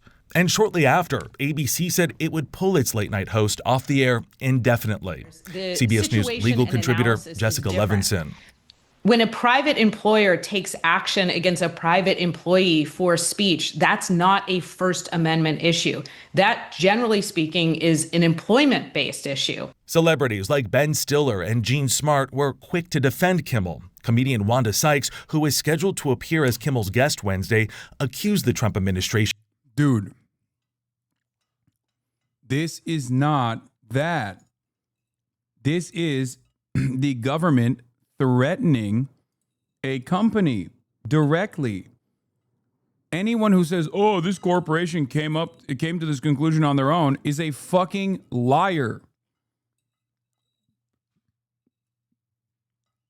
This is ridiculous.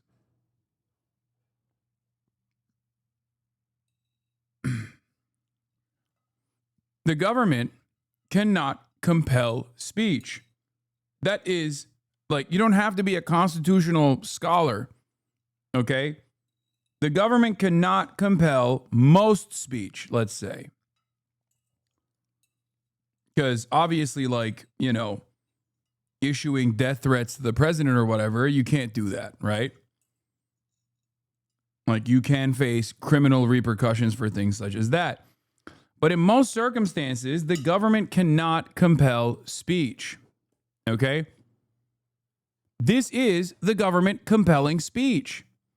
So for a lot of people, you cannot say that you want to assassinate the president. It is illegal. You can't say it. I'm not going to say it because, you know, obviously I'm going to get fucking clipped, so.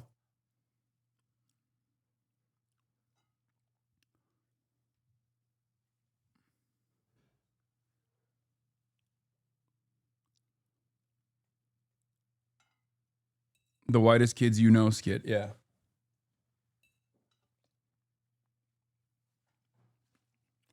Of ending free speech.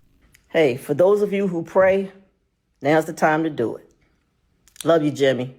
Reacting to the news Wednesday night, President Trump called it great news for America. Kimmel has routinely taken aim at the president in his late-night monologues, and he's subsequently been a target of Trump's ire, including after CBS announced it was canceling its late show franchise with Stephen Colbert, citing financial concerns. I guess that wasn't enough for El Presidente because he posted, the word is, and it's a strong word at that, Jimmy Kimmel is next to go in the untalented late night sweepstakes. You want us to be canceled because we make jokes about you? I thought you were against cancel culture. I thought that was like their whole thing. We must be careful not to allow the government to punish critics simply because of content. Ana Gomez is one of two FCC commissioners working with Carr. She was appointed by former President Joe Biden and called Kimmel's suspension a dangerous new precedent. This administration is increasingly using the weight of government power to suppress lawful expression, not because it glorifies violence or breaks the law, but because it challenges those in power and reflects views they oppose.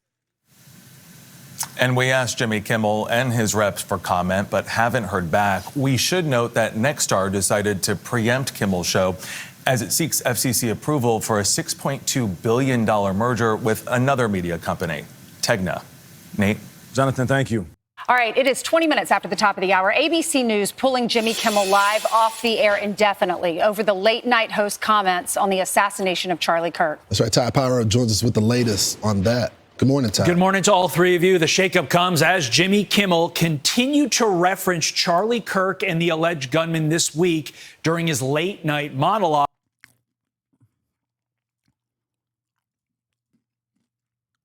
I can't believe it, dude. The way these guys are fucking caving is so devastating to me. It all started with him calling out President Trump just a day after the assassination. Watch. With all these terrible things happening, you would think that our president will at least make an attempt to bring us together, but He didn't. He had some new lows over the weekend with the MAGA gang desperately trying to characterize this kid who murdered Charlie Kirk as anything other than one of them and doing everything they can to score political points from.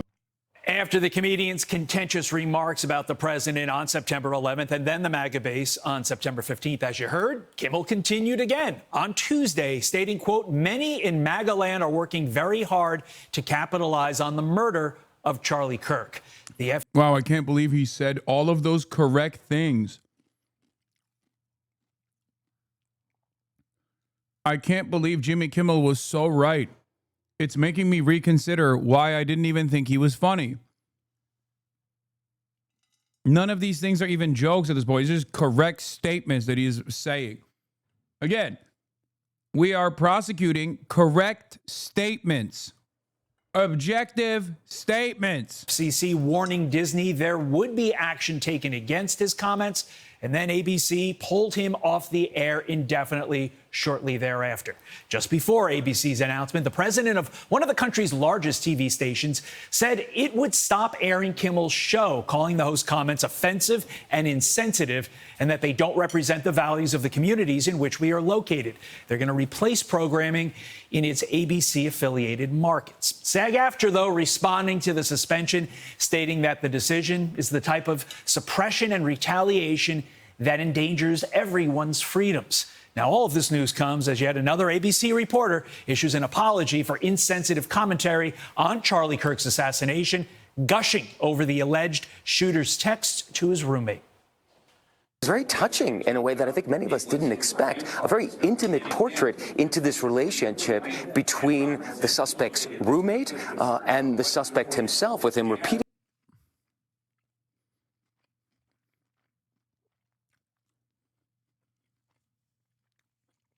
Does this fucker ever stop eating? No, because after I'm done with the stream, I click stop streaming and then I go eat your mother's pussy.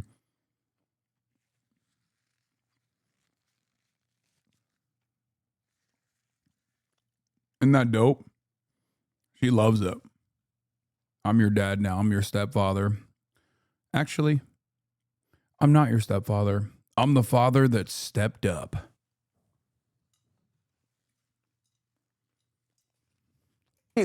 Calling his roommate who is transitioning, calling him my love, and I want to protect you, my love. Matt Gutman, the reporter pictured there, posting, quote, yesterday, I tried to underscore the jarring contrast between this cold-blooded assassination of Charlie Kirk and the personal text read aloud by the Utah County attorney. I deeply regret that my words did not make that clear, but let there be zero doubt here. I unequivocally condemn this horrific crime. Back over to you. Okay, thank you, Todd. Appreciate it. I'm Steve Ducey. I'm Brian Kilmeade. And I'm Ainsley Earhart. And click here to subscribe to the... It's funny because like they can't find anything valid to get mad at because mainstream outlets are so worried about exactly this that they would never, you know what I mean? They would never actually like even entertain saying something that is like off color. And that statement that he apologized for wasn't off color either. It's just more offensive that he actually had to apologize for that. So,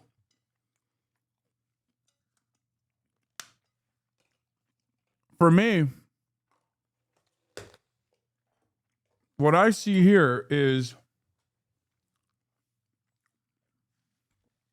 I wouldn't even call it restraint necessarily, but what I see here is that there's really nothing that they can get him mad about. So they're looking for things to get mad over and failing to find anything to actually get mad over. So they're getting mad over fake shit.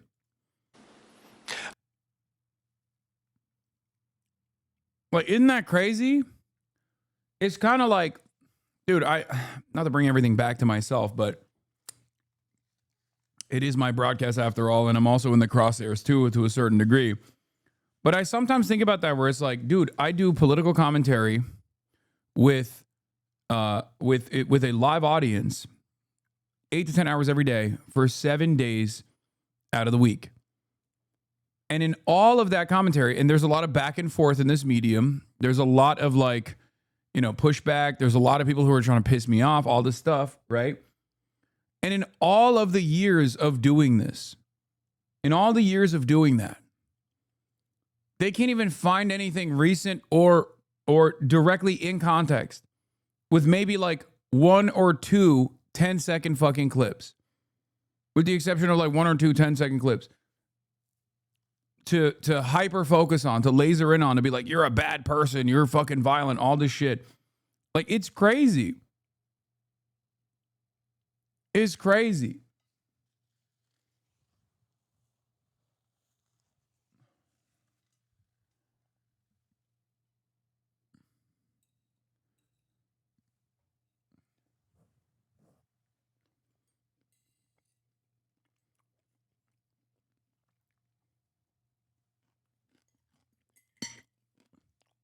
And the same goes for all these journalists.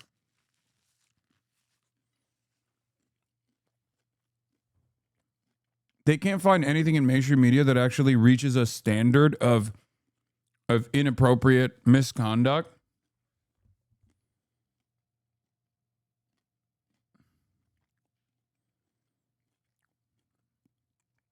So they are fake mad at shit that nobody would actually be mad at. Nobody should actually be mad at. They're just faking it.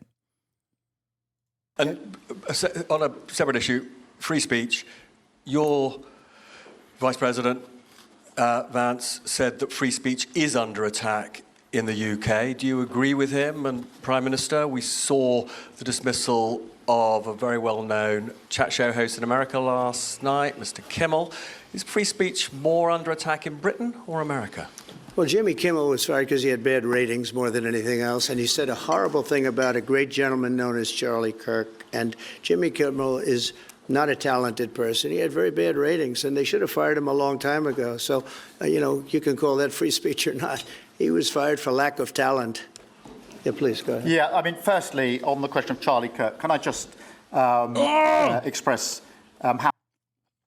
Keir Starmer's here to suck off, dude.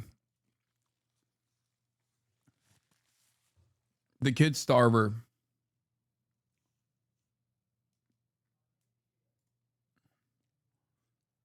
Trump has officially asked for Ilhan Omar to be removed from Congress. This administration does completely wild and illegal shit, but says it's official.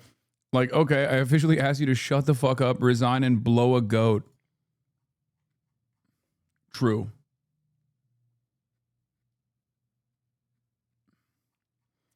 God, I fucking hate Keir Starmer so much. He is such a massive piece of shit.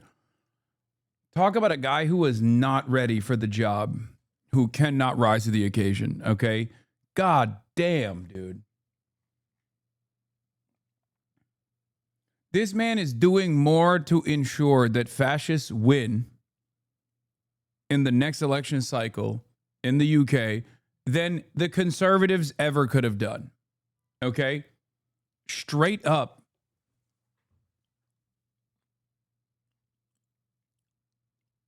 He is such a fucking monstrous piece of shit.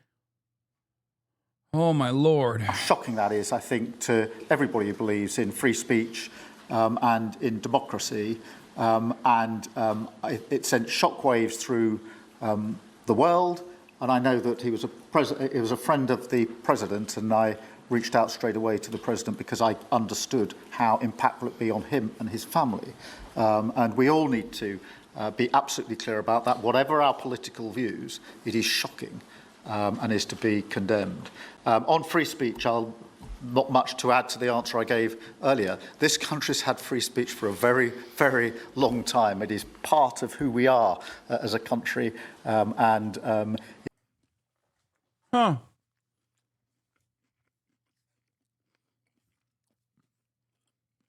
Oh, yeah?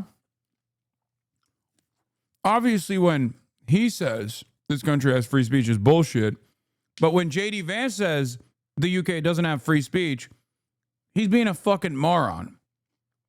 He's actually talking about, like, hate speech, right? Hate speech restrictions. But under the Starmer leadership, They literally prescribed Palestine action. And every other weekend, they keep arresting like 85-year-old pensioners who are blind and disabled for the crime of holding up a placard that may say Palestine action. It is so ridiculous.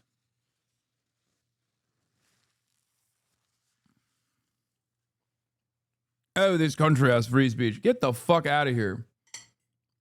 It has the opposite. It is incredibly restrictive in an incredibly silly way, as a matter of fact. But of course, that's not what J.D. Vance is talking about. That's not what J.D. Vance is talking about. J.D. Vance loves, just like Trump loves, when you tackle the dangerous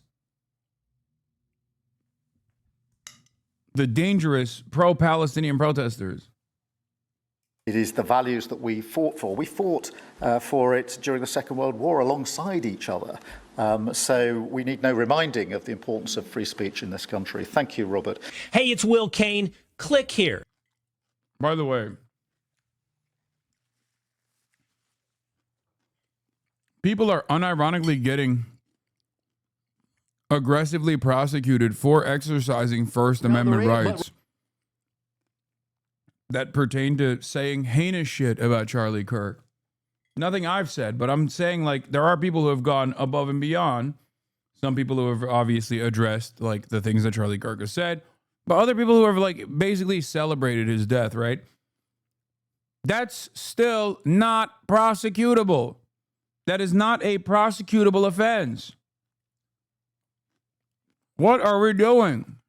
Ratings have come down across the board as a result of course, people just don't watch nearly like they did. I mean, I can go back, and so can my colleagues, to remembering, though, the times of Johnny Carson. Now, again, to that point, Chairman, I mean, you know, the administration in power was typically the subject of most of his jokes, as would seem to be the case now. I mean, these are comedians we're talking about. This is not the news.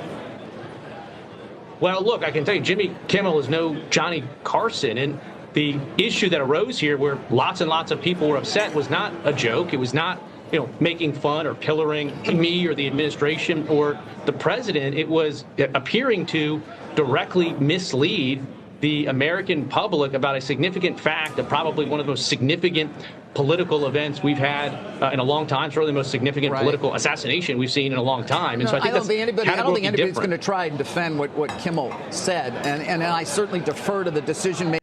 Why not? What do you mean you can't try and defend what Kimmel said? You don't even need to try. He didn't say anything offensive. It's the easiest thing to do on the planet, which is play the clip and go, what do you find to be so egregious,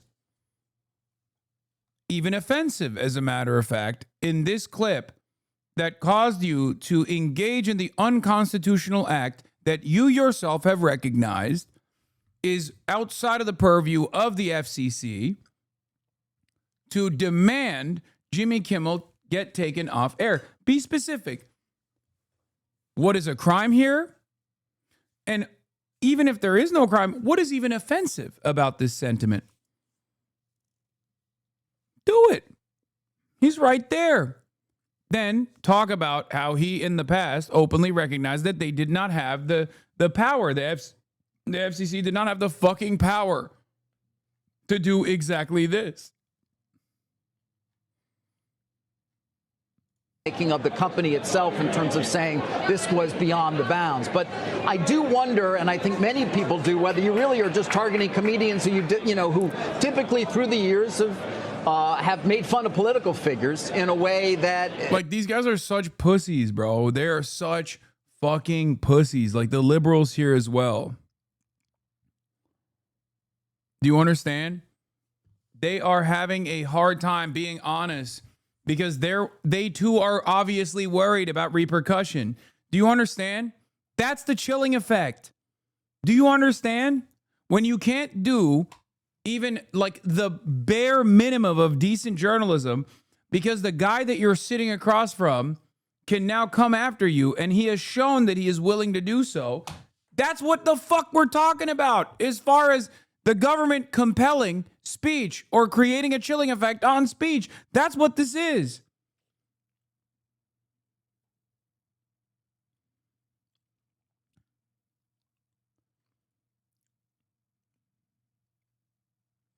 Hasan is getting the soy right fatigue. I know.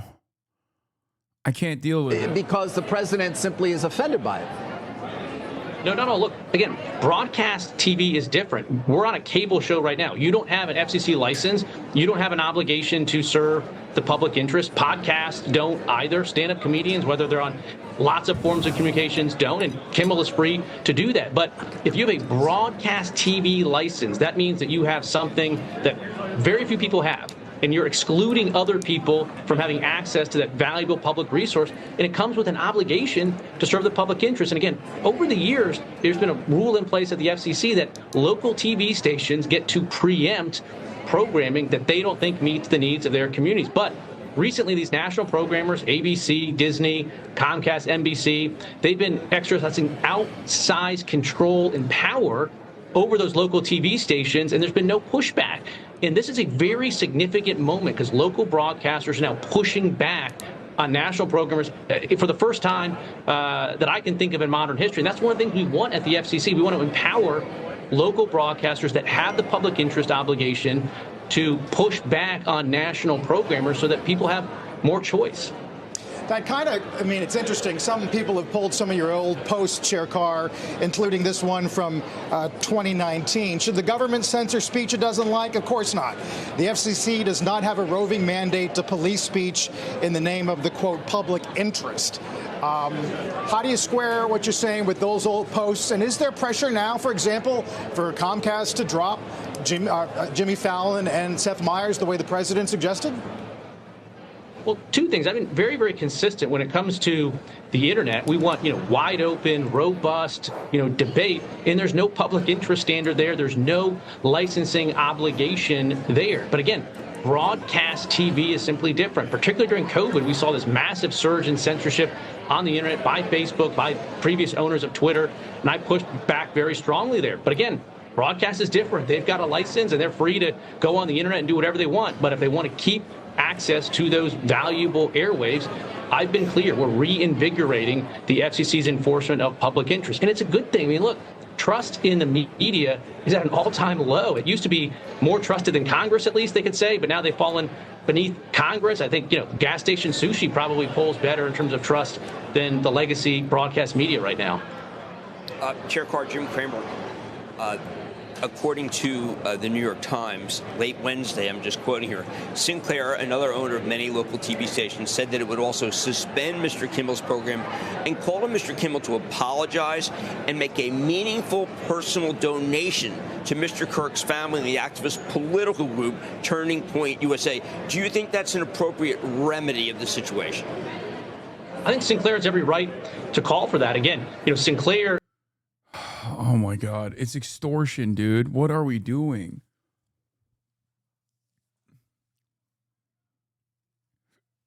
Oh God, I hate this. I hate it so much. It's also really fucked up because corporations that want to panhandle to the government, that want to present themselves as like servile little beings that will suit whatever interest that this administration has, will then turn around. Wait, what? Charlie said, that there was no such thing as hate speech. He obviously, no one anticipated what happened to Charlie, but you have always been.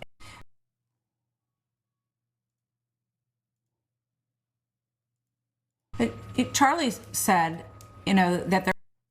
Verbatim, I'm pretty sure there are people that have been fired for saying exactly that or much less.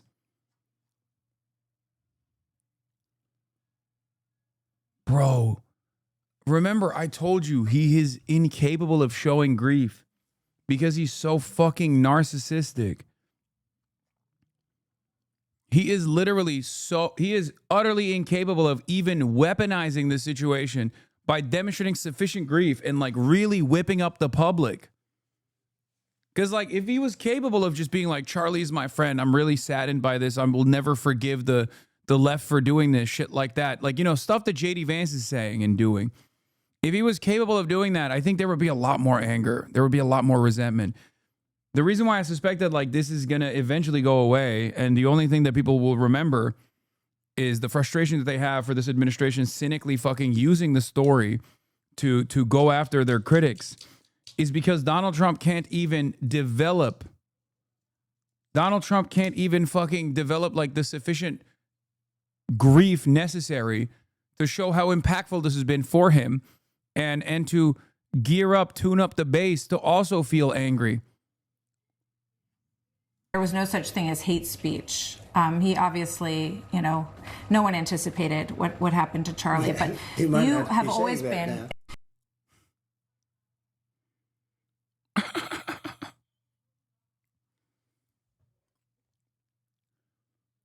Bruh. That is like, that's also directionally unclear. Do you see what I mean? Like, it doesn't even make sense. Like that could objectively be like a leftist statement.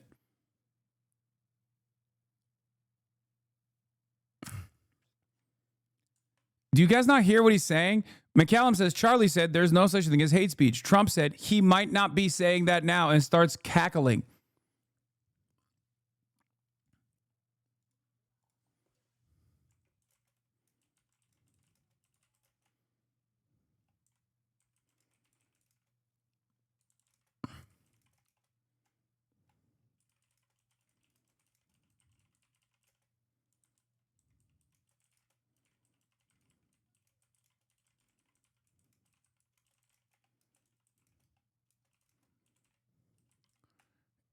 Hold on, I'm tweeting.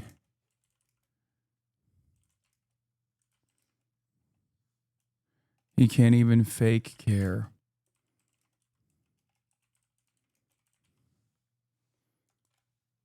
It was more of a chuckle than a cackle. Yeah. Isn't this literally what the late night host was, Jimmy Kimmel was talking about? Yes. It's ironic because that is precisely why Jimmy Kimmel was fired.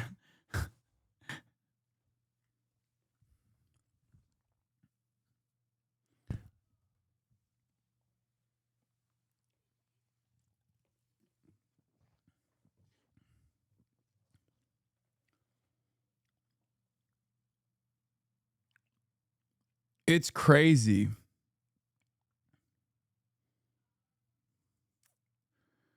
Your governor just had an epic own. Stop.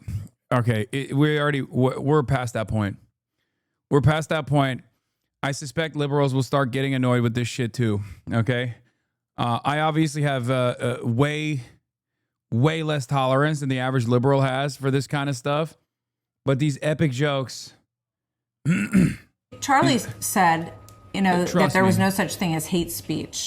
Trust me, these epic memes are going to start drawing ire from liberals as well. He obviously, you know, no one anticipated what happened to Charlie, but you have always been in favor of free speech. Yeah, so do you have concerns about, you know, some people look at this and your critics will say, well,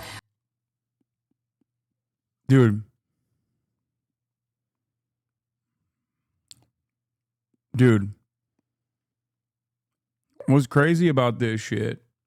What's crazy about this fucking shit is that the Fox News hosts are so professional at this point at not getting fazed by Trump and just bouldering through the statement so that it's not clipped.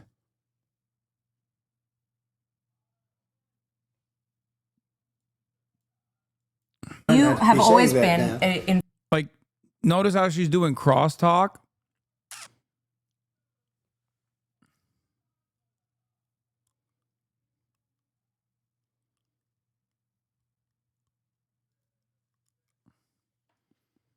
It'll be fun to hear your boss on Congress on October 8th. Can't wait to hear your boss at Congress. I'm my own boss, brother. What? You are correct. This is chilling speech based on jurisprudence. You are correct. This is chilling speech chilling speech based on jurisprudence, unconstitutional. I agree, but threatening is not the same as doing it.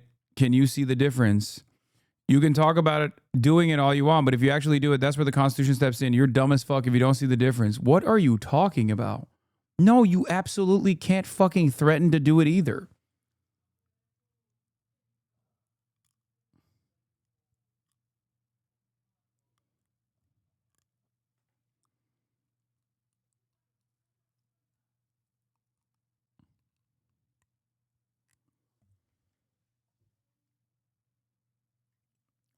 Also, secondly, I like that you also recognize that this can be interpreted as chilling speech correctly, but then quite literally follow through on the government bringing the Twitch CEO to Congress to fucking try to bully Twitch into taking decisions like banning me.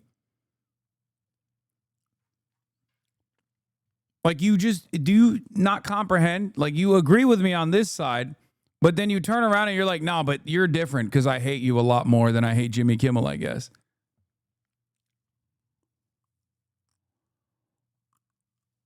If you threaten to kill a guy unless they give you $4 and he gives you the money, that wasn't extortion. Yeah, you didn't do it. You didn't do it. Obviously, you didn't do it. You didn't kill him.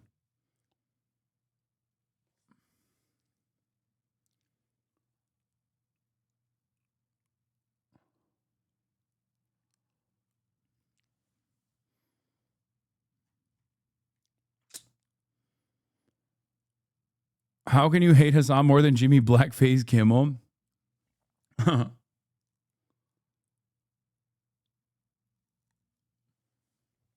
Yeah. Also, don't tell the Republicans Jimmy Kimmel did blackface. They'll advocate to restore his timeline. They'll advocate to restore his slot on NBC. I see people saying things. They're crazy. These people are crazed lunatics. Even the way they'll answer, it's like you'll see them, and the things they say are really bad, but they look crazy. They're almost crazed. Maybe they're drugged out. Maybe there's some other problem. But the kind of things you hear, actually you probably don't put most of them on, but the kind of things you hear are so unbelievable. You wouldn't think, you're a very regular person. I am too. I'm a regular person. Who would make the statements that they make? Did you see the guy the other day run through all the flowers that put down in loving memory of Charlie?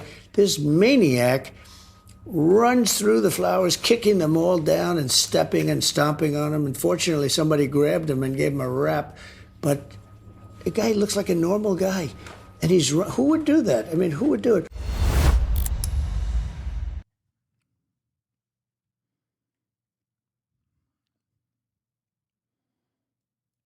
I think this will all blow over quickly. The actions of admin are inherently Nazi-esque, but that's not scary for a simple reason, in my opinion. The Nazis successfully improved the economy and increased employment for the whites. This admin is making shit more expensive, has higher unemployment, while taking rights away for everyone. This shit is beatable. Oh, no, I agree. Like, for a brief moment, I mean, to be fair, the economy was in dire straits as opposed to the brief moment of industrial prowess. No, that's not suspicious. This chatter is not actually fucking saying something wrong at all. He's saying that the Nazis were harder to defeat because they also did improve material conditions, at least, albeit for a brief period in time, especially as a consequence of how bad the material conditions were already, that they were more difficult to deal with. They were more difficult to resist against. Whereas this administration is so hyper-capitalist that they're not even posturing in that direction. They're not even trying to fucking improve white people's living standards.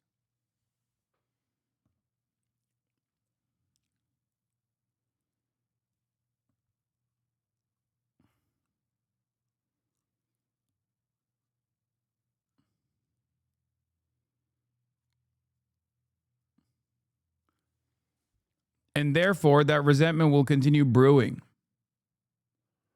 The Nazis weren't the center of a global economy, though. Fair.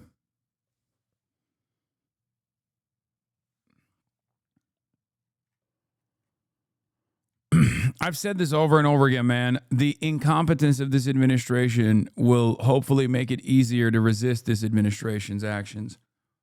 Because even in the absence of like a Democrat, a decent Democratic response, it seems like they just consistently bite off way more than they can chew and then get yelled at even by their own base of support. And then when that happens, they turn around and scale back. That's where Taco Trump comes from. Feel me? Also, they have some of the most annoying losers on TV. Rob Schneider talking about Kimmel's suspension. Let's take a look. As you pointed to, Will, since the 1960s, you have to get a license to broadcast. This isn't Netflix. This isn't cable. This is broadcast TV. And when you have broadcast TV, you have to, the airwaves are owned by the public. And to get that license, you have to be in the interest, like you said, of the public. And so that's why when there's a news van parked in the white zone, they don't get a ticket because they are there to present news to inform the public in the public interest. So what happens is 25% originally was supposed to be the news to inform it, just to get that license. So when you absolutely lie to the public, then you are no longer in the public interest, like Jimmy Kimmel did the other night. Right. Mislead and lie, and actually was something dangerous. So with the FCC chairman, he didn't say that he was going to pull the license. He was going to give them a warning and ask for an apology, if what I understood on the Benny Johnson show. And so that's not the government doing it. And when 246 different stations around the country say we're no longer airing this, it's because they heard from their consumers, they heard from their customers, and they said that's it, we're not doing it. And so Nexstar, who's a great guy over there, Sean Compton, said that's it. He's the CEO, and said when we have complaints like this and none of the channels, 246, because I'm sorry, it's not just LA and New York, there are people in between who have a real sense of decency. Jimmy Kimmel. Okay, let them express their discontent.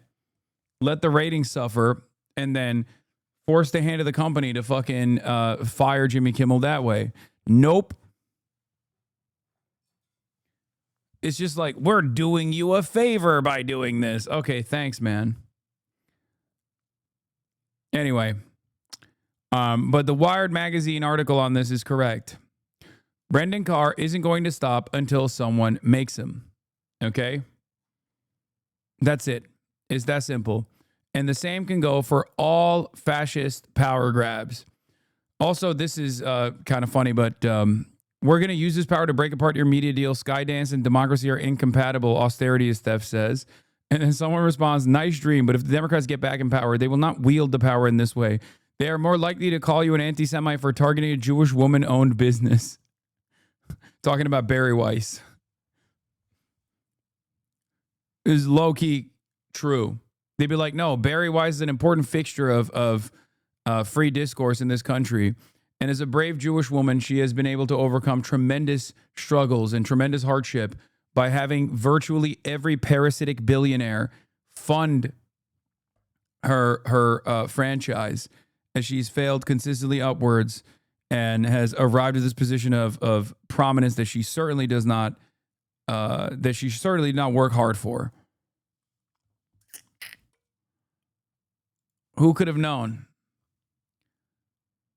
You can bet Jon Stewart has something to say about ABC pulling Jimmy Kimmel's show from the air. The Daily Show legend is going to take over the news desk for tonight's episode, breaking the Comedy Central show's usual pattern of Stewart hosting on Mondays.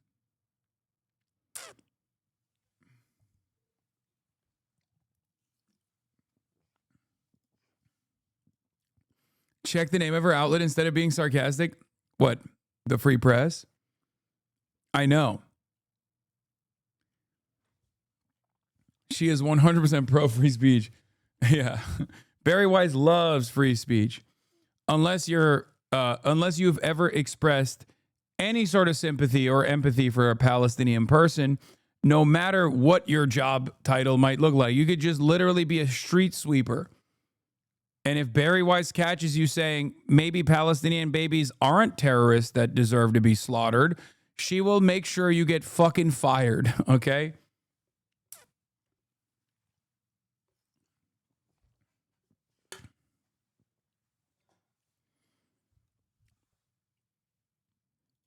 Anyway, they're going to tell Skydance to pull John. They can't. Comedy Central, they can't. They can't do that. It's Comedy Central. I don't think they can. But who knows? Maybe they'll arrest him. Fuck it. You know? Also, here was JD Vance. What is it when you want people to do? What is it that you want people to do when you call them Nazis? What is it that you want them to do when you call them fascists? This rhetoric is completely out of control and is part of the entire network of violence that exists on the far left. What is it that you want people to do when you call them Nazis? What is it that you want them to do when you call them fascists? What is the proper response when you say that Donald Trump and JD Vance and Charlie Kirk are threatening your safety? What do you expect people to do? This rhetoric is completely out of... No, totally. It's words are violence only when you correctly declare a Nazi as a Nazi. Okay? That is the only time when words are violence. Not in the inverse, by the way. Not when you call someone a terrorist, not when you call someone a commie, not when you fucking call entire swaths of the transgender population pedophile groomers. That actually doesn't invite violence at all. That's actually perfectly valid, perfectly awesome, perfectly true. Okay? And anyone in retaliation to that Nazi-style rhetoric turns around and says, hey, man, you sound a lot like a Nazi. Then you go, whoa, whoa, whoa. Words are violence. Words are violence, sir. Of control, and it's part of this entire network of violence that exists on the far left. I want to remind everybody here that JD fucking Vance is one of the only people in this administration that has openly called Donald Trump a Nazi. Adolf Hitler, to be exact. The other person that has called Donald Trump a Nazi is RFK Jr.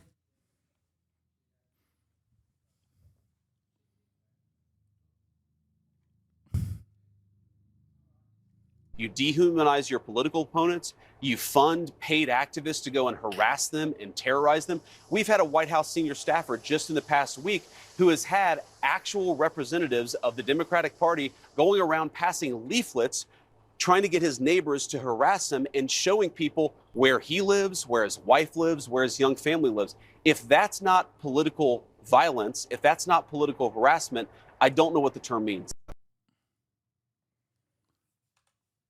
Yeah, Roy Jones Jr., what is it that you want people to do when you call them Antifa? What is it we want them to do when they call them Marxists? This rhetoric is completely out of control as part of the entire network of violence that exists on the far right. Antifa doesn't exist. Yeah, I mean, that's it. Is he saying he was trying to incite violence against Trump when he called him Hitler? Yeah.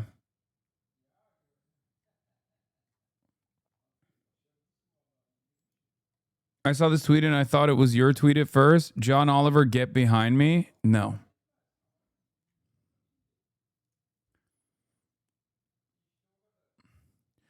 It's awesome because any and every platform is completely beholden to the mercies of the platform owners that can just as easily sell it to the highest bidder who might want to take it over because they think it's not sufficiently pro-Israel, for example.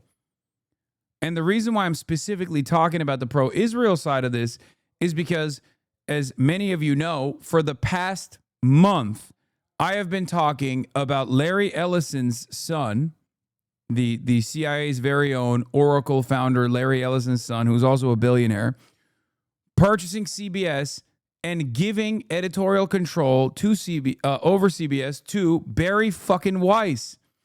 And they did that on purpose. Like, they straight up, openly, and deliberately said, we're purchasing CBS and we're giving it to Barry Weiss so that CBS can be more right-wing and more pro-Israel.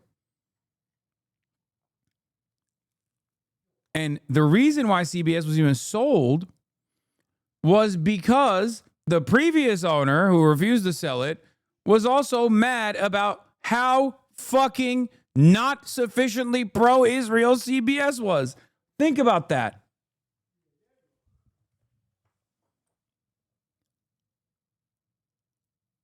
The Ellisons, Larry Ellison specifically, is also trying to purchase TikTok, another outlet that the ADL targeted alongside myself on Twitch.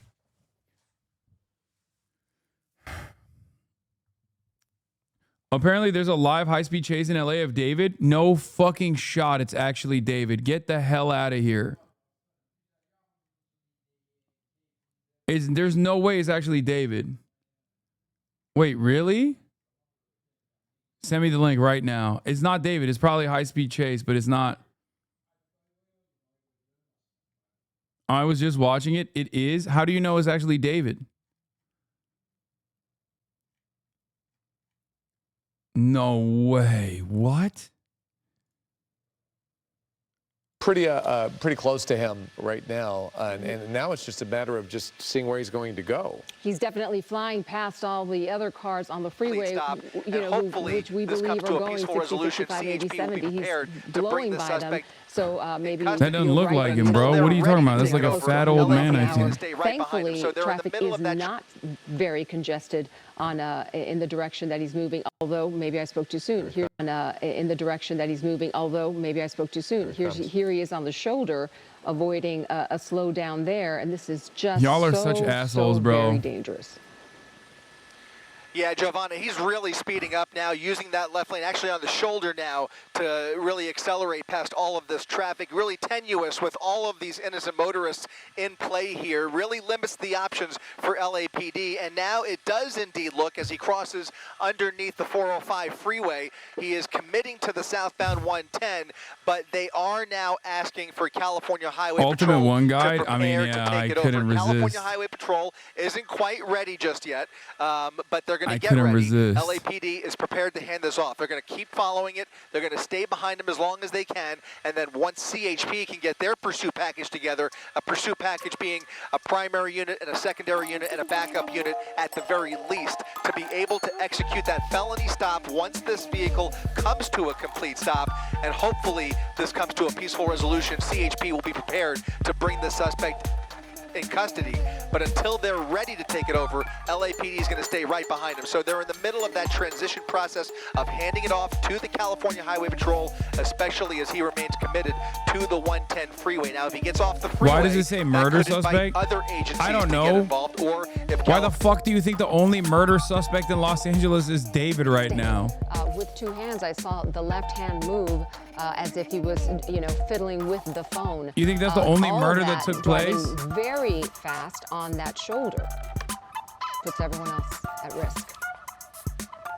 Yeah, we caught a glimpse of that cell phone too. Obviously tinted windows there, but it does appear, as you mentioned, guys, that passenger seat is empty. Not clear if there's anybody else in the back, but it does appear, in all likelihood, the suspect may be by himself here. But right now, he's got two hands on the wheel. We were able to take another peek through that front windshield there, but he does appear to be trying to The driver's apparently blasting David's music. Why are you saying that? He does have that? full control of the vehicle.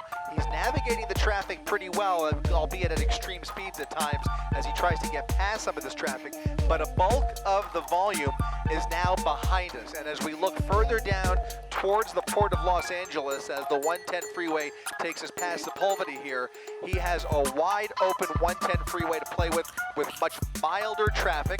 But eventually, the 110 freeway, as you guys know, will come to an end here pretty shortly. He has opportunities to get off. In fact, I think he's only got a couple more exits. Eventually, he will either end up on surface streets or potentially over towards the Vincent Thomas Bridge if he continues towards the port here. But, we don't know where this originated. We know the pursuit started in Hollenbeck, but not clear whether he is heading towards a specific destination. Is actually David? I'm not kidding. When mom find the poop sock, really? You're gonna try to poop sock me right now? Yeah, or if he even knows where he's going at this point, if he even knows that the freeway is going to be coming to an end, which could create some complications as he starts to navigate surface streets.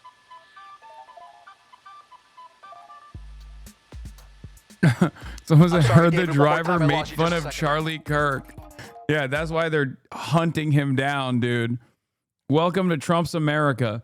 Even in woke libtard California, you come for Charlie Kirk. You heard he said Charlie Kirk is not the best guy. That's what he said, which is sufficient grounds for a termination, obviously.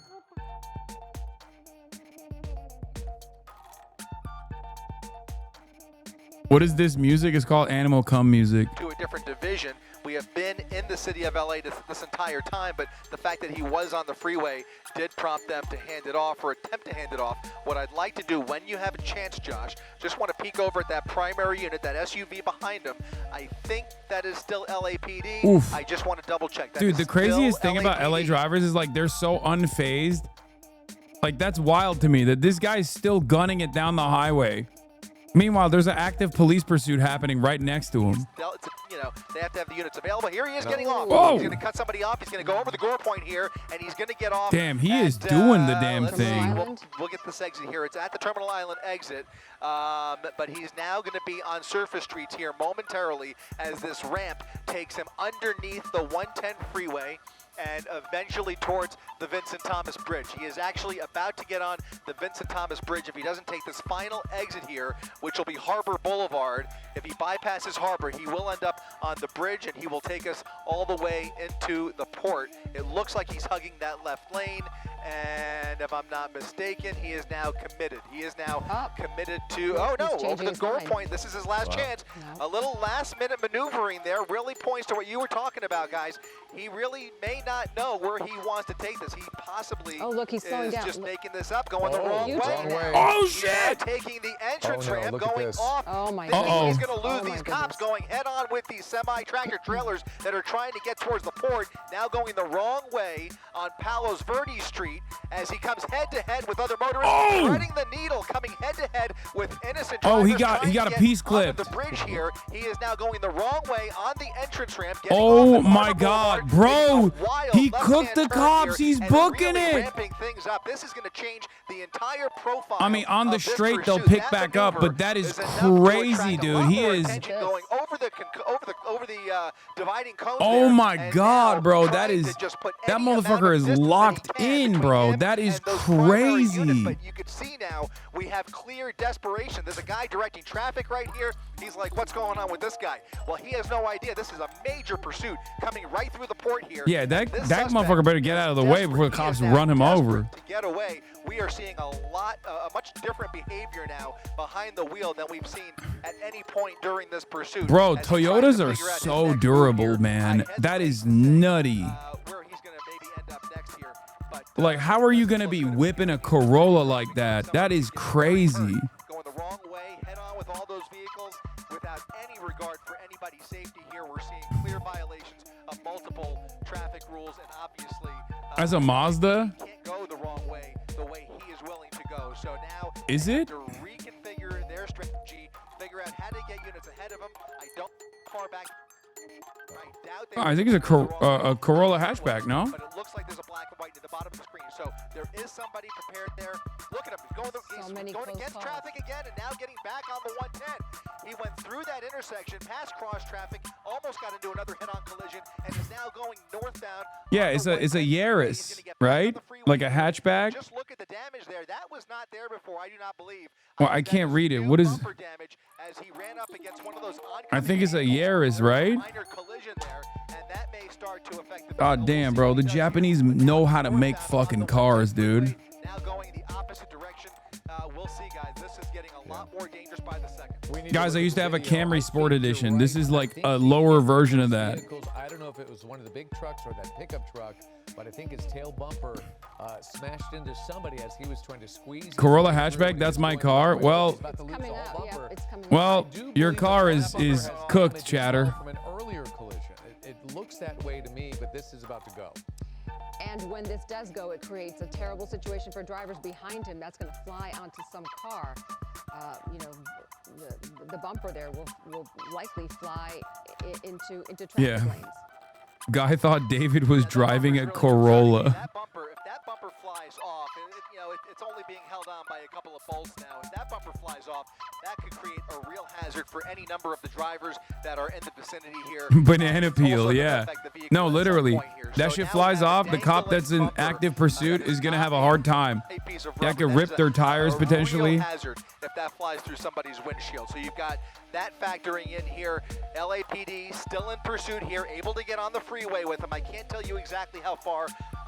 About a half mile, I'm being told. About a half mile back is the closest unit. So once again, it's falling on that helicopter to maintain a visual of this suspect as he comes speeding up the 110 freeway. Now, you noticed as we got past Sepulveda earlier, things really got lighter on the 110 freeway. Now that he's going the opposite direction, he doesn't have much traffic. I just want to remind the chat that there is constant 24/7 surveillance all around the state. Things are about to change. There's a lot more And therefore, a lot of this stuff is just useless and incredibly dangerous. I mean, that's not going to stop us from consuming it.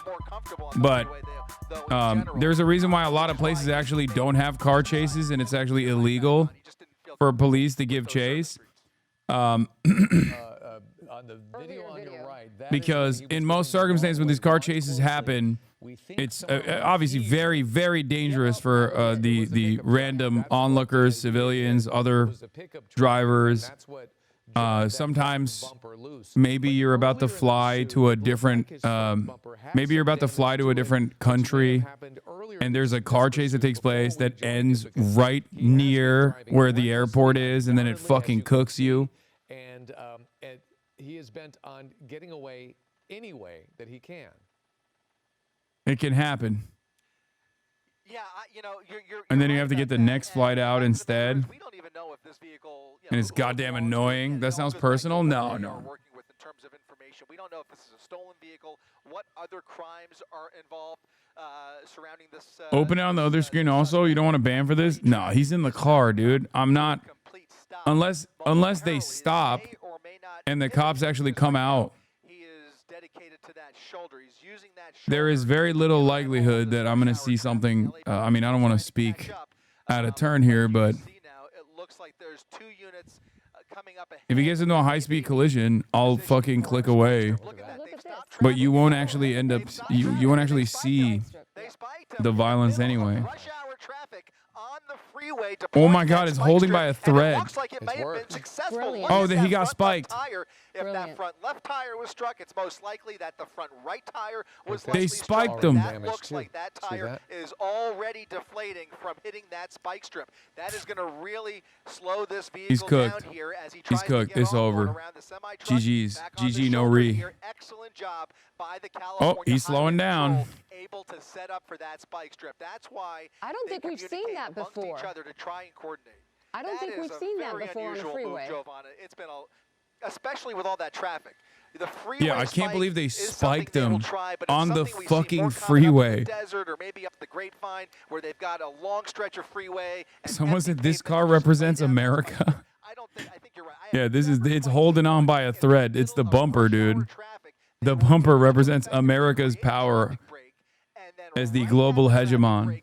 Lay down a perfect spike strip right as he cleared. Just let it go, man. Let it go. Now it looks like he's thinking about getting off the freeway, getting off of the 110 freeway now as that tire is that tire's gone. That tire was immediately deflated. There goes the tire. Now he's riding on one rim. I don't know what the other side of the vehicle looks like, but he's getting off now. LAPD right behind him. He's coming between these two vehicles here. We know he's willing to ram into other cars. He's done it already. He's gone the wrong way. He has sped right through traffic, and now it looks like this vehicle is on borrowed time. Tyler, when we get a chance at some point, if we can come around the passenger seat, I would like to see just what that other side of the vehicle looks like. But this vehicle is coming apart at the seams. We've got one tire completely gone. We've got the bumper dangling off here. There is other damage, and we're going to see how much longer this holds up. But right now, he just turned onto Del Amo Boulevard off of Fig, and he's slowing down dramatically. Also, the fender is also interfering with that front right wheel. So, it's a Toyota. It'll go the distance.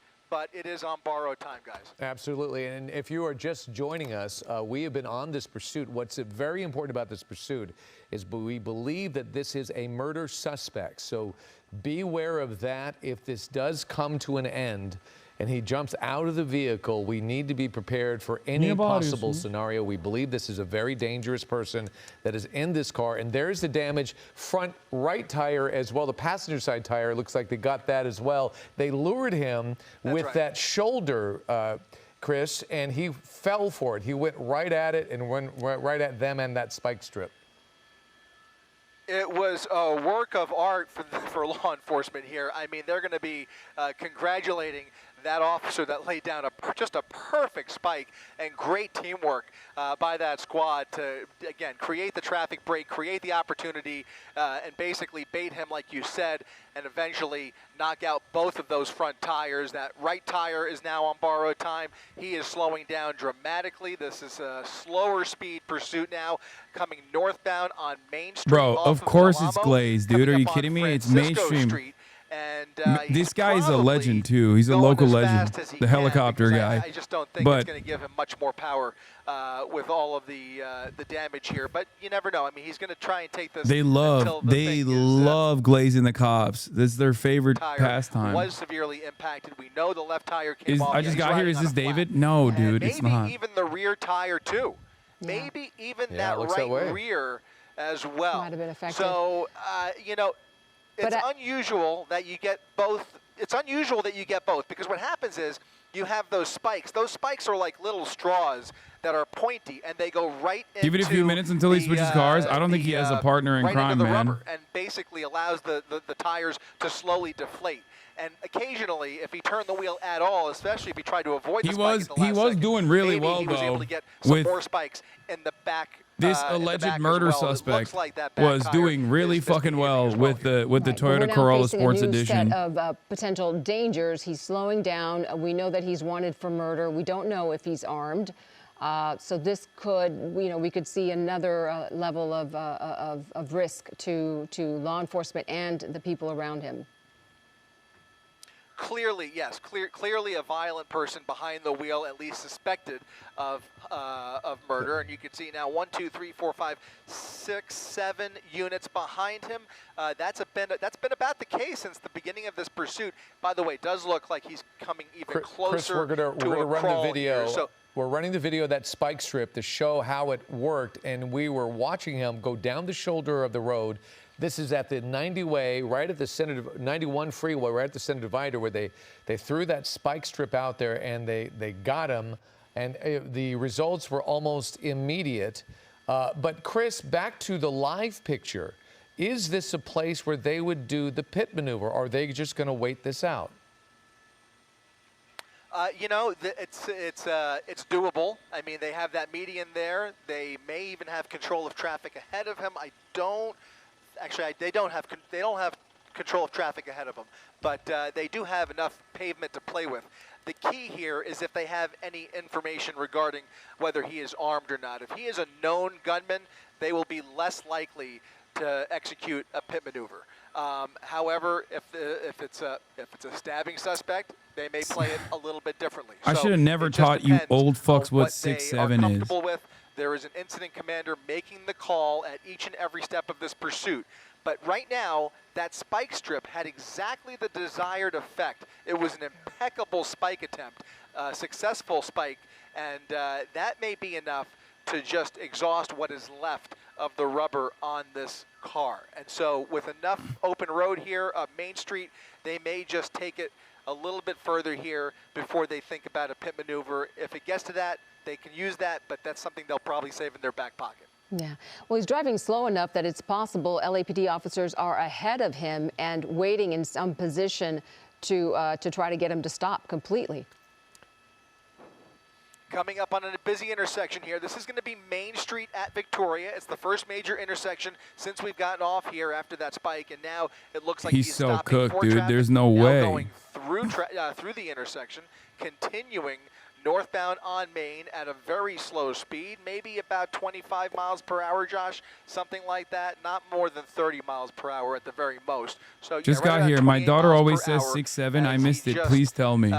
You know, just expends whatever is left, because his time is, he knows his time is. We got hella numbered. boomers in He's on here. That's borrowed cute time as here. hell. He's really enjoying It doesn't these mean final anything. minutes It's just of the freedom. thing What he that decides to do at the Zoomers end of and this Gen pursuit Alpha is say. obviously the open They go question. Will he run for it? Will 6'7". he be It's just a aggressive? TikTok Will he thing. Cooperate? You know, you can only Like, it hope literally doesn't that mean this will anything. end as peacefully as possible. But what we can, you know, kind of breathe From a a sigh song, of relief about is that and it those became like a speeds viral have meme. come down dramatically, and that is again thanks to that perfect spike strip, which really has now really decreased the risk involved in this pursuit. No, it's a Now they LaMelo have Ball it luxury and of Skrill time it. on No, their I side. know. I They've know got where all the it comes resources at their from. Shut disposal, up. And they're lucky enough to have I'm saying that there is no. It doesn't have a like a lightly real trafficked meaning Main though. Street as he continues now. It's just a thing that people say. Yeah, It's he's a thing still that around. kids say. A lot of folks right now that could be collateral damage if something gets really bad here. But you're right. He may be at that point where he has nothing to lose, especially if he's a murder suspect. This could be his last little bit of freedom that he has, and we don't know what his state of mind is at this point. Maybe they are content to just ride this out. Maybe, if they're lucky, they could even communicate with him through his cell phone. We don't know. This, by the way, this right here is the most like 48-year-old diss I've ever fucking seen in my life. I love that we got the normies in here, which means we got the hogs in here, which means that we got like the divorced dad brigade in here as well. Hasan, you were one of those kids who tried to hammer a cube into a circular slot when you were younger, right? Like, damn, bro, just say I'm stupid. You know, what the fuck? What is this? Why do you have to reveal age, sex, and location with that?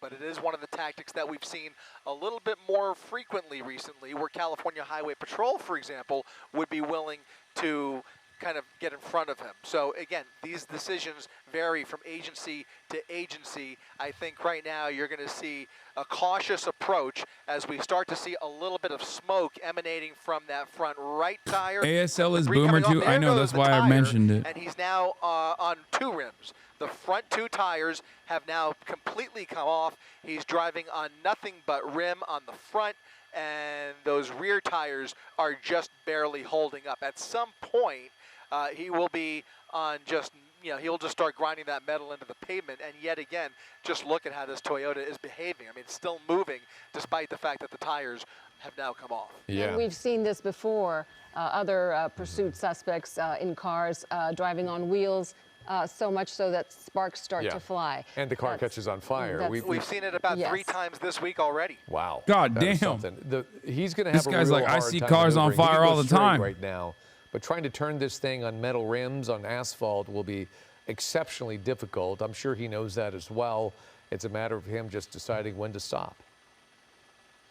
It's a good point. We'll see if he knows that. You know, depending on his state of mind, he may or may not realize that. If he tries to turn that wheel, it could absolutely play into the favor of law enforcement and kind of bring this vehicle to a stop. His best move, you're right, is to just keep going in a straight line. Going up Main Street all the way into South LA, you know, he could get a little bit more distance. But if he tries to turn that wheel, it could change the behavior of the vehicle dramatically. So if he's aware of that, we'll see. But right now, this is a desperate individual behind the wheel of this vehicle. The driving that we've seen here, the close calls, it's almost a miracle that nobody has gotten hurt. We have seen at least one collision. You can see heavy damage on the front and the rear. Now coming up on another busy intersection. This is going to be Main Street at Redondo Beach Boulevard. Traffic slowing down, lights and sirens blaring through the intersection, giving all of those motorists the opportunity to allow for this caravan of LAPD units to continue the slow speed chase northbound on Main Street, coming up on 152nd Street, just north of Redondo Beach Boulevard. And you can see the other vehicles stopping. I'm sure the lights and sirens are giving them, you know, information they need to know to stop and just be cautious and let officers and this pursuit suspect go by. We've been following this pursuit since about a few minutes after 4 o'clock. It started in the Hollenbeck area, and this suspect is wanted for murder. He was driving on our local freeways in the South LA area all the way to Long Beach very recklessly at high speeds. This is LA streets? I mean, And then I don't we know saw what part law of LA this is, enforcement but it's lay not down like that perfectly planned spike strip on the 110 LAPD is allowed to pit freeway, and maneuver. that is They when, do it all the he time. lost his tires. I don't know why they're not doing it in these. Like they usually do it in a less crowded We part. still don't have information on exactly what This murder is South he's Bay near suspected LAX? of, but this Oh. is a murder suspect, and he is obviously refusing to give up. It was a really dangerous pursuit for quite some time, him going the wrong way on entrance ramps, which was really scary, but that's part of the damage you see on the back bumper. But that perfect spike strip really changed this pursuit, Chris, and that's when he slowed down, and it put law enforcement in command of this, and now it's just a wait and see. And boy, he is refusing.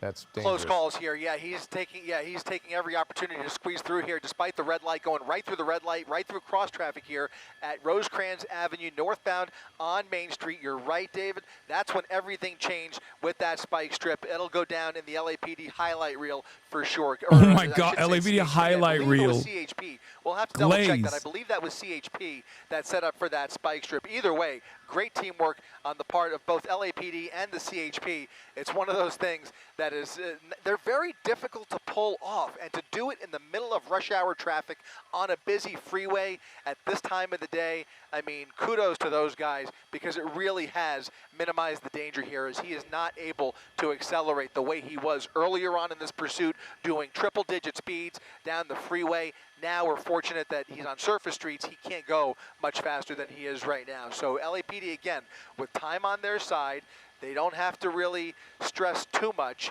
until he comes to a stop, and then they will be ready for anything at the conclusion of this pursuit. Hopefully it'll end as peacefully as we are watching here, because right now it's kind of giving him the opportunity for his adrenaline to start coming down.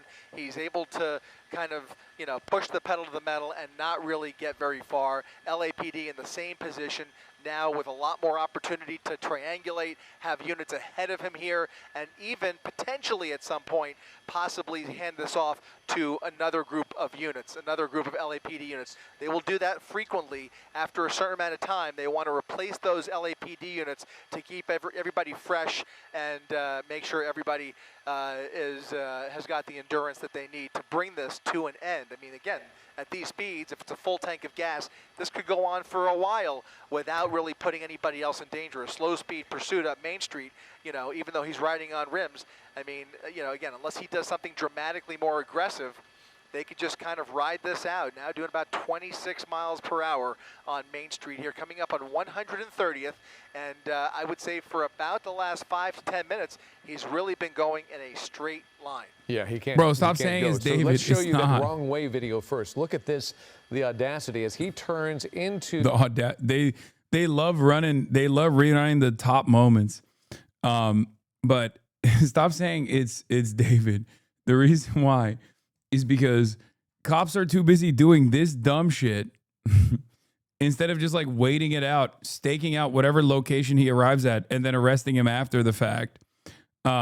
So they're too busy doing this dumb shit instead of actually prosecuting David potentially. David is a singer, and there was a dead, decomposing body found in his car. And then recently, yesterday, it came out that the body belonged to a 15-year-old who had just turned 15, as a matter of fact, and that seemingly David had actually groomed and potentially had a pedophilic relationship with. Wait till the pod. I'm gonna talk about all of it, but I talk about it on the pod, but I already talked about it. You don't know he's guilty? I don't. You're right, but all of the readily available evidence so far points to a tremendous amount of guilt. I mean, they had matching tattoos and stuff, so unless all of that is just a lie, And the victim's mother was just like, I had this topic first. Austin, what are you talking about? You don't get to own this topic. I have already covered it extensively this morning. I'm just catching people up on it. Calm down. Yeah. Like, you can't fucking call dibs on a topic and then get me to stop covering it on my broadcast. People say I come unprepared. Okay, the only thing you prepped for is the biggest story that we obviously were going to talk about that I've already covered. What's wrong with you? Find new topics right now.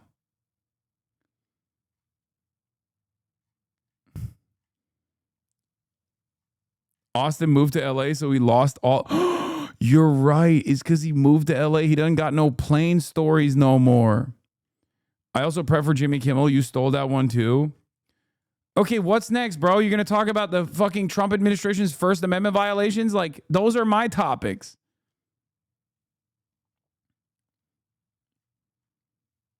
What's next, dude? You're going to talk about Trump too? Dude, don't cover Trump. Don't cover Trump. That's my topic now. Go back to living in fucking Portland so you can have some plane and airplane and airport stories again, okay? Clearly, you have lost the sauce. All you love talking about nowadays is being gay in WeHo, which is something that you were doing anyway. You were talking about being gay in Portland.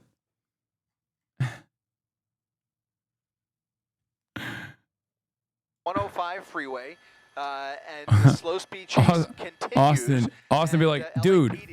Just following now at a safe Austin be like, dude, don't cover this car chase. I'm going to cover it on the podcast. Busy intersections that there is police activity coming. Austin comes in here, watches my stream, comes up with talking points, and then he's like, this is my story.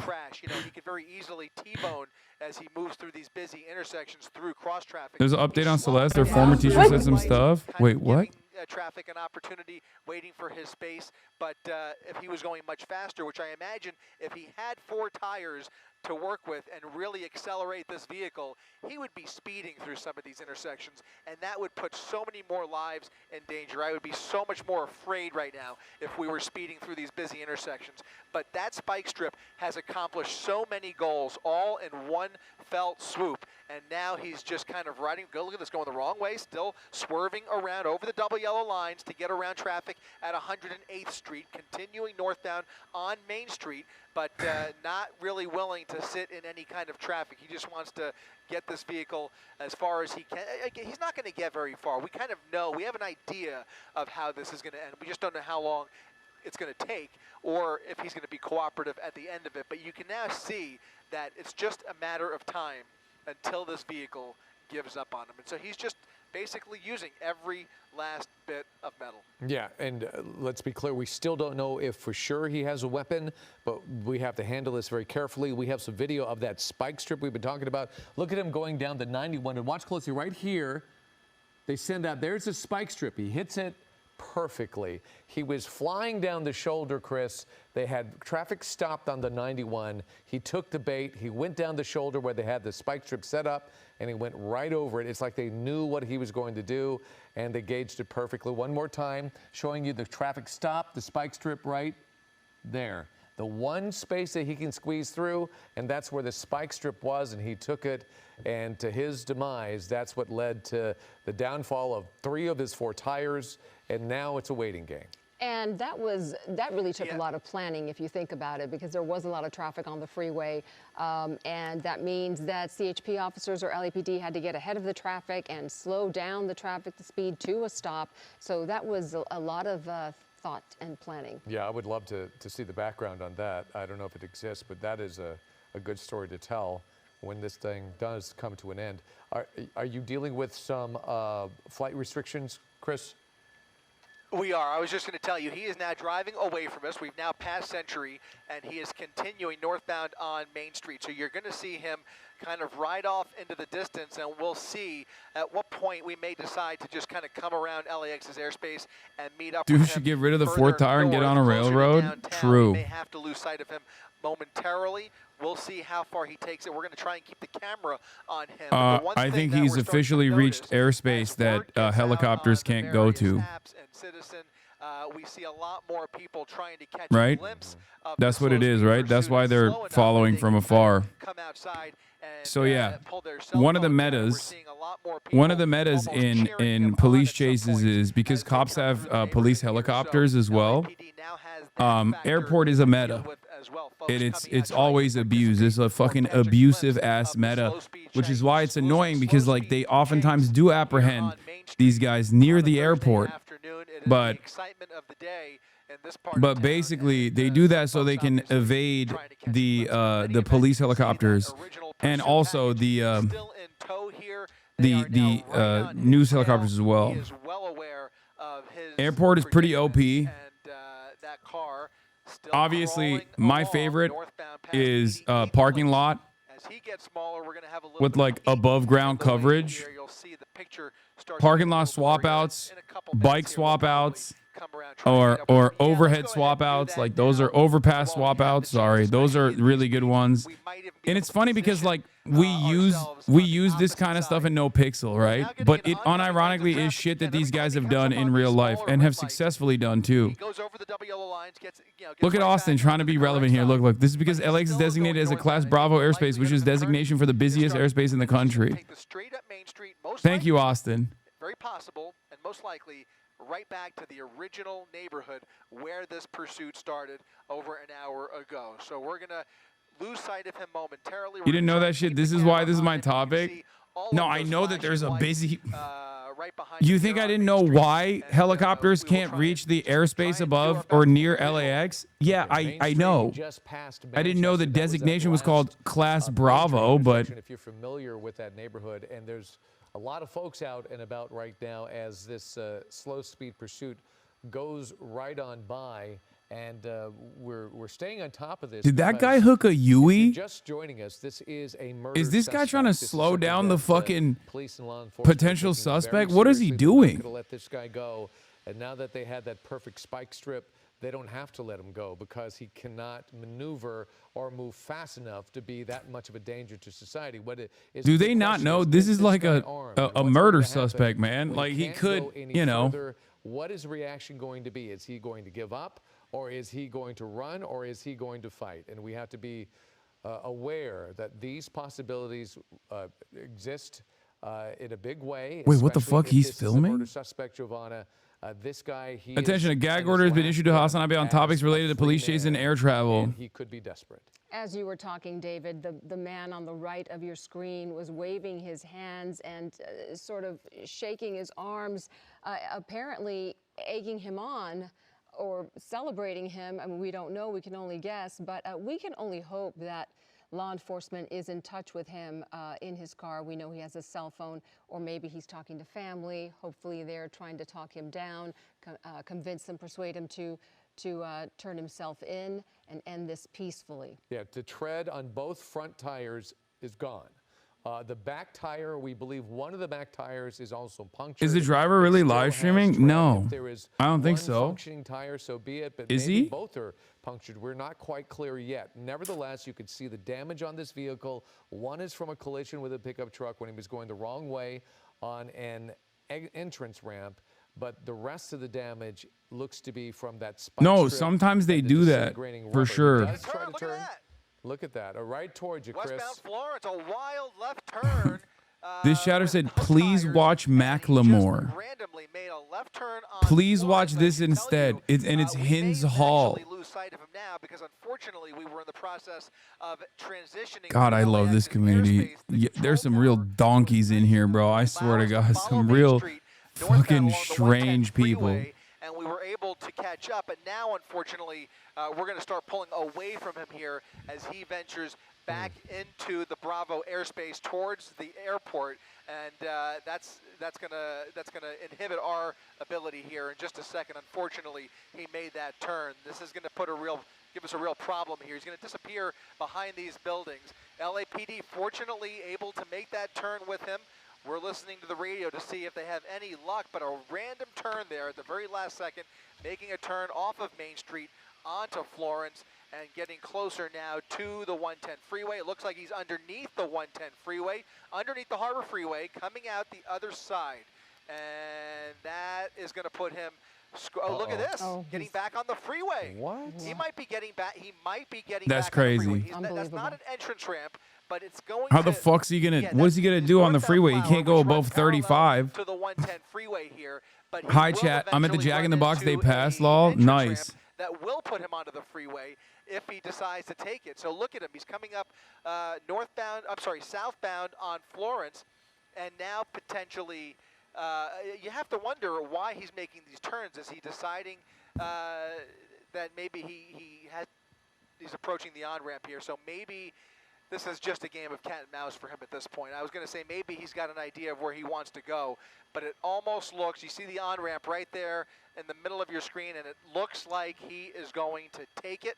Wow. We will see here if LAX allows us to reverse course, because now we are behind him once again. We've transitioned northbound. Now we are just south of downtown LA, looking south along the 110 freeway, and once again he's put himself in a position. Oh shit! Look at that traffic. He's an even thicker. Oh, it's building. We're further into the rush hour than we were earlier. Y'all were like, y'all were talking about how, LA has no traffic. Well, there it is. Okay, you spoke too soon. You spoke too soon, chat. There's always fucking traffic in LA. Appeared that the rear tires were affected as well. Look at this. Look at this. This truck is trying to get in the way, trying to get him to stop. That's dumb. We thought. It appeared that way anyway. Yeah, maybe. Yeah, maybe. I mean, now it looks like he's decided to get off the freeway again. So now LAPD getting on that exit ramp, getting back onto Manchester Avenue. It certainly appears as though he's making this up as he goes along here. But now we are westbound on Manchester Avenue, and we will see if he comes up through this intersection, decides to maybe either make a U-turn or continues westbound. I do not see him yet. He's going to be behind the tree right there, and it looks like he is making a turn. Making a now eastbound turn. Eastbound turn on 84th, LAPD right behind him here. Now going underneath the freeway once again. And if the game of cat and mouse continues, he may very well get back on the freeway where he has been most comfortable during most of his pursuit, but actually looks like he's going to continue eastbound. So he's a murder suspect, chatters. On 84th, I believe, coming up on Broadway, and almost looks, if you notice that, guys, it almost looks like he's able to pick up a little bit of speed there, the way he went through that intersection. He's going through a residential neighborhood now, LAPD right behind him as he continues eastbound on 84th. Yeah, hard to see him from this view now, but we hear from law enforcement officers that pursuit suspects will often return to the neighborhoods that they're most comfortable with, that they're most familiar with, so maybe that is what we're seeing here. I think I said 84th. It actually appears that he is still on Manchester, so he's eastbound on Manchester. And LAPD now managing another vehicle that's trying to get involved in this pursuit. So they've got another complicating factor here. Not sure what the relationship is here, but there's another vehicle that is attempting to follow. We have multiple reports of that now as he makes a northbound turn onto Main Street off of Manchester. If you notice, guys, he's now done a complete circle here in South LA. So he is LA is such an ugly city is what I'm finding out from all this is, bro, this is every American city. At least Los Angeles has some palm trees, okay? So what do you mean? Every major American city looks like this. Opportunities if they were going to give a go-ahead for that pit maneuver, and the fact that we have not seen it yet tells me they have made the decision that it might be too dangerous with whatever information they're working with, because I think we would have seen it already, and under these circumstances, the fact that we haven't tells me they may be just looking to continue the course here. I guess like there are some in the East Coast that are different. He is now on the east side of the 110 freeway. I love LA, but that's cope. North of Fuck you Manchester. We've been mean? here before. In fact, if I'm not With mistaken, the exception of like, I think he has actually with been, the exception of the right Northeast, that's like better developed. already. So this might even be the third time And like that he's driven through Chicago, this neighborhood right along Main Street. There are parts of that, Seattle, there are parts of San Francisco that look exactly like this. Neighborhoods that they're familiar The with. only Maybe areas that's that what we're are seeing unique here. in the way And that they it's such a look tricky, across the board, and I would tricky say, balancing are act, really, for fucking law enforcement. like They have New to York. obviously, stay I on can't even top say of this, Philadelphia because suspect. like He's there's wanted hella for murder. places in That's what we Philly that know. also look We like don't this have with any the exception of details, Pine Trees. but they also have to keep I think the you guys public are thinking safe, of so the it's a best very parts of difficult your plan respective to cities balance the two. and not like the And parts of your time is respective on cities their that look side. exactly like They this. can Because there's places continue in Los following Angeles him that at don't look slow like speed this. for a while. Hopefully get him fatigued to where he's just grows tired of this and decides to give up. Yeah, at some point he will get tired, or the vehicle will run out of gas. One or the other, or another mechanical issue, considering the condition of the vehicle. The other obstacle that they are working with, or the other factor, I should say, is that you have people in the neighborhood who are This is also South Side, occasionally so to get involved here, and that really that's part of complicates it. things at the end of the pursuit, because at some point they're going to Put pull the their penis weapon music on back the on, suspect Newsboy. to No. make sure that that he cooperates, and they don't want to have to use force. But in the event that there is a crossfire situation, they can't afford to have anybody else in their way with cell phone cameras waving the suspect on. So now he has made another turn here from northbound Main. He's now going eastbound on 71st Street, still crawling along here, doing about 25, 30 miles per hour as LAPD continues to make their way eastbound with him here. He is just kind of taking them along for a joyride at this point, enjoying his final moments of freedom. All right, and we will continue to watch this pursuit. Eventually, if we can get this to come to an end, it's important because this is a murder suspect. We can't emphasize that enough. This is a very important pursuit that's going on right now, trying to get this guy off the streets as he is barely moving along in a vehicle that has no tread. Oh, he's turning once again. Taking another turn there, Chris, weaving his way through this neighborhood. Yeah, exactly. And that poses a real danger, too, because if you notice, these are narrow residential streets.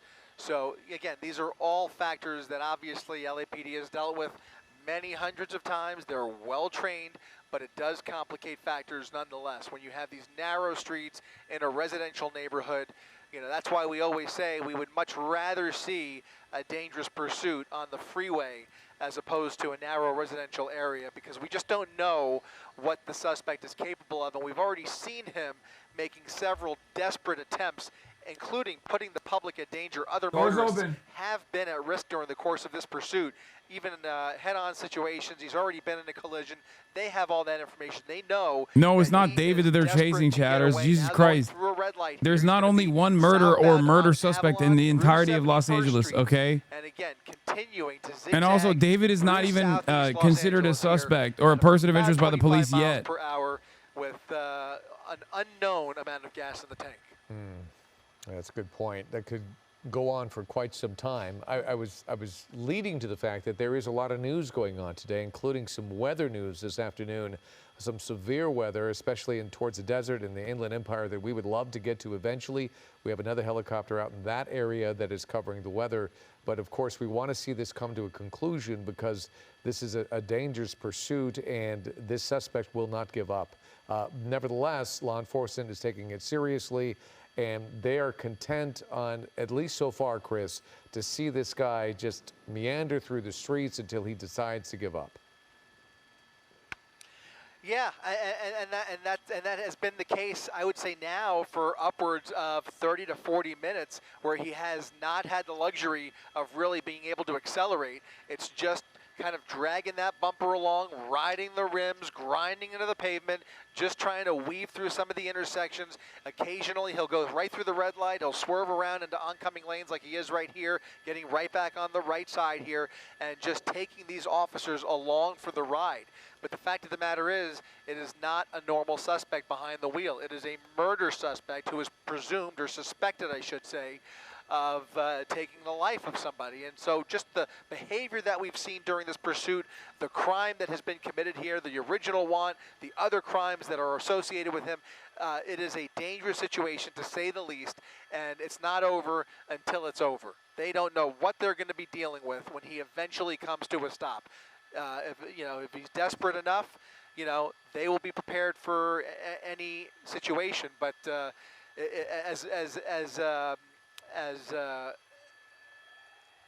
it seems like a static situation when you cover these. What was a high-speed pursuit has now turned into a slow-speed pursuit, and what appears to be a static situation could change on a dime once he eventually comes to a dead stop. And so, like I said, it just isn't over. they're till it's chasing over. Netanyahu. When you see these people cheering him on, it gives you pause, because you just don't know how this is going to end. You see people crossing the street here. Some people came completely unknown about the pursuit, but they This hear the guy's lights going and to eat sirens it coming at one through of these this part of South crossroads, LA. man. And just knowing who was behind the wheel here, That's the we one. know That is the what they crossroad that don't he's going to eat it realize, at, and it seems. It is a dangerous person, to say the least.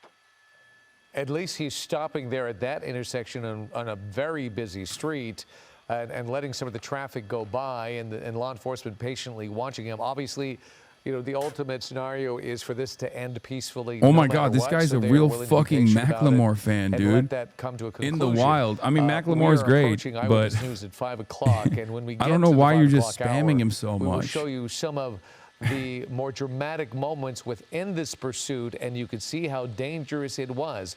By joining it right now, you see it going at a very slow pace, but that is for very specific reasons. If this guy had the ability, he would definitely try to get away as quickly as possible in a very dangerous way, which we have been seeing. Chris, you're on the move again. We are on the move. We've now been given clearance to transition southbound and hopefully meet up with him on the other side here as we transition over the 110 freeway. We're going to lose a visual here for a couple of minutes.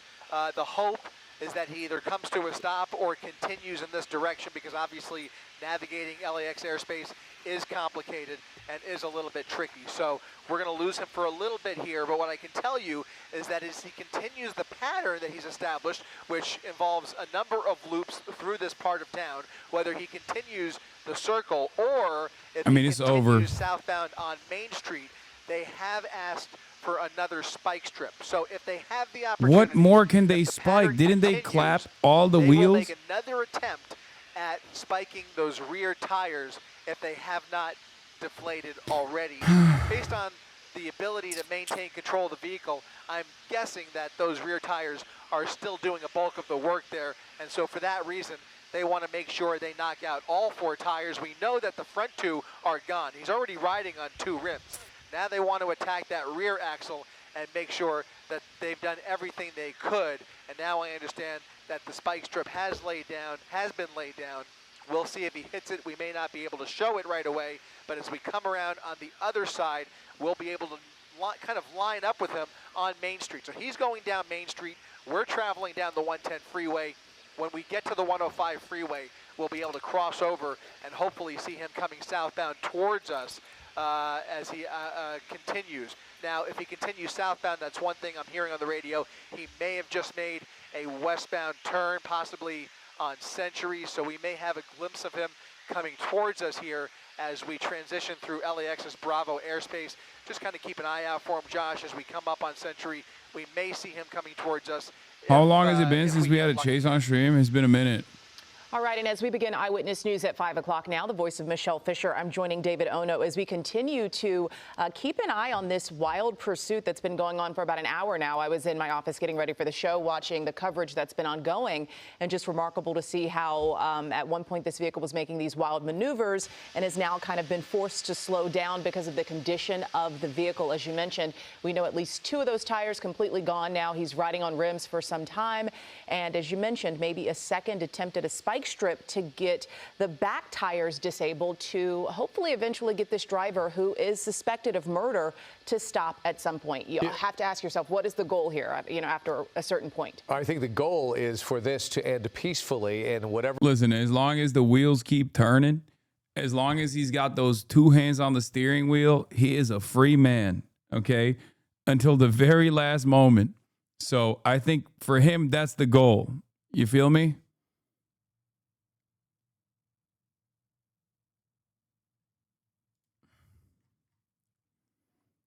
Yeah, this is overtime. That's what he's doing.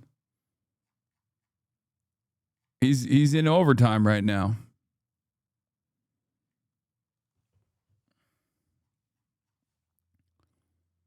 but clearly it's over for him because it's over for us at least. David's house was searched. I know, but that was the first day. And then they didn't even prioritize him as a suspect. Or, in the words of Cash Money Patel, Cash Money Baby Patel, a subject. Also, what the fuck is this TikTok? The girl David killed was in my teacher's class? Hold up. That's her in my classroom in front of this poster right here. Okay, hold up. I got another one because I got a picture on TMZ of this other kid exchanging stuff with the rapper who we alleged did this stuff. Hold on a second, because he's also in my classroom. Wait, how long ago was this? We all just found out yesterday who it was, but she's been missing since I taught her. So when I taught her, she met this dude on social media. He was a rapper in LA. He came and got her. She ran away from home. She was gone for like a month. I don't know if he's saying that he knew that one of his students was being actively predated on, okay, by a pedophile rapper. I think he's just retelling what he has heard in the news and tying it back to himself for some reason.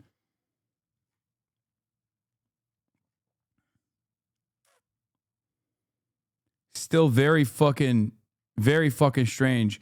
Because, like, as a teacher, it is literally illegal for him to not report that. If there's a suspicion, if he has a suspicion that, like, a random adult is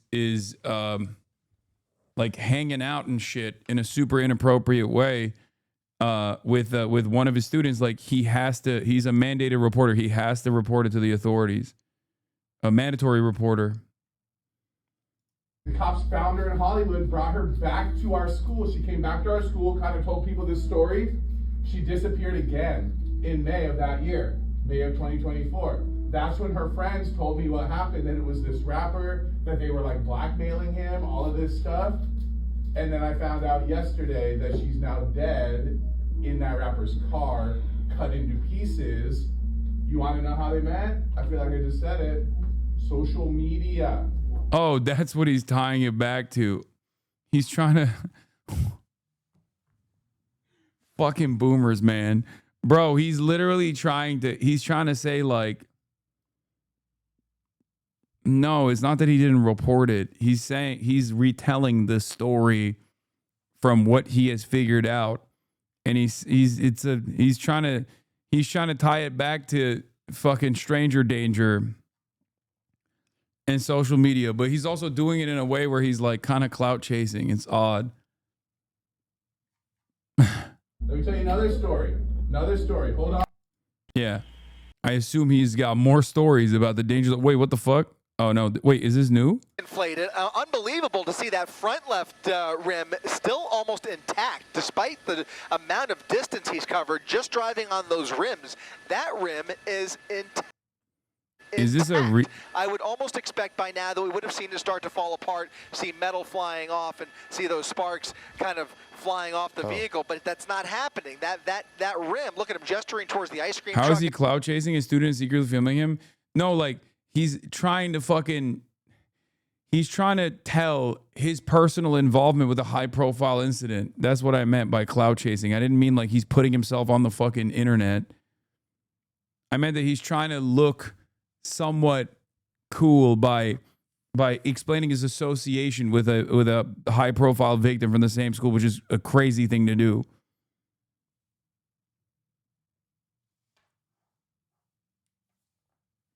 But his goal obviously there was to do a scared straight routine. Oh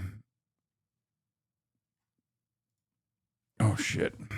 Okay, let's get back to the news. Good evening from New York. Oh, one last note that I wanted to give on the Jimmy Kimmel issue, obviously, is that,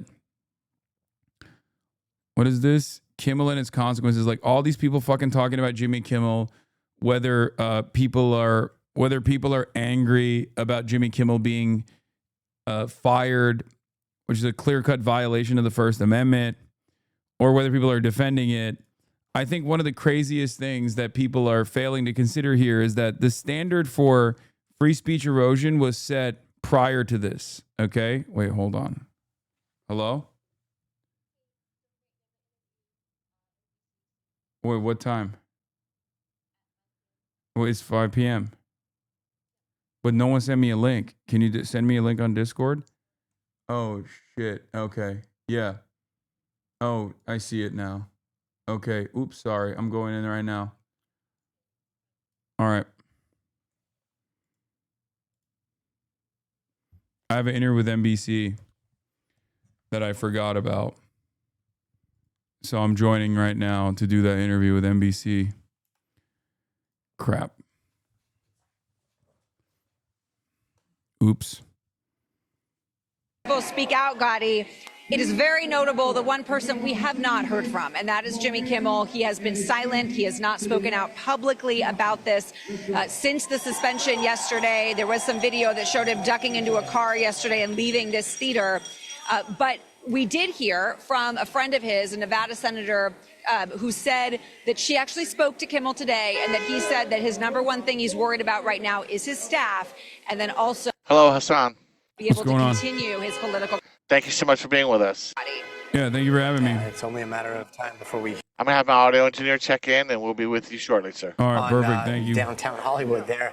I do want to bring in Dominic Patton. He's an executive editor over at Deadline. Dominic, I mean, it's pretty wild to see Liz in the middle of it. We've seen protests in Burbank. Now we're seeing this. Hi, it's audio. Can you hear us? Happening over at Disney right now. Well, I think what we're hearing is happening hear at you. Disney is there's a lot And of I can hear the confusion, feed there's as a lot well. of certainty. I mean, certainly they. Cool. Thank you. Bob Iger and Disney Entertainment, Bob Iger, the CEO of Disney, and Disney Entertainment Chair Dana Walden made a decision after a flurry of meetings last night. We reported on this, some of it exclusively on Deadline last night after I was on your show, and I apologize for that. It was Brendan Carr's comments that really kicked this off. Let's be clear, Disney and Hi, Hasan. This is Liz with Stay Tuned. Thank you so much for joining us tonight. How are you? Hi, I'm good. How are you guys? I'm live right now, by the way. $1 million to settle a lawsuit that many thought was meritless. Thank you. Thank you for the heads up. Yeah, so we are a couple minutes away from you. Okay. All right. Thank you. Y'all, chat, y'all are so funny. You're like, just so you know, we're live. Like, calm down. I know, chat. I know I'm live. Okay. And I know that, like, it's happening in real time. Can you calm down? I know what I'm doing. Okay. I've done this before. It's so funny that you guys are like trying to be little baby producers in here. Hold on. I'm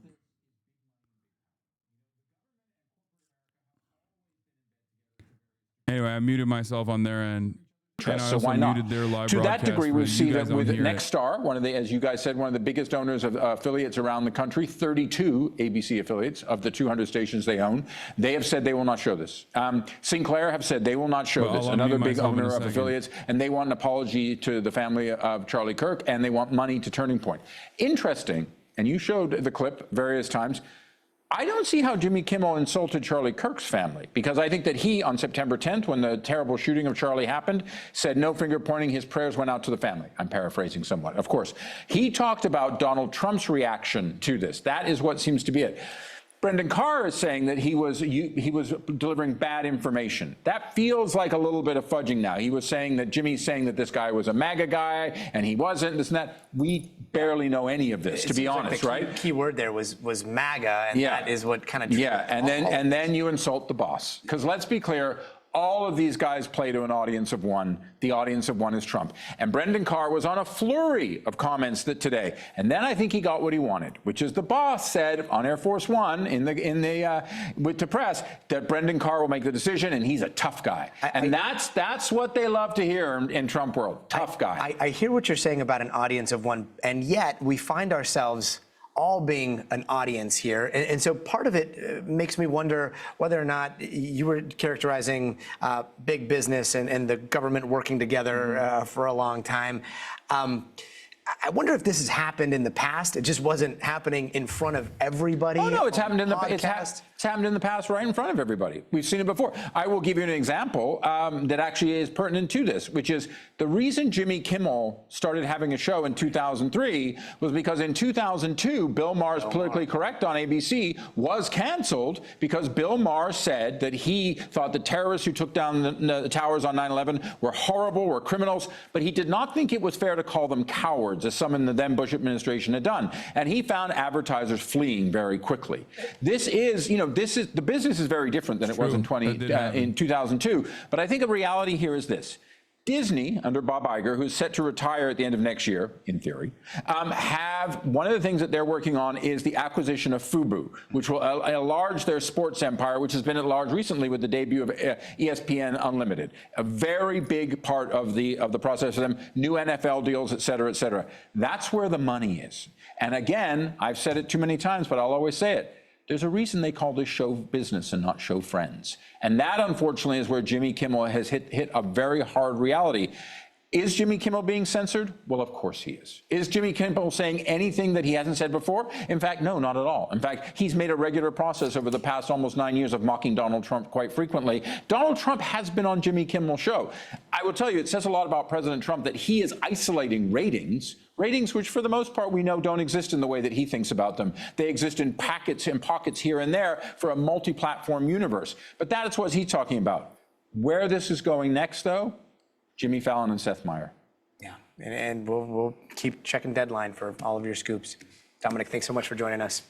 And tonight, there's exclusive reporting from NBC News on plans that could see the military using Charlie Kirk's death in a new recruiting campaign. According to two officials familiar with the planning, military leaders are considering a new recruiting campaign, encouraging young people to commemorate his legacy.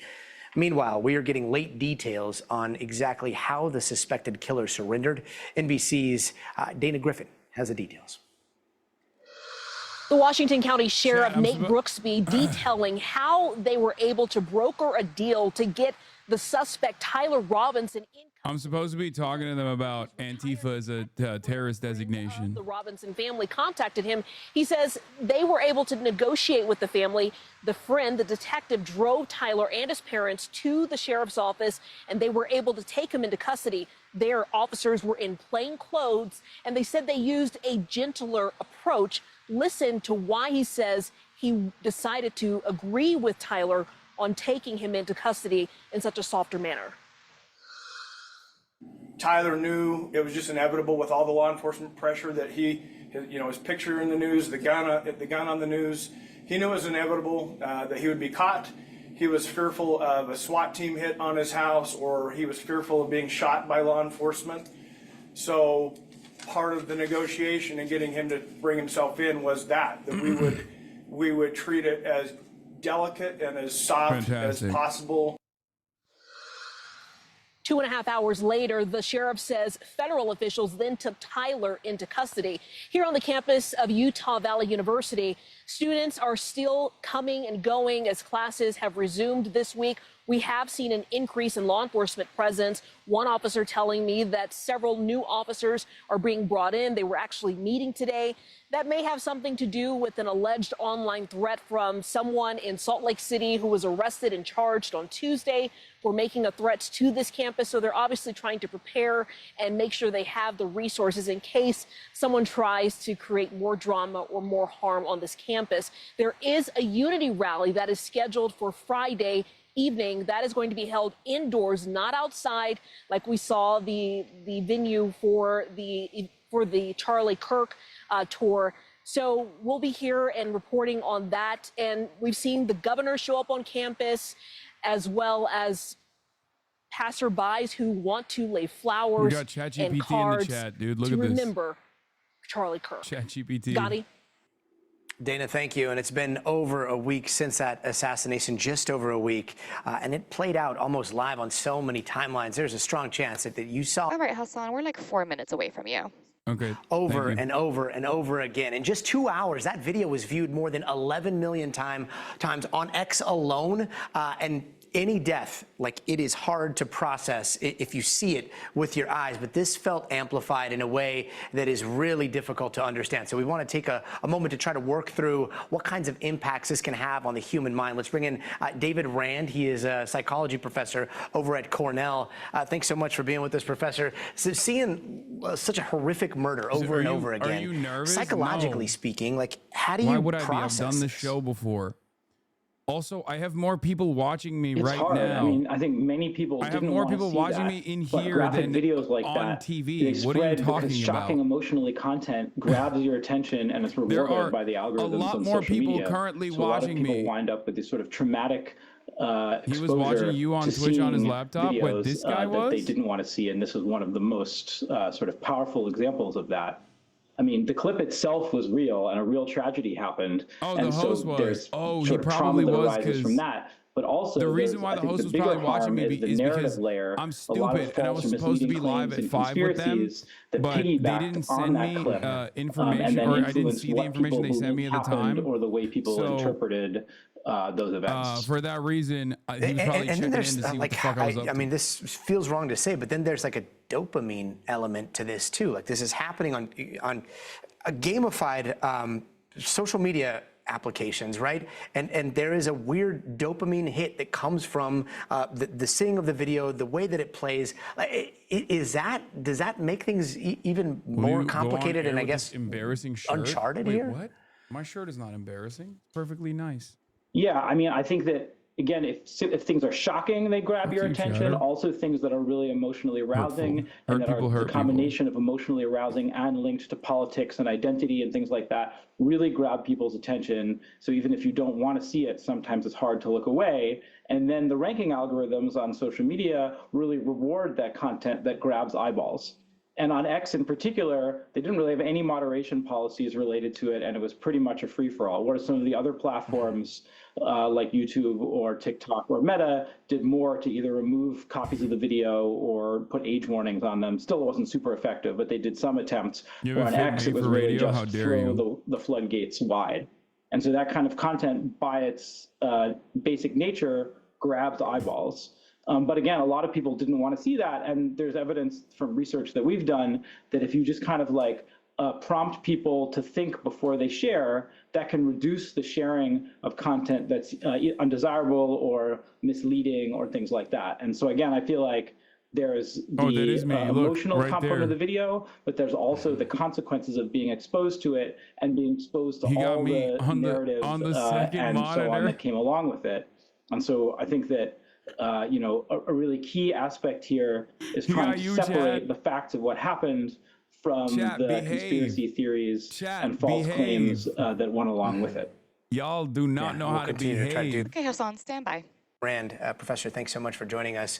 Meanwhile, the president posting this on social media, on his social media platform today, that he is designating Antifa, which he calls a sick, dangerous, radical left disaster, as a major terrorist organization, something he has said before during his first term, but is this time going to be different? And what is his working definition of Antifa or terrorist organization? Because legal definitions carry a lot of weight, and Antifa, as it's collectively known right now in society, that seems to just stand for anti-fascist. And as soon as all of this came out, there was one person online that I just saw being dragged right through all of this, his name getting tagged by a lot of people on the right saying, hey, look, investigate this guy, none other than the streamer, a man named Hasan Piker, political commentator online. His Twitch stream is going right now. I know it's going on your end, Hasan. I mean, your mentions are pretty wild any day, but today, like,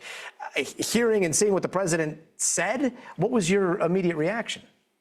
I mean, it's, like you also pointed out, it's not new. He has tried to designate Antifa as a terrorist organization in the past, and I'm not exactly certain what legal limitations exist there.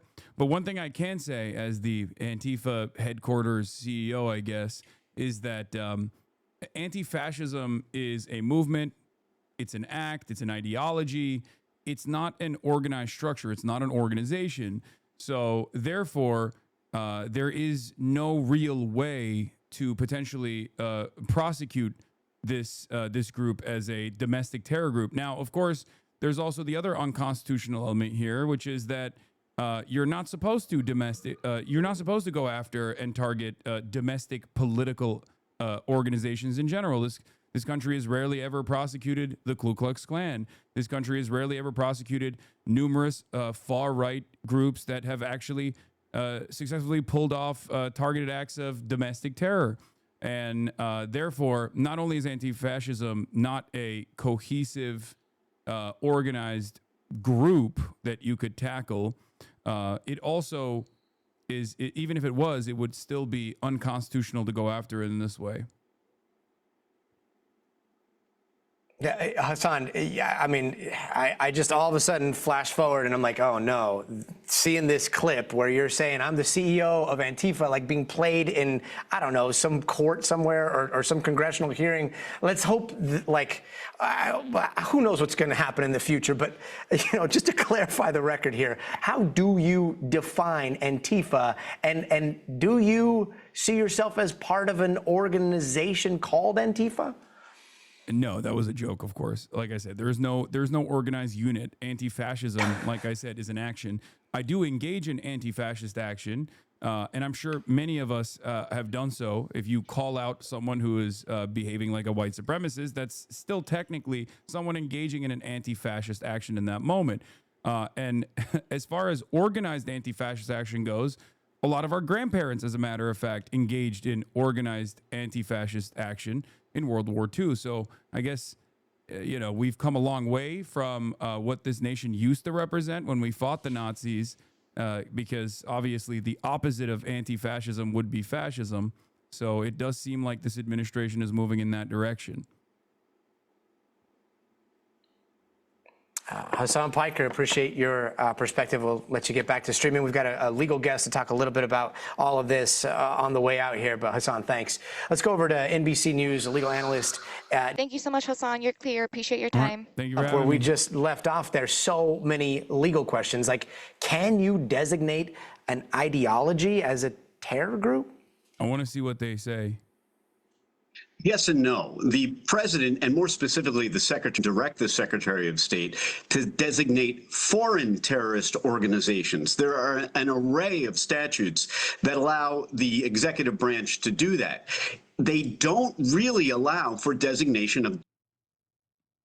Hasan, you can't be making jokes on the news, B. Bro, staying on the Zoom call? Yeah, I am. I think you scared him, Poppy? No, it's fine.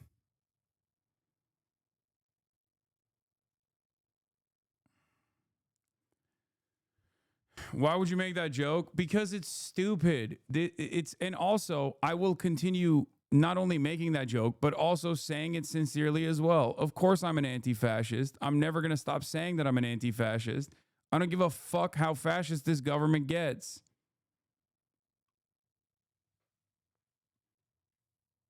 That is crazy. That is actually crazy. Comedy is illegal. Don't do that again. No, comedy is legal now. They cut us short because you were late. Well, I mean, this is a quick news hit. Okay, calm down now. Nephew, you're going to get us all brought up on RICO charges. He did ask you a targeted question trying to claim association with Antifa. Yeah, I'm the CFO of Antifa. We have a meeting shortly, Hasan. True. Anyway.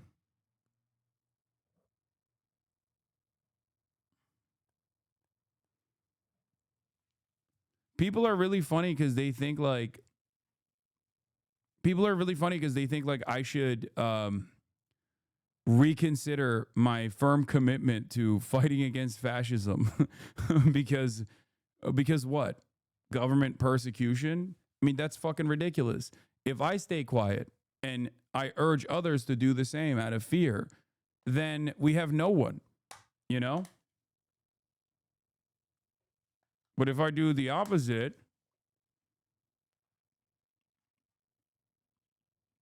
if I refuse to stay quiet and I set a good example and others also follow suit and people refuse to stand down from this administration's ridiculous attempts at prosecuting people's understandable desires not to become a fascist state, then maybe we can make a positive change. Yes, I changed my audio. I brought it back up. Calm down. It's a binary. You're either a fascist or you're an anti-fascist. Why am I paying the CEO? You should be paying me. That's how it works, baby.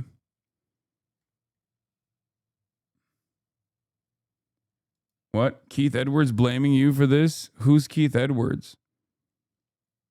MAGA calls the FBI on me after I did this?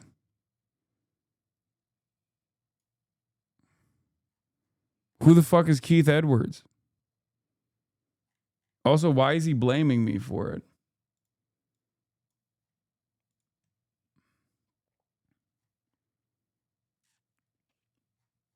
He's a political commentator?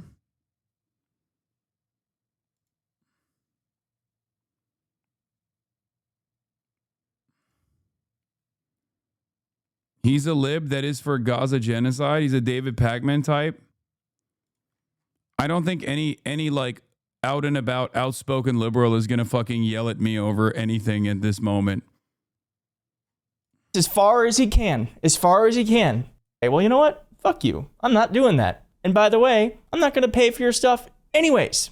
So it's I don't know about you, but I'm feeling a little bit energized by all of this because Donald Trump's going to try to take this as far as he can. As far as he can. And what we're showing is you can try to push the margins, but there's a breaking point, and I think we're starting to feel that. Now, we are getting more reporting, like I said, where folks are uncovering what really happened, why ABC did what they did. It's not going to probably be surprising to some of you. First, Hasan said, if you don't know, Hasan, he's a streamer on Twitch. I think one of the biggest left-leaning streamers. Every corporation is instantly folding to the admin. Even then, I think we need to start saying regime now. He posted a clip of you 2 hours ago. What is this? Hasan, Piker, Kamala Harris will be doing the exact same thing. Here's the full clip given this is deceptively edited. Hasan was talking about how Democrats would have unconditionally supported Israel just like the Republicans did. And he is 100% correct there.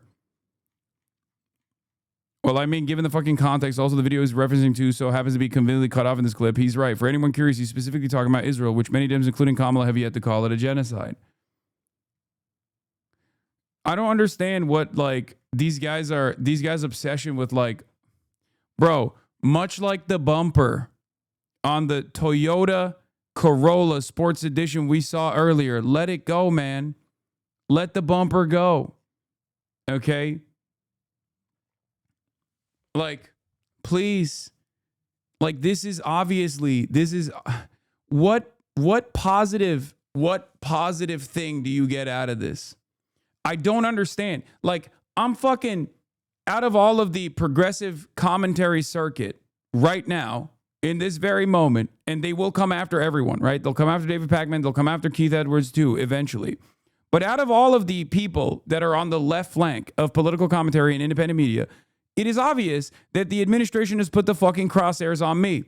So what good do you think you are doing when in this moment, instead of turning around and being like, hey, maybe we should just focus on the fucking Trump administration doing all this shit to try and actively relitigate something that you misunderstood?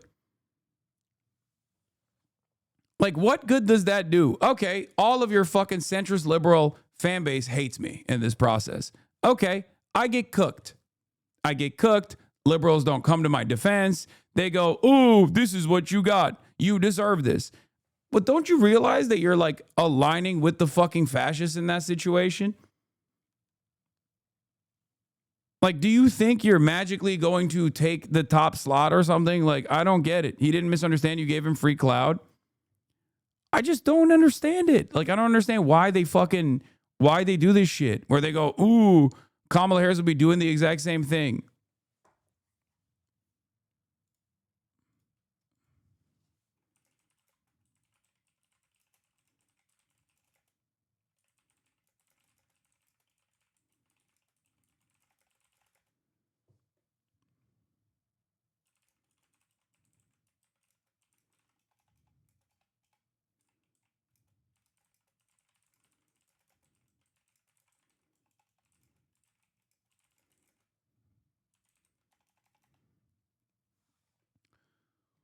I do think a lot of regular liberals, not commentators, they don't realize this alignment. They think they're just fighting extremes. No, a lot of liberals, for the most part, people who say that they're liberals, unironically also watch me and think, no, this guy's making a lot of sense. There are, however, obviously fucking centrist liberals who are trying to present themselves as like something different, not an extremist on the left, not an extremist on the right. Many of them just exist online. They try to farm an entire audience to have a similar mindset, but it doesn't work that way. For the most part,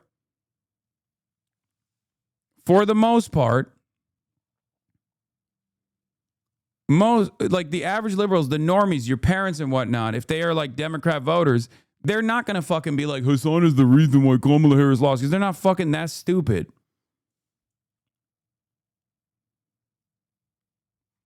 I'm just so shocked that this guy would do such a dumb thing.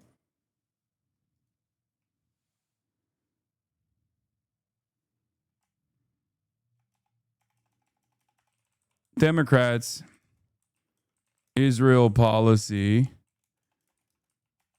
which is part of the reason why Kamala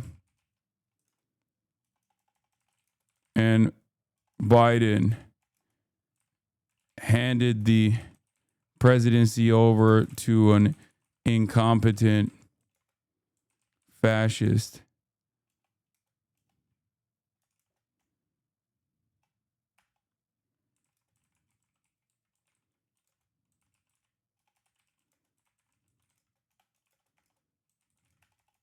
Is probably popping up because Ethan Klein is posting it.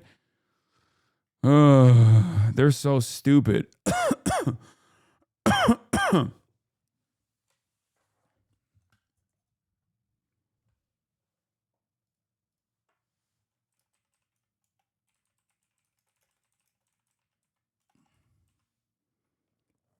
I'm going to say, I don't understand why liberals engage in the same deceptive editing that right-wingers do, especially in this moment. I'm talking about Democrats' Israel policy, which is part of the reason why Kamala and Biden handed the presidency over to an incompetent fascist monster.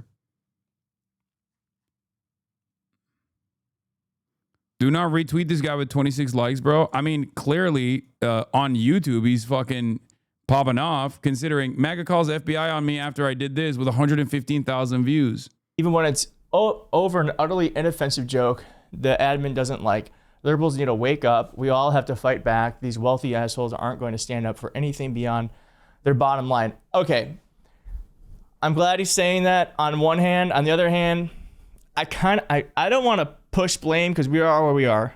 But you are. You are. You are. You're about to. How fucking dumb, dude. How unimaginably stupid. If Kamala Harris at least like listened to not me, but the tens of thousands of people that were fucking protesting the administration's incompetence and refusal to address the genocide that was fucking unfolding under the watchful gaze of Joe Brandon, okay, maybe we wouldn't be in this fucking mess. And I'm not stupid, so I'm not even going to say that's the only reason. But that was emblematic of the Democratic Party, their overall refusal to listen to very reasonable demands.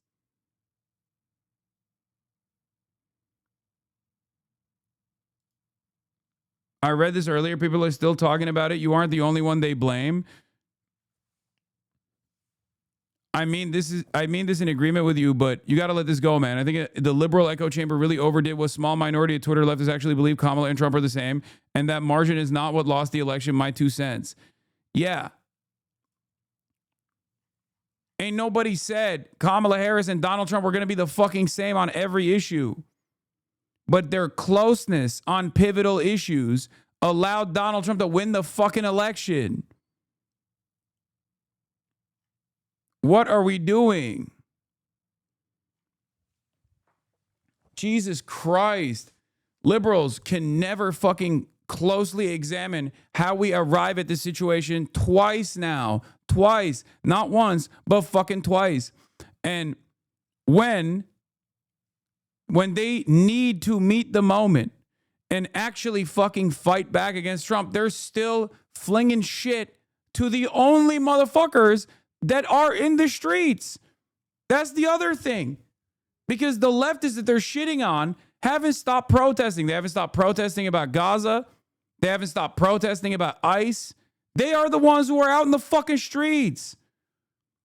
And so many goddamn liberals are just like sitting, and this is not all liberals, but like online liberals, okay? This is just a entirely online thing, because I don't think the Barbaras and the Deborahs that are fucking leaving like death threats in elected representatives like voicemails, or demanding that like Democrats actually straight up put their bodies on the fucking line of fire, are the same kinds of people that are chirping online, okay? I think liberal voters, Democrat Party voters, like straight ticket blue Democrats, are way more angry than the dumb fuck centrists that present themselves as centrists online. Now, that guy that we just looked at, I didn't think they were one of them. I did not think that this was like one of those people. As a matter of fact, I've heard like a lot of very good takes from this account. He deleted the tweet, by the way. Oh, he did.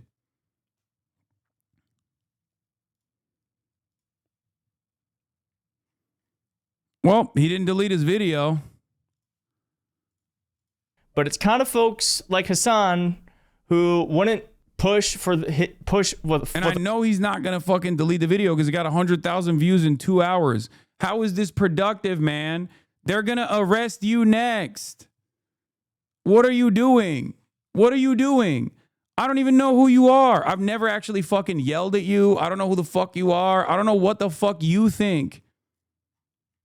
I don't know what you think you're doing. I don't know why you think this is a productive fucking angle of attack here. God damn, dude. If you actually are fucking serious about combating Donald Trump and growing fascism in this fucking country, wake the fuck up. Demand that the goddamn Democratic Party do something.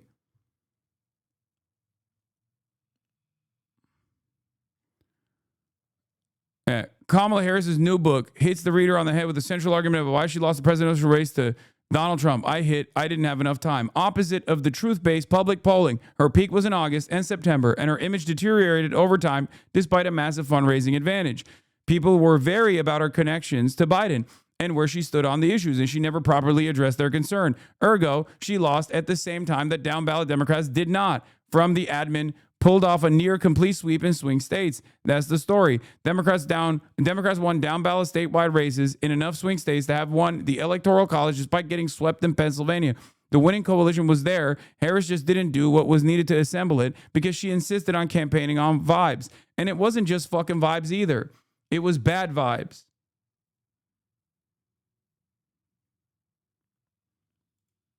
Sorry, I thought it was from today. That's crazy. Why would I say that from today? Why would I say that right now? We're going to end up in the same fucking jail cell, man. Jesus Christ.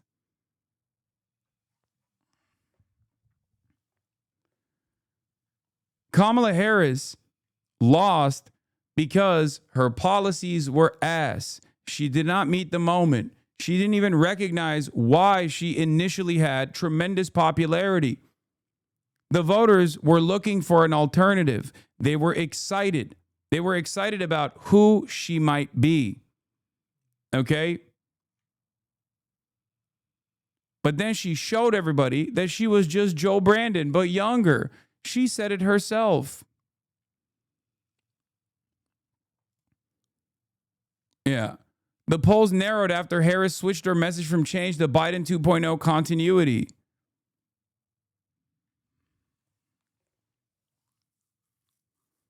She said, no daylight between me and Biden. She refused to address Gaza. She refused to pivot away and take on a more empathetic tone about migrants. When Donald Trump was running around,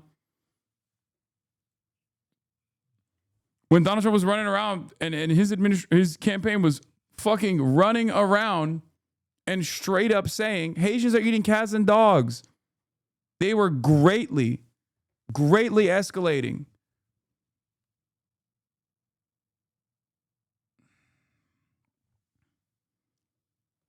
But also he messed with the votes. Stop.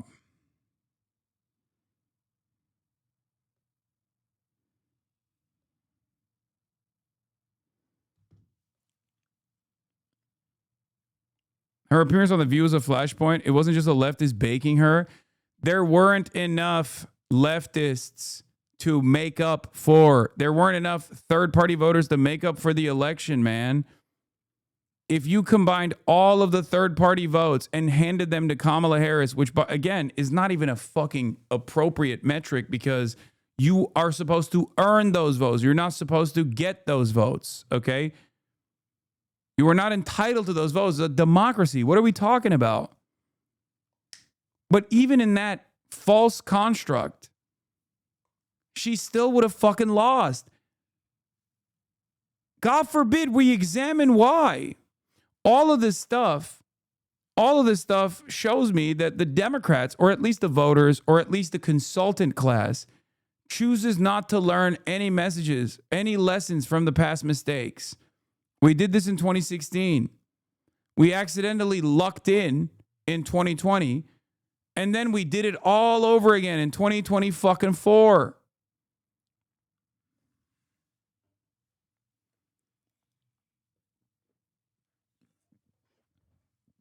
For me, one of the most instructive moments, there was a couple moments that I always go back to in the election that you guys remember, right? That you were here, you probably saw it. You saw how my attitude changed.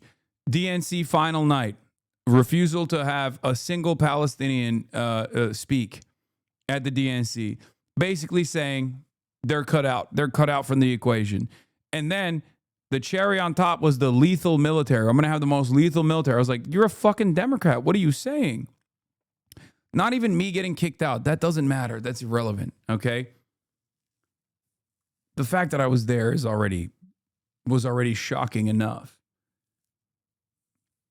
But another incredibly revealing moment for me was when they pumped, and I know Central Committee knows exactly what I'm talking about, when they pumped $30 million into television ads in the state of Pennsylvania. Okay? They put $30 million in TV ads into Pennsylvania. And it actually didn't move the needle in the direction of Kamala Harris at all. It actually hurt her chances in Pennsylvania. That was a clear-cut indication that the message was bad.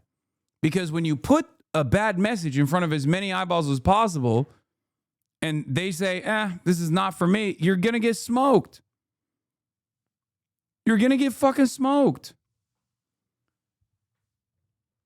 It's not just about Gaza, even though Gaza played a formative role in this. The genocide played a formative role in this.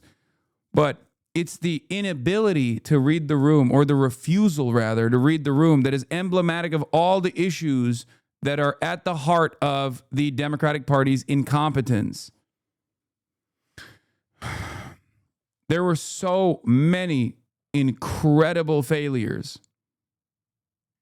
Teaming up with fucking Liz Cheney and parading her around. Sending Richie Torres to Michigan. Sending Bill Clinton to Michigan to say Judea and Samaria.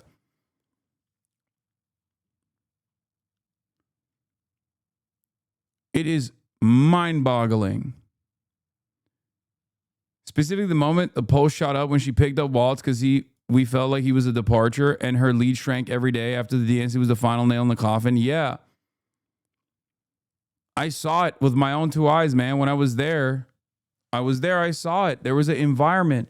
There was this like celebration taking place. Like they were going to 100% win the race. And it blew my fucking mind. I was like, this is not over at all. What are we doing here?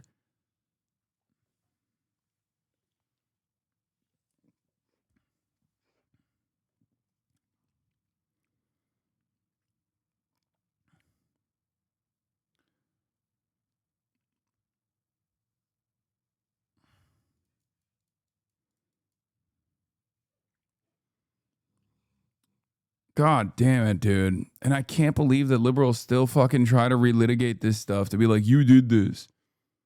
I think it's crazy. I think it's crazy, and it's a disservice to your audience, and inevitably it's a disservice to yourself, because unless you're going to become a loyal fascist soldier, you're fucked. Okay? Like I said earlier, it's a binary. You're either a fascist or you're an anti-fascist. There is no in between. There is no centrism in this regard. So make up your mind.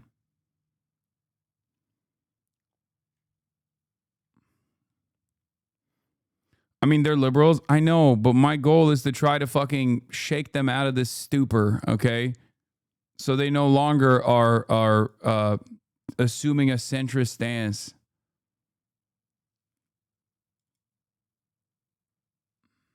It's very frustrating to see. All right. Benjamin Netanyahu.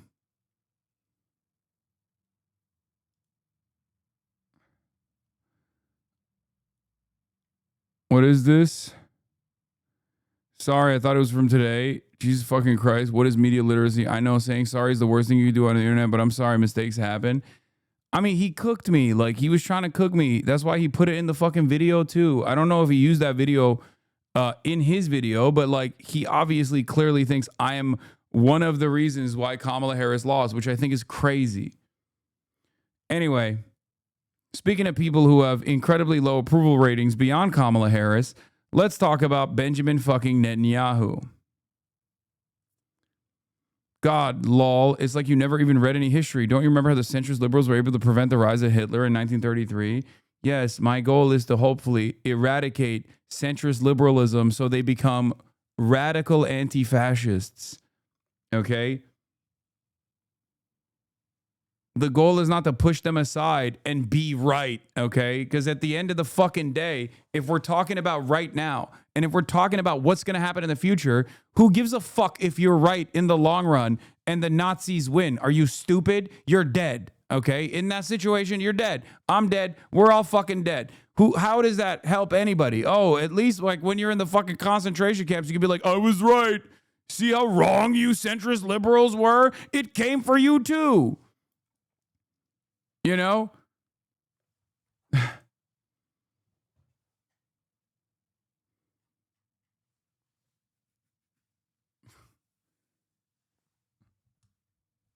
It's crazy.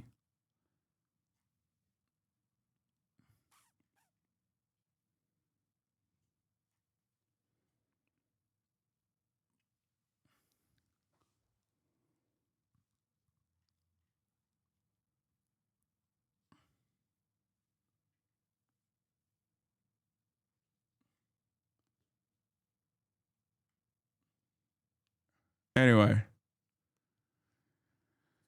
Speaking of fucking losers, it is clear to me that the Candace Owens stuff is getting out of hand.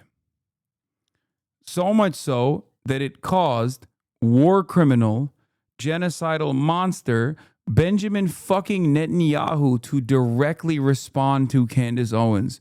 What a time to fucking be alive. Okay? Netanyahu slams monstrous lie linking Israel to Charlie Kirk's murder. Joseph Goebbels, the Nazi propaganda minister, said that the bigger the lie, the faster it will spread. Well, somebody has fabricated a monstrous big lie. A little on the nose, don't you think? Perhaps a little on the nose. You came in with Goebbels? That's a...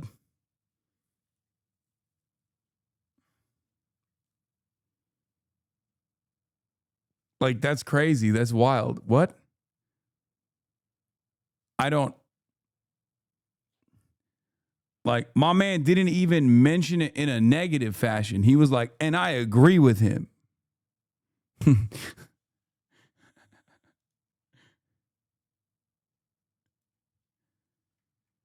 Pretty incredible that the Prime Minister of Israel feels the need to respond to Candace Owens. I agree. That is precisely what's going on here. I guess, to be fair, he is the modern iteration of Adolf Hitler.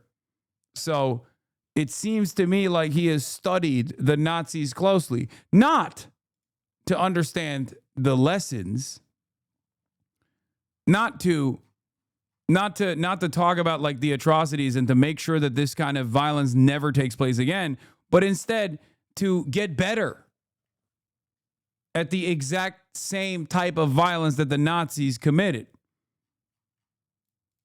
So it's not shocking to me that he would come out of the gates with a fucking Goebbels quote. God damn.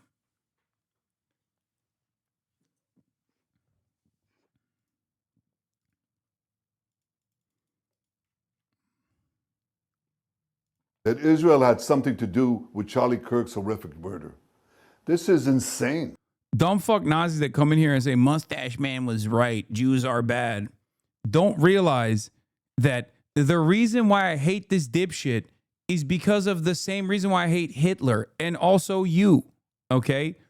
You need to understand a ethno-religious supremacist ideology that is hell-bent on the extermination of the outgroup is the same whether it is the German Volk doing it to the Jews versus Jewish people in Israel doing it to the non-Jewish people, the Palestinians, the Arabs in general. Okay? It's just the same. The ideology is the fucking same. Some of you dumb fucks will never understand this. It reeks of jealousy. It straight up feels like you're just jealous. Okay? You're just jealous. You're like, why can't we do it? Why can't we do it in America? I want to do it for a Christian nationalist white utopia. I want Israel, but for whites. I want Israel for whites. God damn.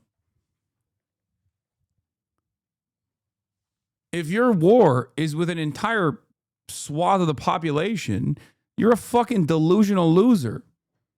Okay? You're out of your fucking mind. I can't believe I'm watching a YouTube drama video between the Israel Prime Minister and a YouTuber. I know. It is false. It is outrageous. Charlie Kirk was a giant, a once-in-a-century talent who defended freedom, defended America, defended our common Judeo-Christian civilization. Charlie loved Israel. He loved the Jewish people. He told me so. Something I do when I'm trying to disprove the conspiracy theory that Israel killed Charlie Kirk. Release a video saying Israel did not kill Charlie Kirk. That's crazy. Yeah, this is turning into my I'm not a pedophile t-shirt is bringing up a lot more questions that are answered by my t-shirt. You know?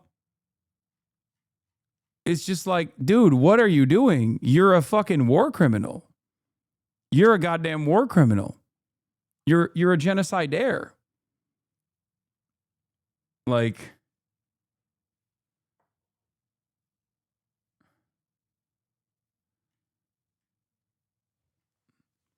you also are not only a child starver, child mutilator, the person that's doing the modern Holocaust, but you're also a deeply unlikable person. Like, you have no charisma, you have no redeeming qualities.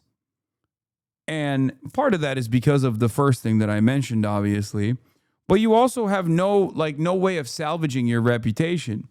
So what's really fucking stupid in this process is that every time you go out and say anything, because of how much Israel has lied and because of the arrogant ways in which envoys of Israel present themselves in the Western world, people just go, yeah, I didn't believe it before, but now that I heard Benjamin Netanyahu talk about it 15 fucking times, now I'm not so certain. Maybe Israel did kill fucking Charlie Kirk. That's what it is. That's what this does, okay? This has the opposite of the intended effect. Unless maybe he's trying to make it seem like he did so that people shut the fuck up about Israel or something. I don't know.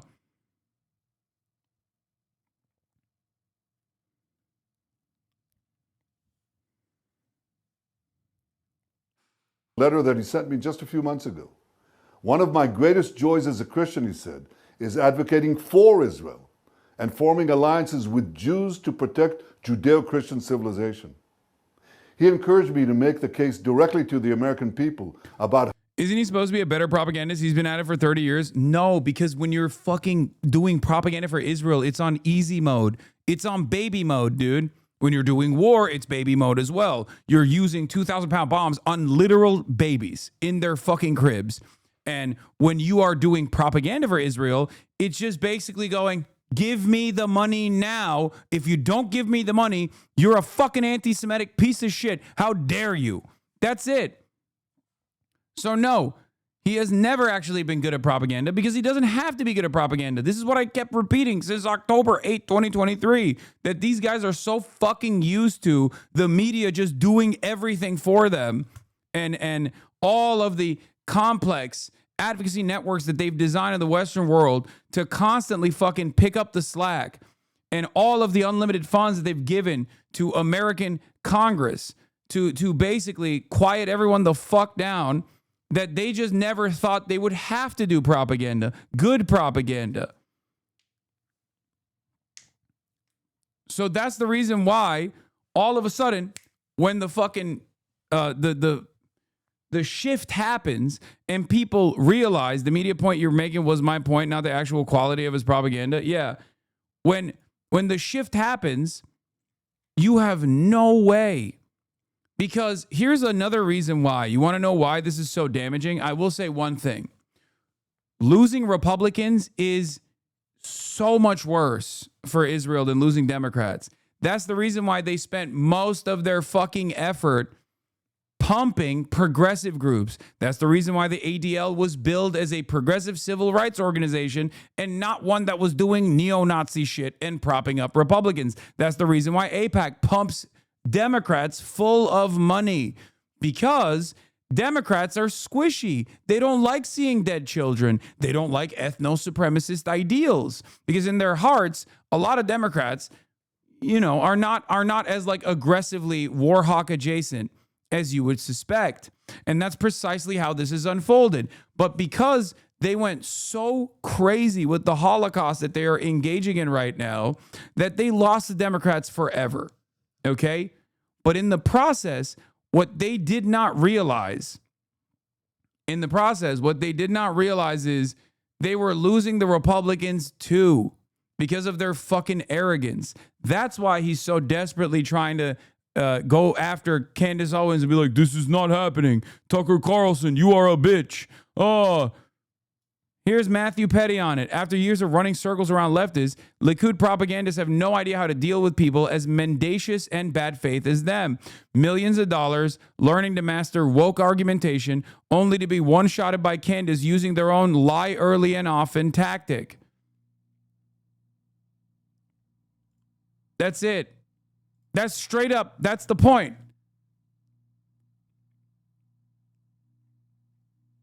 Your opponents now are people who are just as ready to fucking sling whatever kind of fucking lies and smears about you.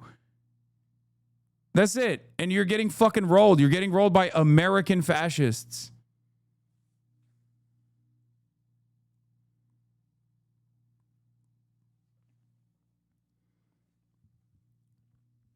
It's also part of the problem because, like, they don't have a way to communicate with, like, the new right, okay? They don't have a way to communicate with the new right, partially because, like, many of them are deeply anti-Semitic.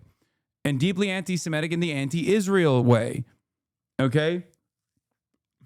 Some of them believe that all of America's unlimited warfare in the Middle East was done at the behest of Israel, was done at the behest of Jews.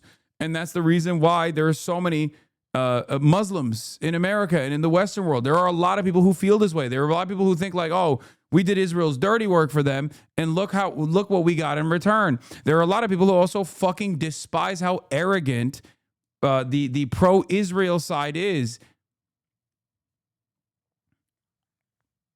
These are the issues. These are the untenable problems that they have designed.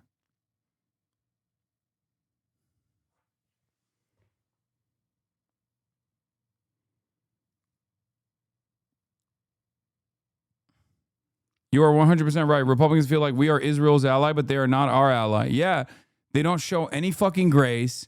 They don't show any, like, gratitude. If I'm a Republican, of course I'm going to be fucking pissed. No matter how much my stupid pedophile televangelist pastor has told me that all the Jews need to go to the fucking desert so that we can have the rapture and all the diabetic churchgoers can get sucked up into the fucking heavens during the rapture, I'm still going to be like, well, I still don't like these fucking guys. What is this?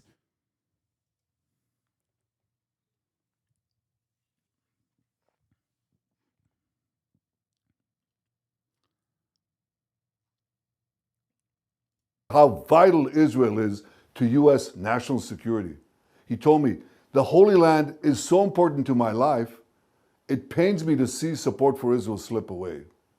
Now, if Charlie disagreed with a policy of mine or a decision here and there, not only did I not mind, I welcomed it. This is the essence of Charlie. This is the essence. I welcomed it. I would never assassinate him. I would never order the Mossad to do a hit on Charlie Kirk. Here are all the different times where I knew exactly where Charlie Kirk was, alone. Look, look at my phone. We had Pegasus spyware on his phone. We could have gotten him anywhere we wanted if we chose to do so. How dare you? What do you mean?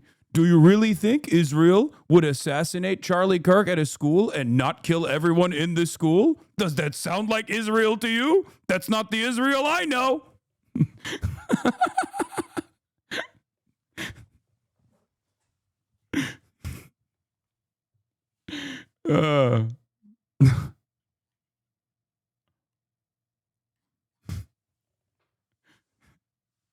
That's so funny. Is this Hasan over the theory now? No, I'm still very critical on the theory, but it is very funny that he is like so desperate that he just keeps making this worse for himself. And the more he comes out and says dumb fuck shit like this, the more people go, okay, maybe you did kill him. You are talking entirely too much. Like, these guys literally made Charlie Kirk's death all about Israel. So, of course, a lot of Republicans were like, that's weird. That's fucking weird. That's the weird thing that you're doing. Why are you doing this? Of a free country. It's exactly what Charlie stood for. And I knew that his suggestions always came from the heart, from his love for Israel and from his love for the Jewish people. A few weeks before his death, I spoke to Charlie. I invited him to visit Israel again. And sadly, that won't happen. Now some are peddling these disgusting rumors, perhaps out of obsession, perhaps with Qatari funding. What I do know is this: Charlie Kirk was a great man, and a great man deserves honor, not lies. Rest in peace, Charlie Kirk. May your memory be a blessing.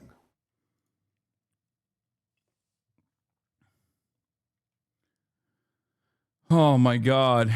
Yeah, Netanyahu came out and hit this I didn't line. realize it was even a conversation. I always assumed we would be heavily involved. This is bad. We gotta definitely write a song about how we do not diddle kids. Do not diddle kids, it's no good diddling kids. There is no quicker way for people to think that you are diddling kids than by writing a song about it. You gotta write a song that says, ooh, I wouldn't do it with anybody younger than my daughter. No little kids, gotta be big, older than my wife, younger than my daughter, something like that. Don't write a song about that. No, I'm cloudy, I got a headache. Huh.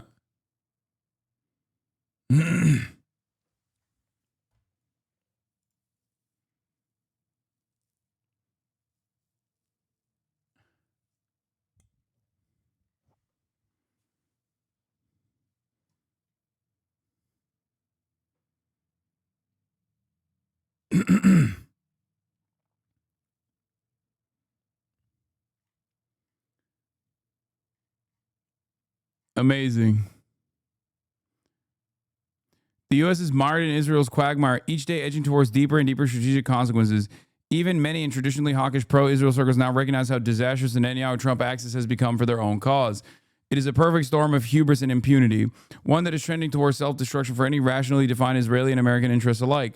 This path of self-destruction reflects not just failed leadership, but a failed foreign policy establishment and its media echo chamber, long complicit in cheerleading impunity, undermining diplomacy, and erasing Palestinians and other key regional actors and constituencies.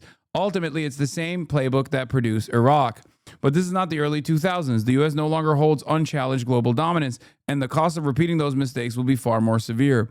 No amount of propaganda or historical revision can obscure what much of the world already sees happening in real time before its eyes. Klan has also responded to Benjamin Netanyahu. I'm telling you guys, I've been through a lot of media attacks. I have. You name it, I've been through it. This is another level. Okay, this is like, it's like, there's a thirst there that I've never seen. They are all parroting the same talking points. They're clearly collaborating. I can tell you it's a Zionist attack. I've lived through enough of them. This is what they're like. And they all kind of say the same thing, slightly different. And the idea is to pile up and hope. And if people keep seeing the same thing, they'll just believe it's true. And of course, defending Bibi Netanyahu seems to be at the center of it all. That Zionists control a lot of publications in America. That is just a reality. We can even go through that. It's a little weird that I have never said throughout discussing this case, which I care very much about, that Bibi Netanyahu murdered Charlie Kirk. Tucker Carlson never said that. Megyn Kelly never said that. I mean, come on. She just merely implied it, I guess. Like, what are we doing?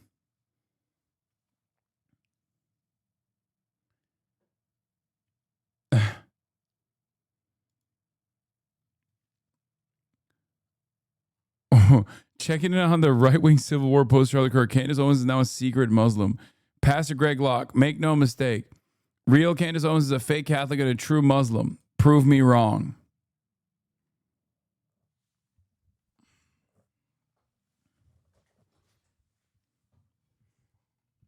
Inshallah, one day, my friend. One day, brothers. Dave Smith never said that. Instead, what we are doing is we are disputing Bibi Netanyahu's narrative that him and Charlie were on great terms and really friendly. He had just invited him out. And here's this love letter Charlie wrote. He heavily implied that. And he was saying way too much, too fast, and too soon. That didn't feel right. And we just wanted the truth to be out there. I don't know who specifically came out and said that Bibi killed Charlie Kirk. But now that he's for the second time denying that he is, people are going, what's actually going on here? This is weird. When Charlie Kirk was assassinated, I didn't feel compelled to come out and make 2 videos to tell people that I didn't kill him. That would be weird. Like, you would be like, Candace, that's very strange. Why do you feel like you need to say that? If Tucker Carlson had to make 2 videos saying, I didn't kill Charlie Kirk, you would go, that's weird. She's not wrong. Megyn Kelly, I didn't kill Charlie Kirk. Why would she do that? Of course she didn't kill Charlie Kirk. Well, Bibi has come out, like I said, with his second statement, and we can listen to it. Take a listen. Okay, we just heard this already. I don't know, guys. That Israeli propaganda just ain't hitting the same. It's just not hitting the same. I feel like it was hitting in 2018, but like this is just not hitting. Gaza's not helpful. You think Candace and Dean will debate on who loved Charlie the most? Has Dean done any live streams since he cried about Charlie Kirk? I feel like a lot of people just like they went after him crazy hard.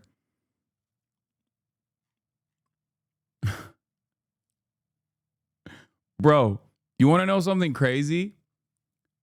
My little 14-year-old cousin was memeing on it. Okay? That is crazy. Like, he saw it and he was cracking jokes.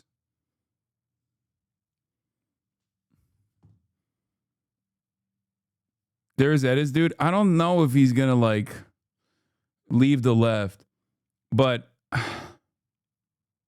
he gets views on TikTok, but his comments are shitting on him.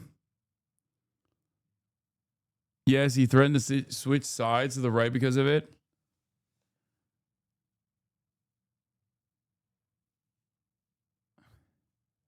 I mean, I don't like her at all, but she's got a point. Why are you making videos to claim you didn't kill Charlie? I mean, why is he making any videos at all? He should just go to prison.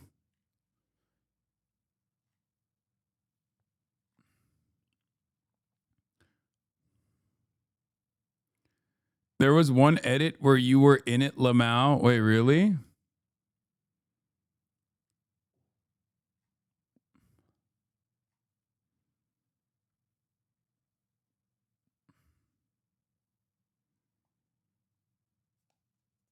Please stop sending me the Charlie Kirk, Tyler Robinson, furry, gay porn shit. I don't even know if that's the actual Steam account. Okay, please. I don't care. Like, I don't want to see that, man. The fucking what? What, you guys haven't seen it? Here. Exclusive. Charlie Kirk suspects disturbing secret kinks. Sickening cachet of porn searches revealed. His pedophile friend and furry shades of gay game. And it's, of course, behind a paywall.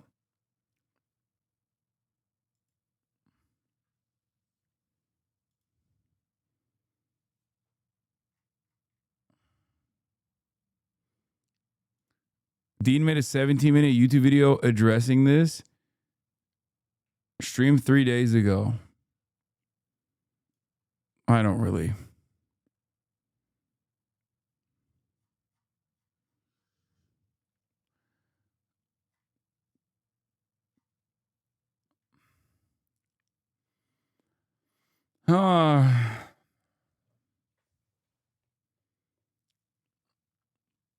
Yeah.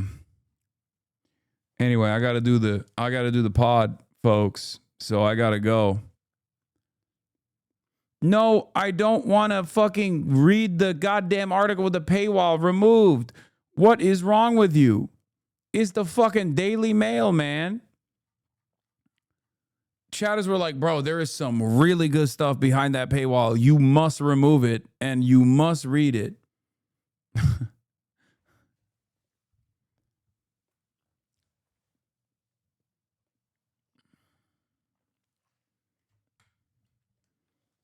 Great journalism there. Anyway,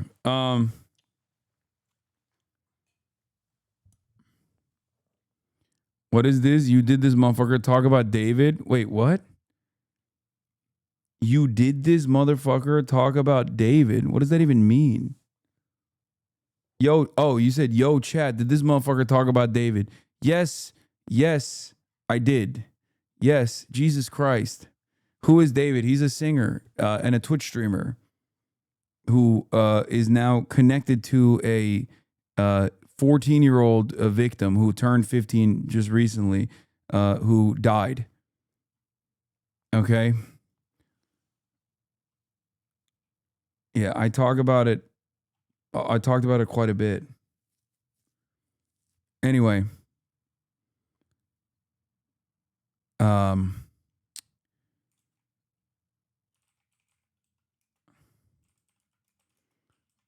Hold on. All right, everybody. Hey, love you all, and I'll see you tomorrow, okay? Tomorrow, big news. Oh boy, big news.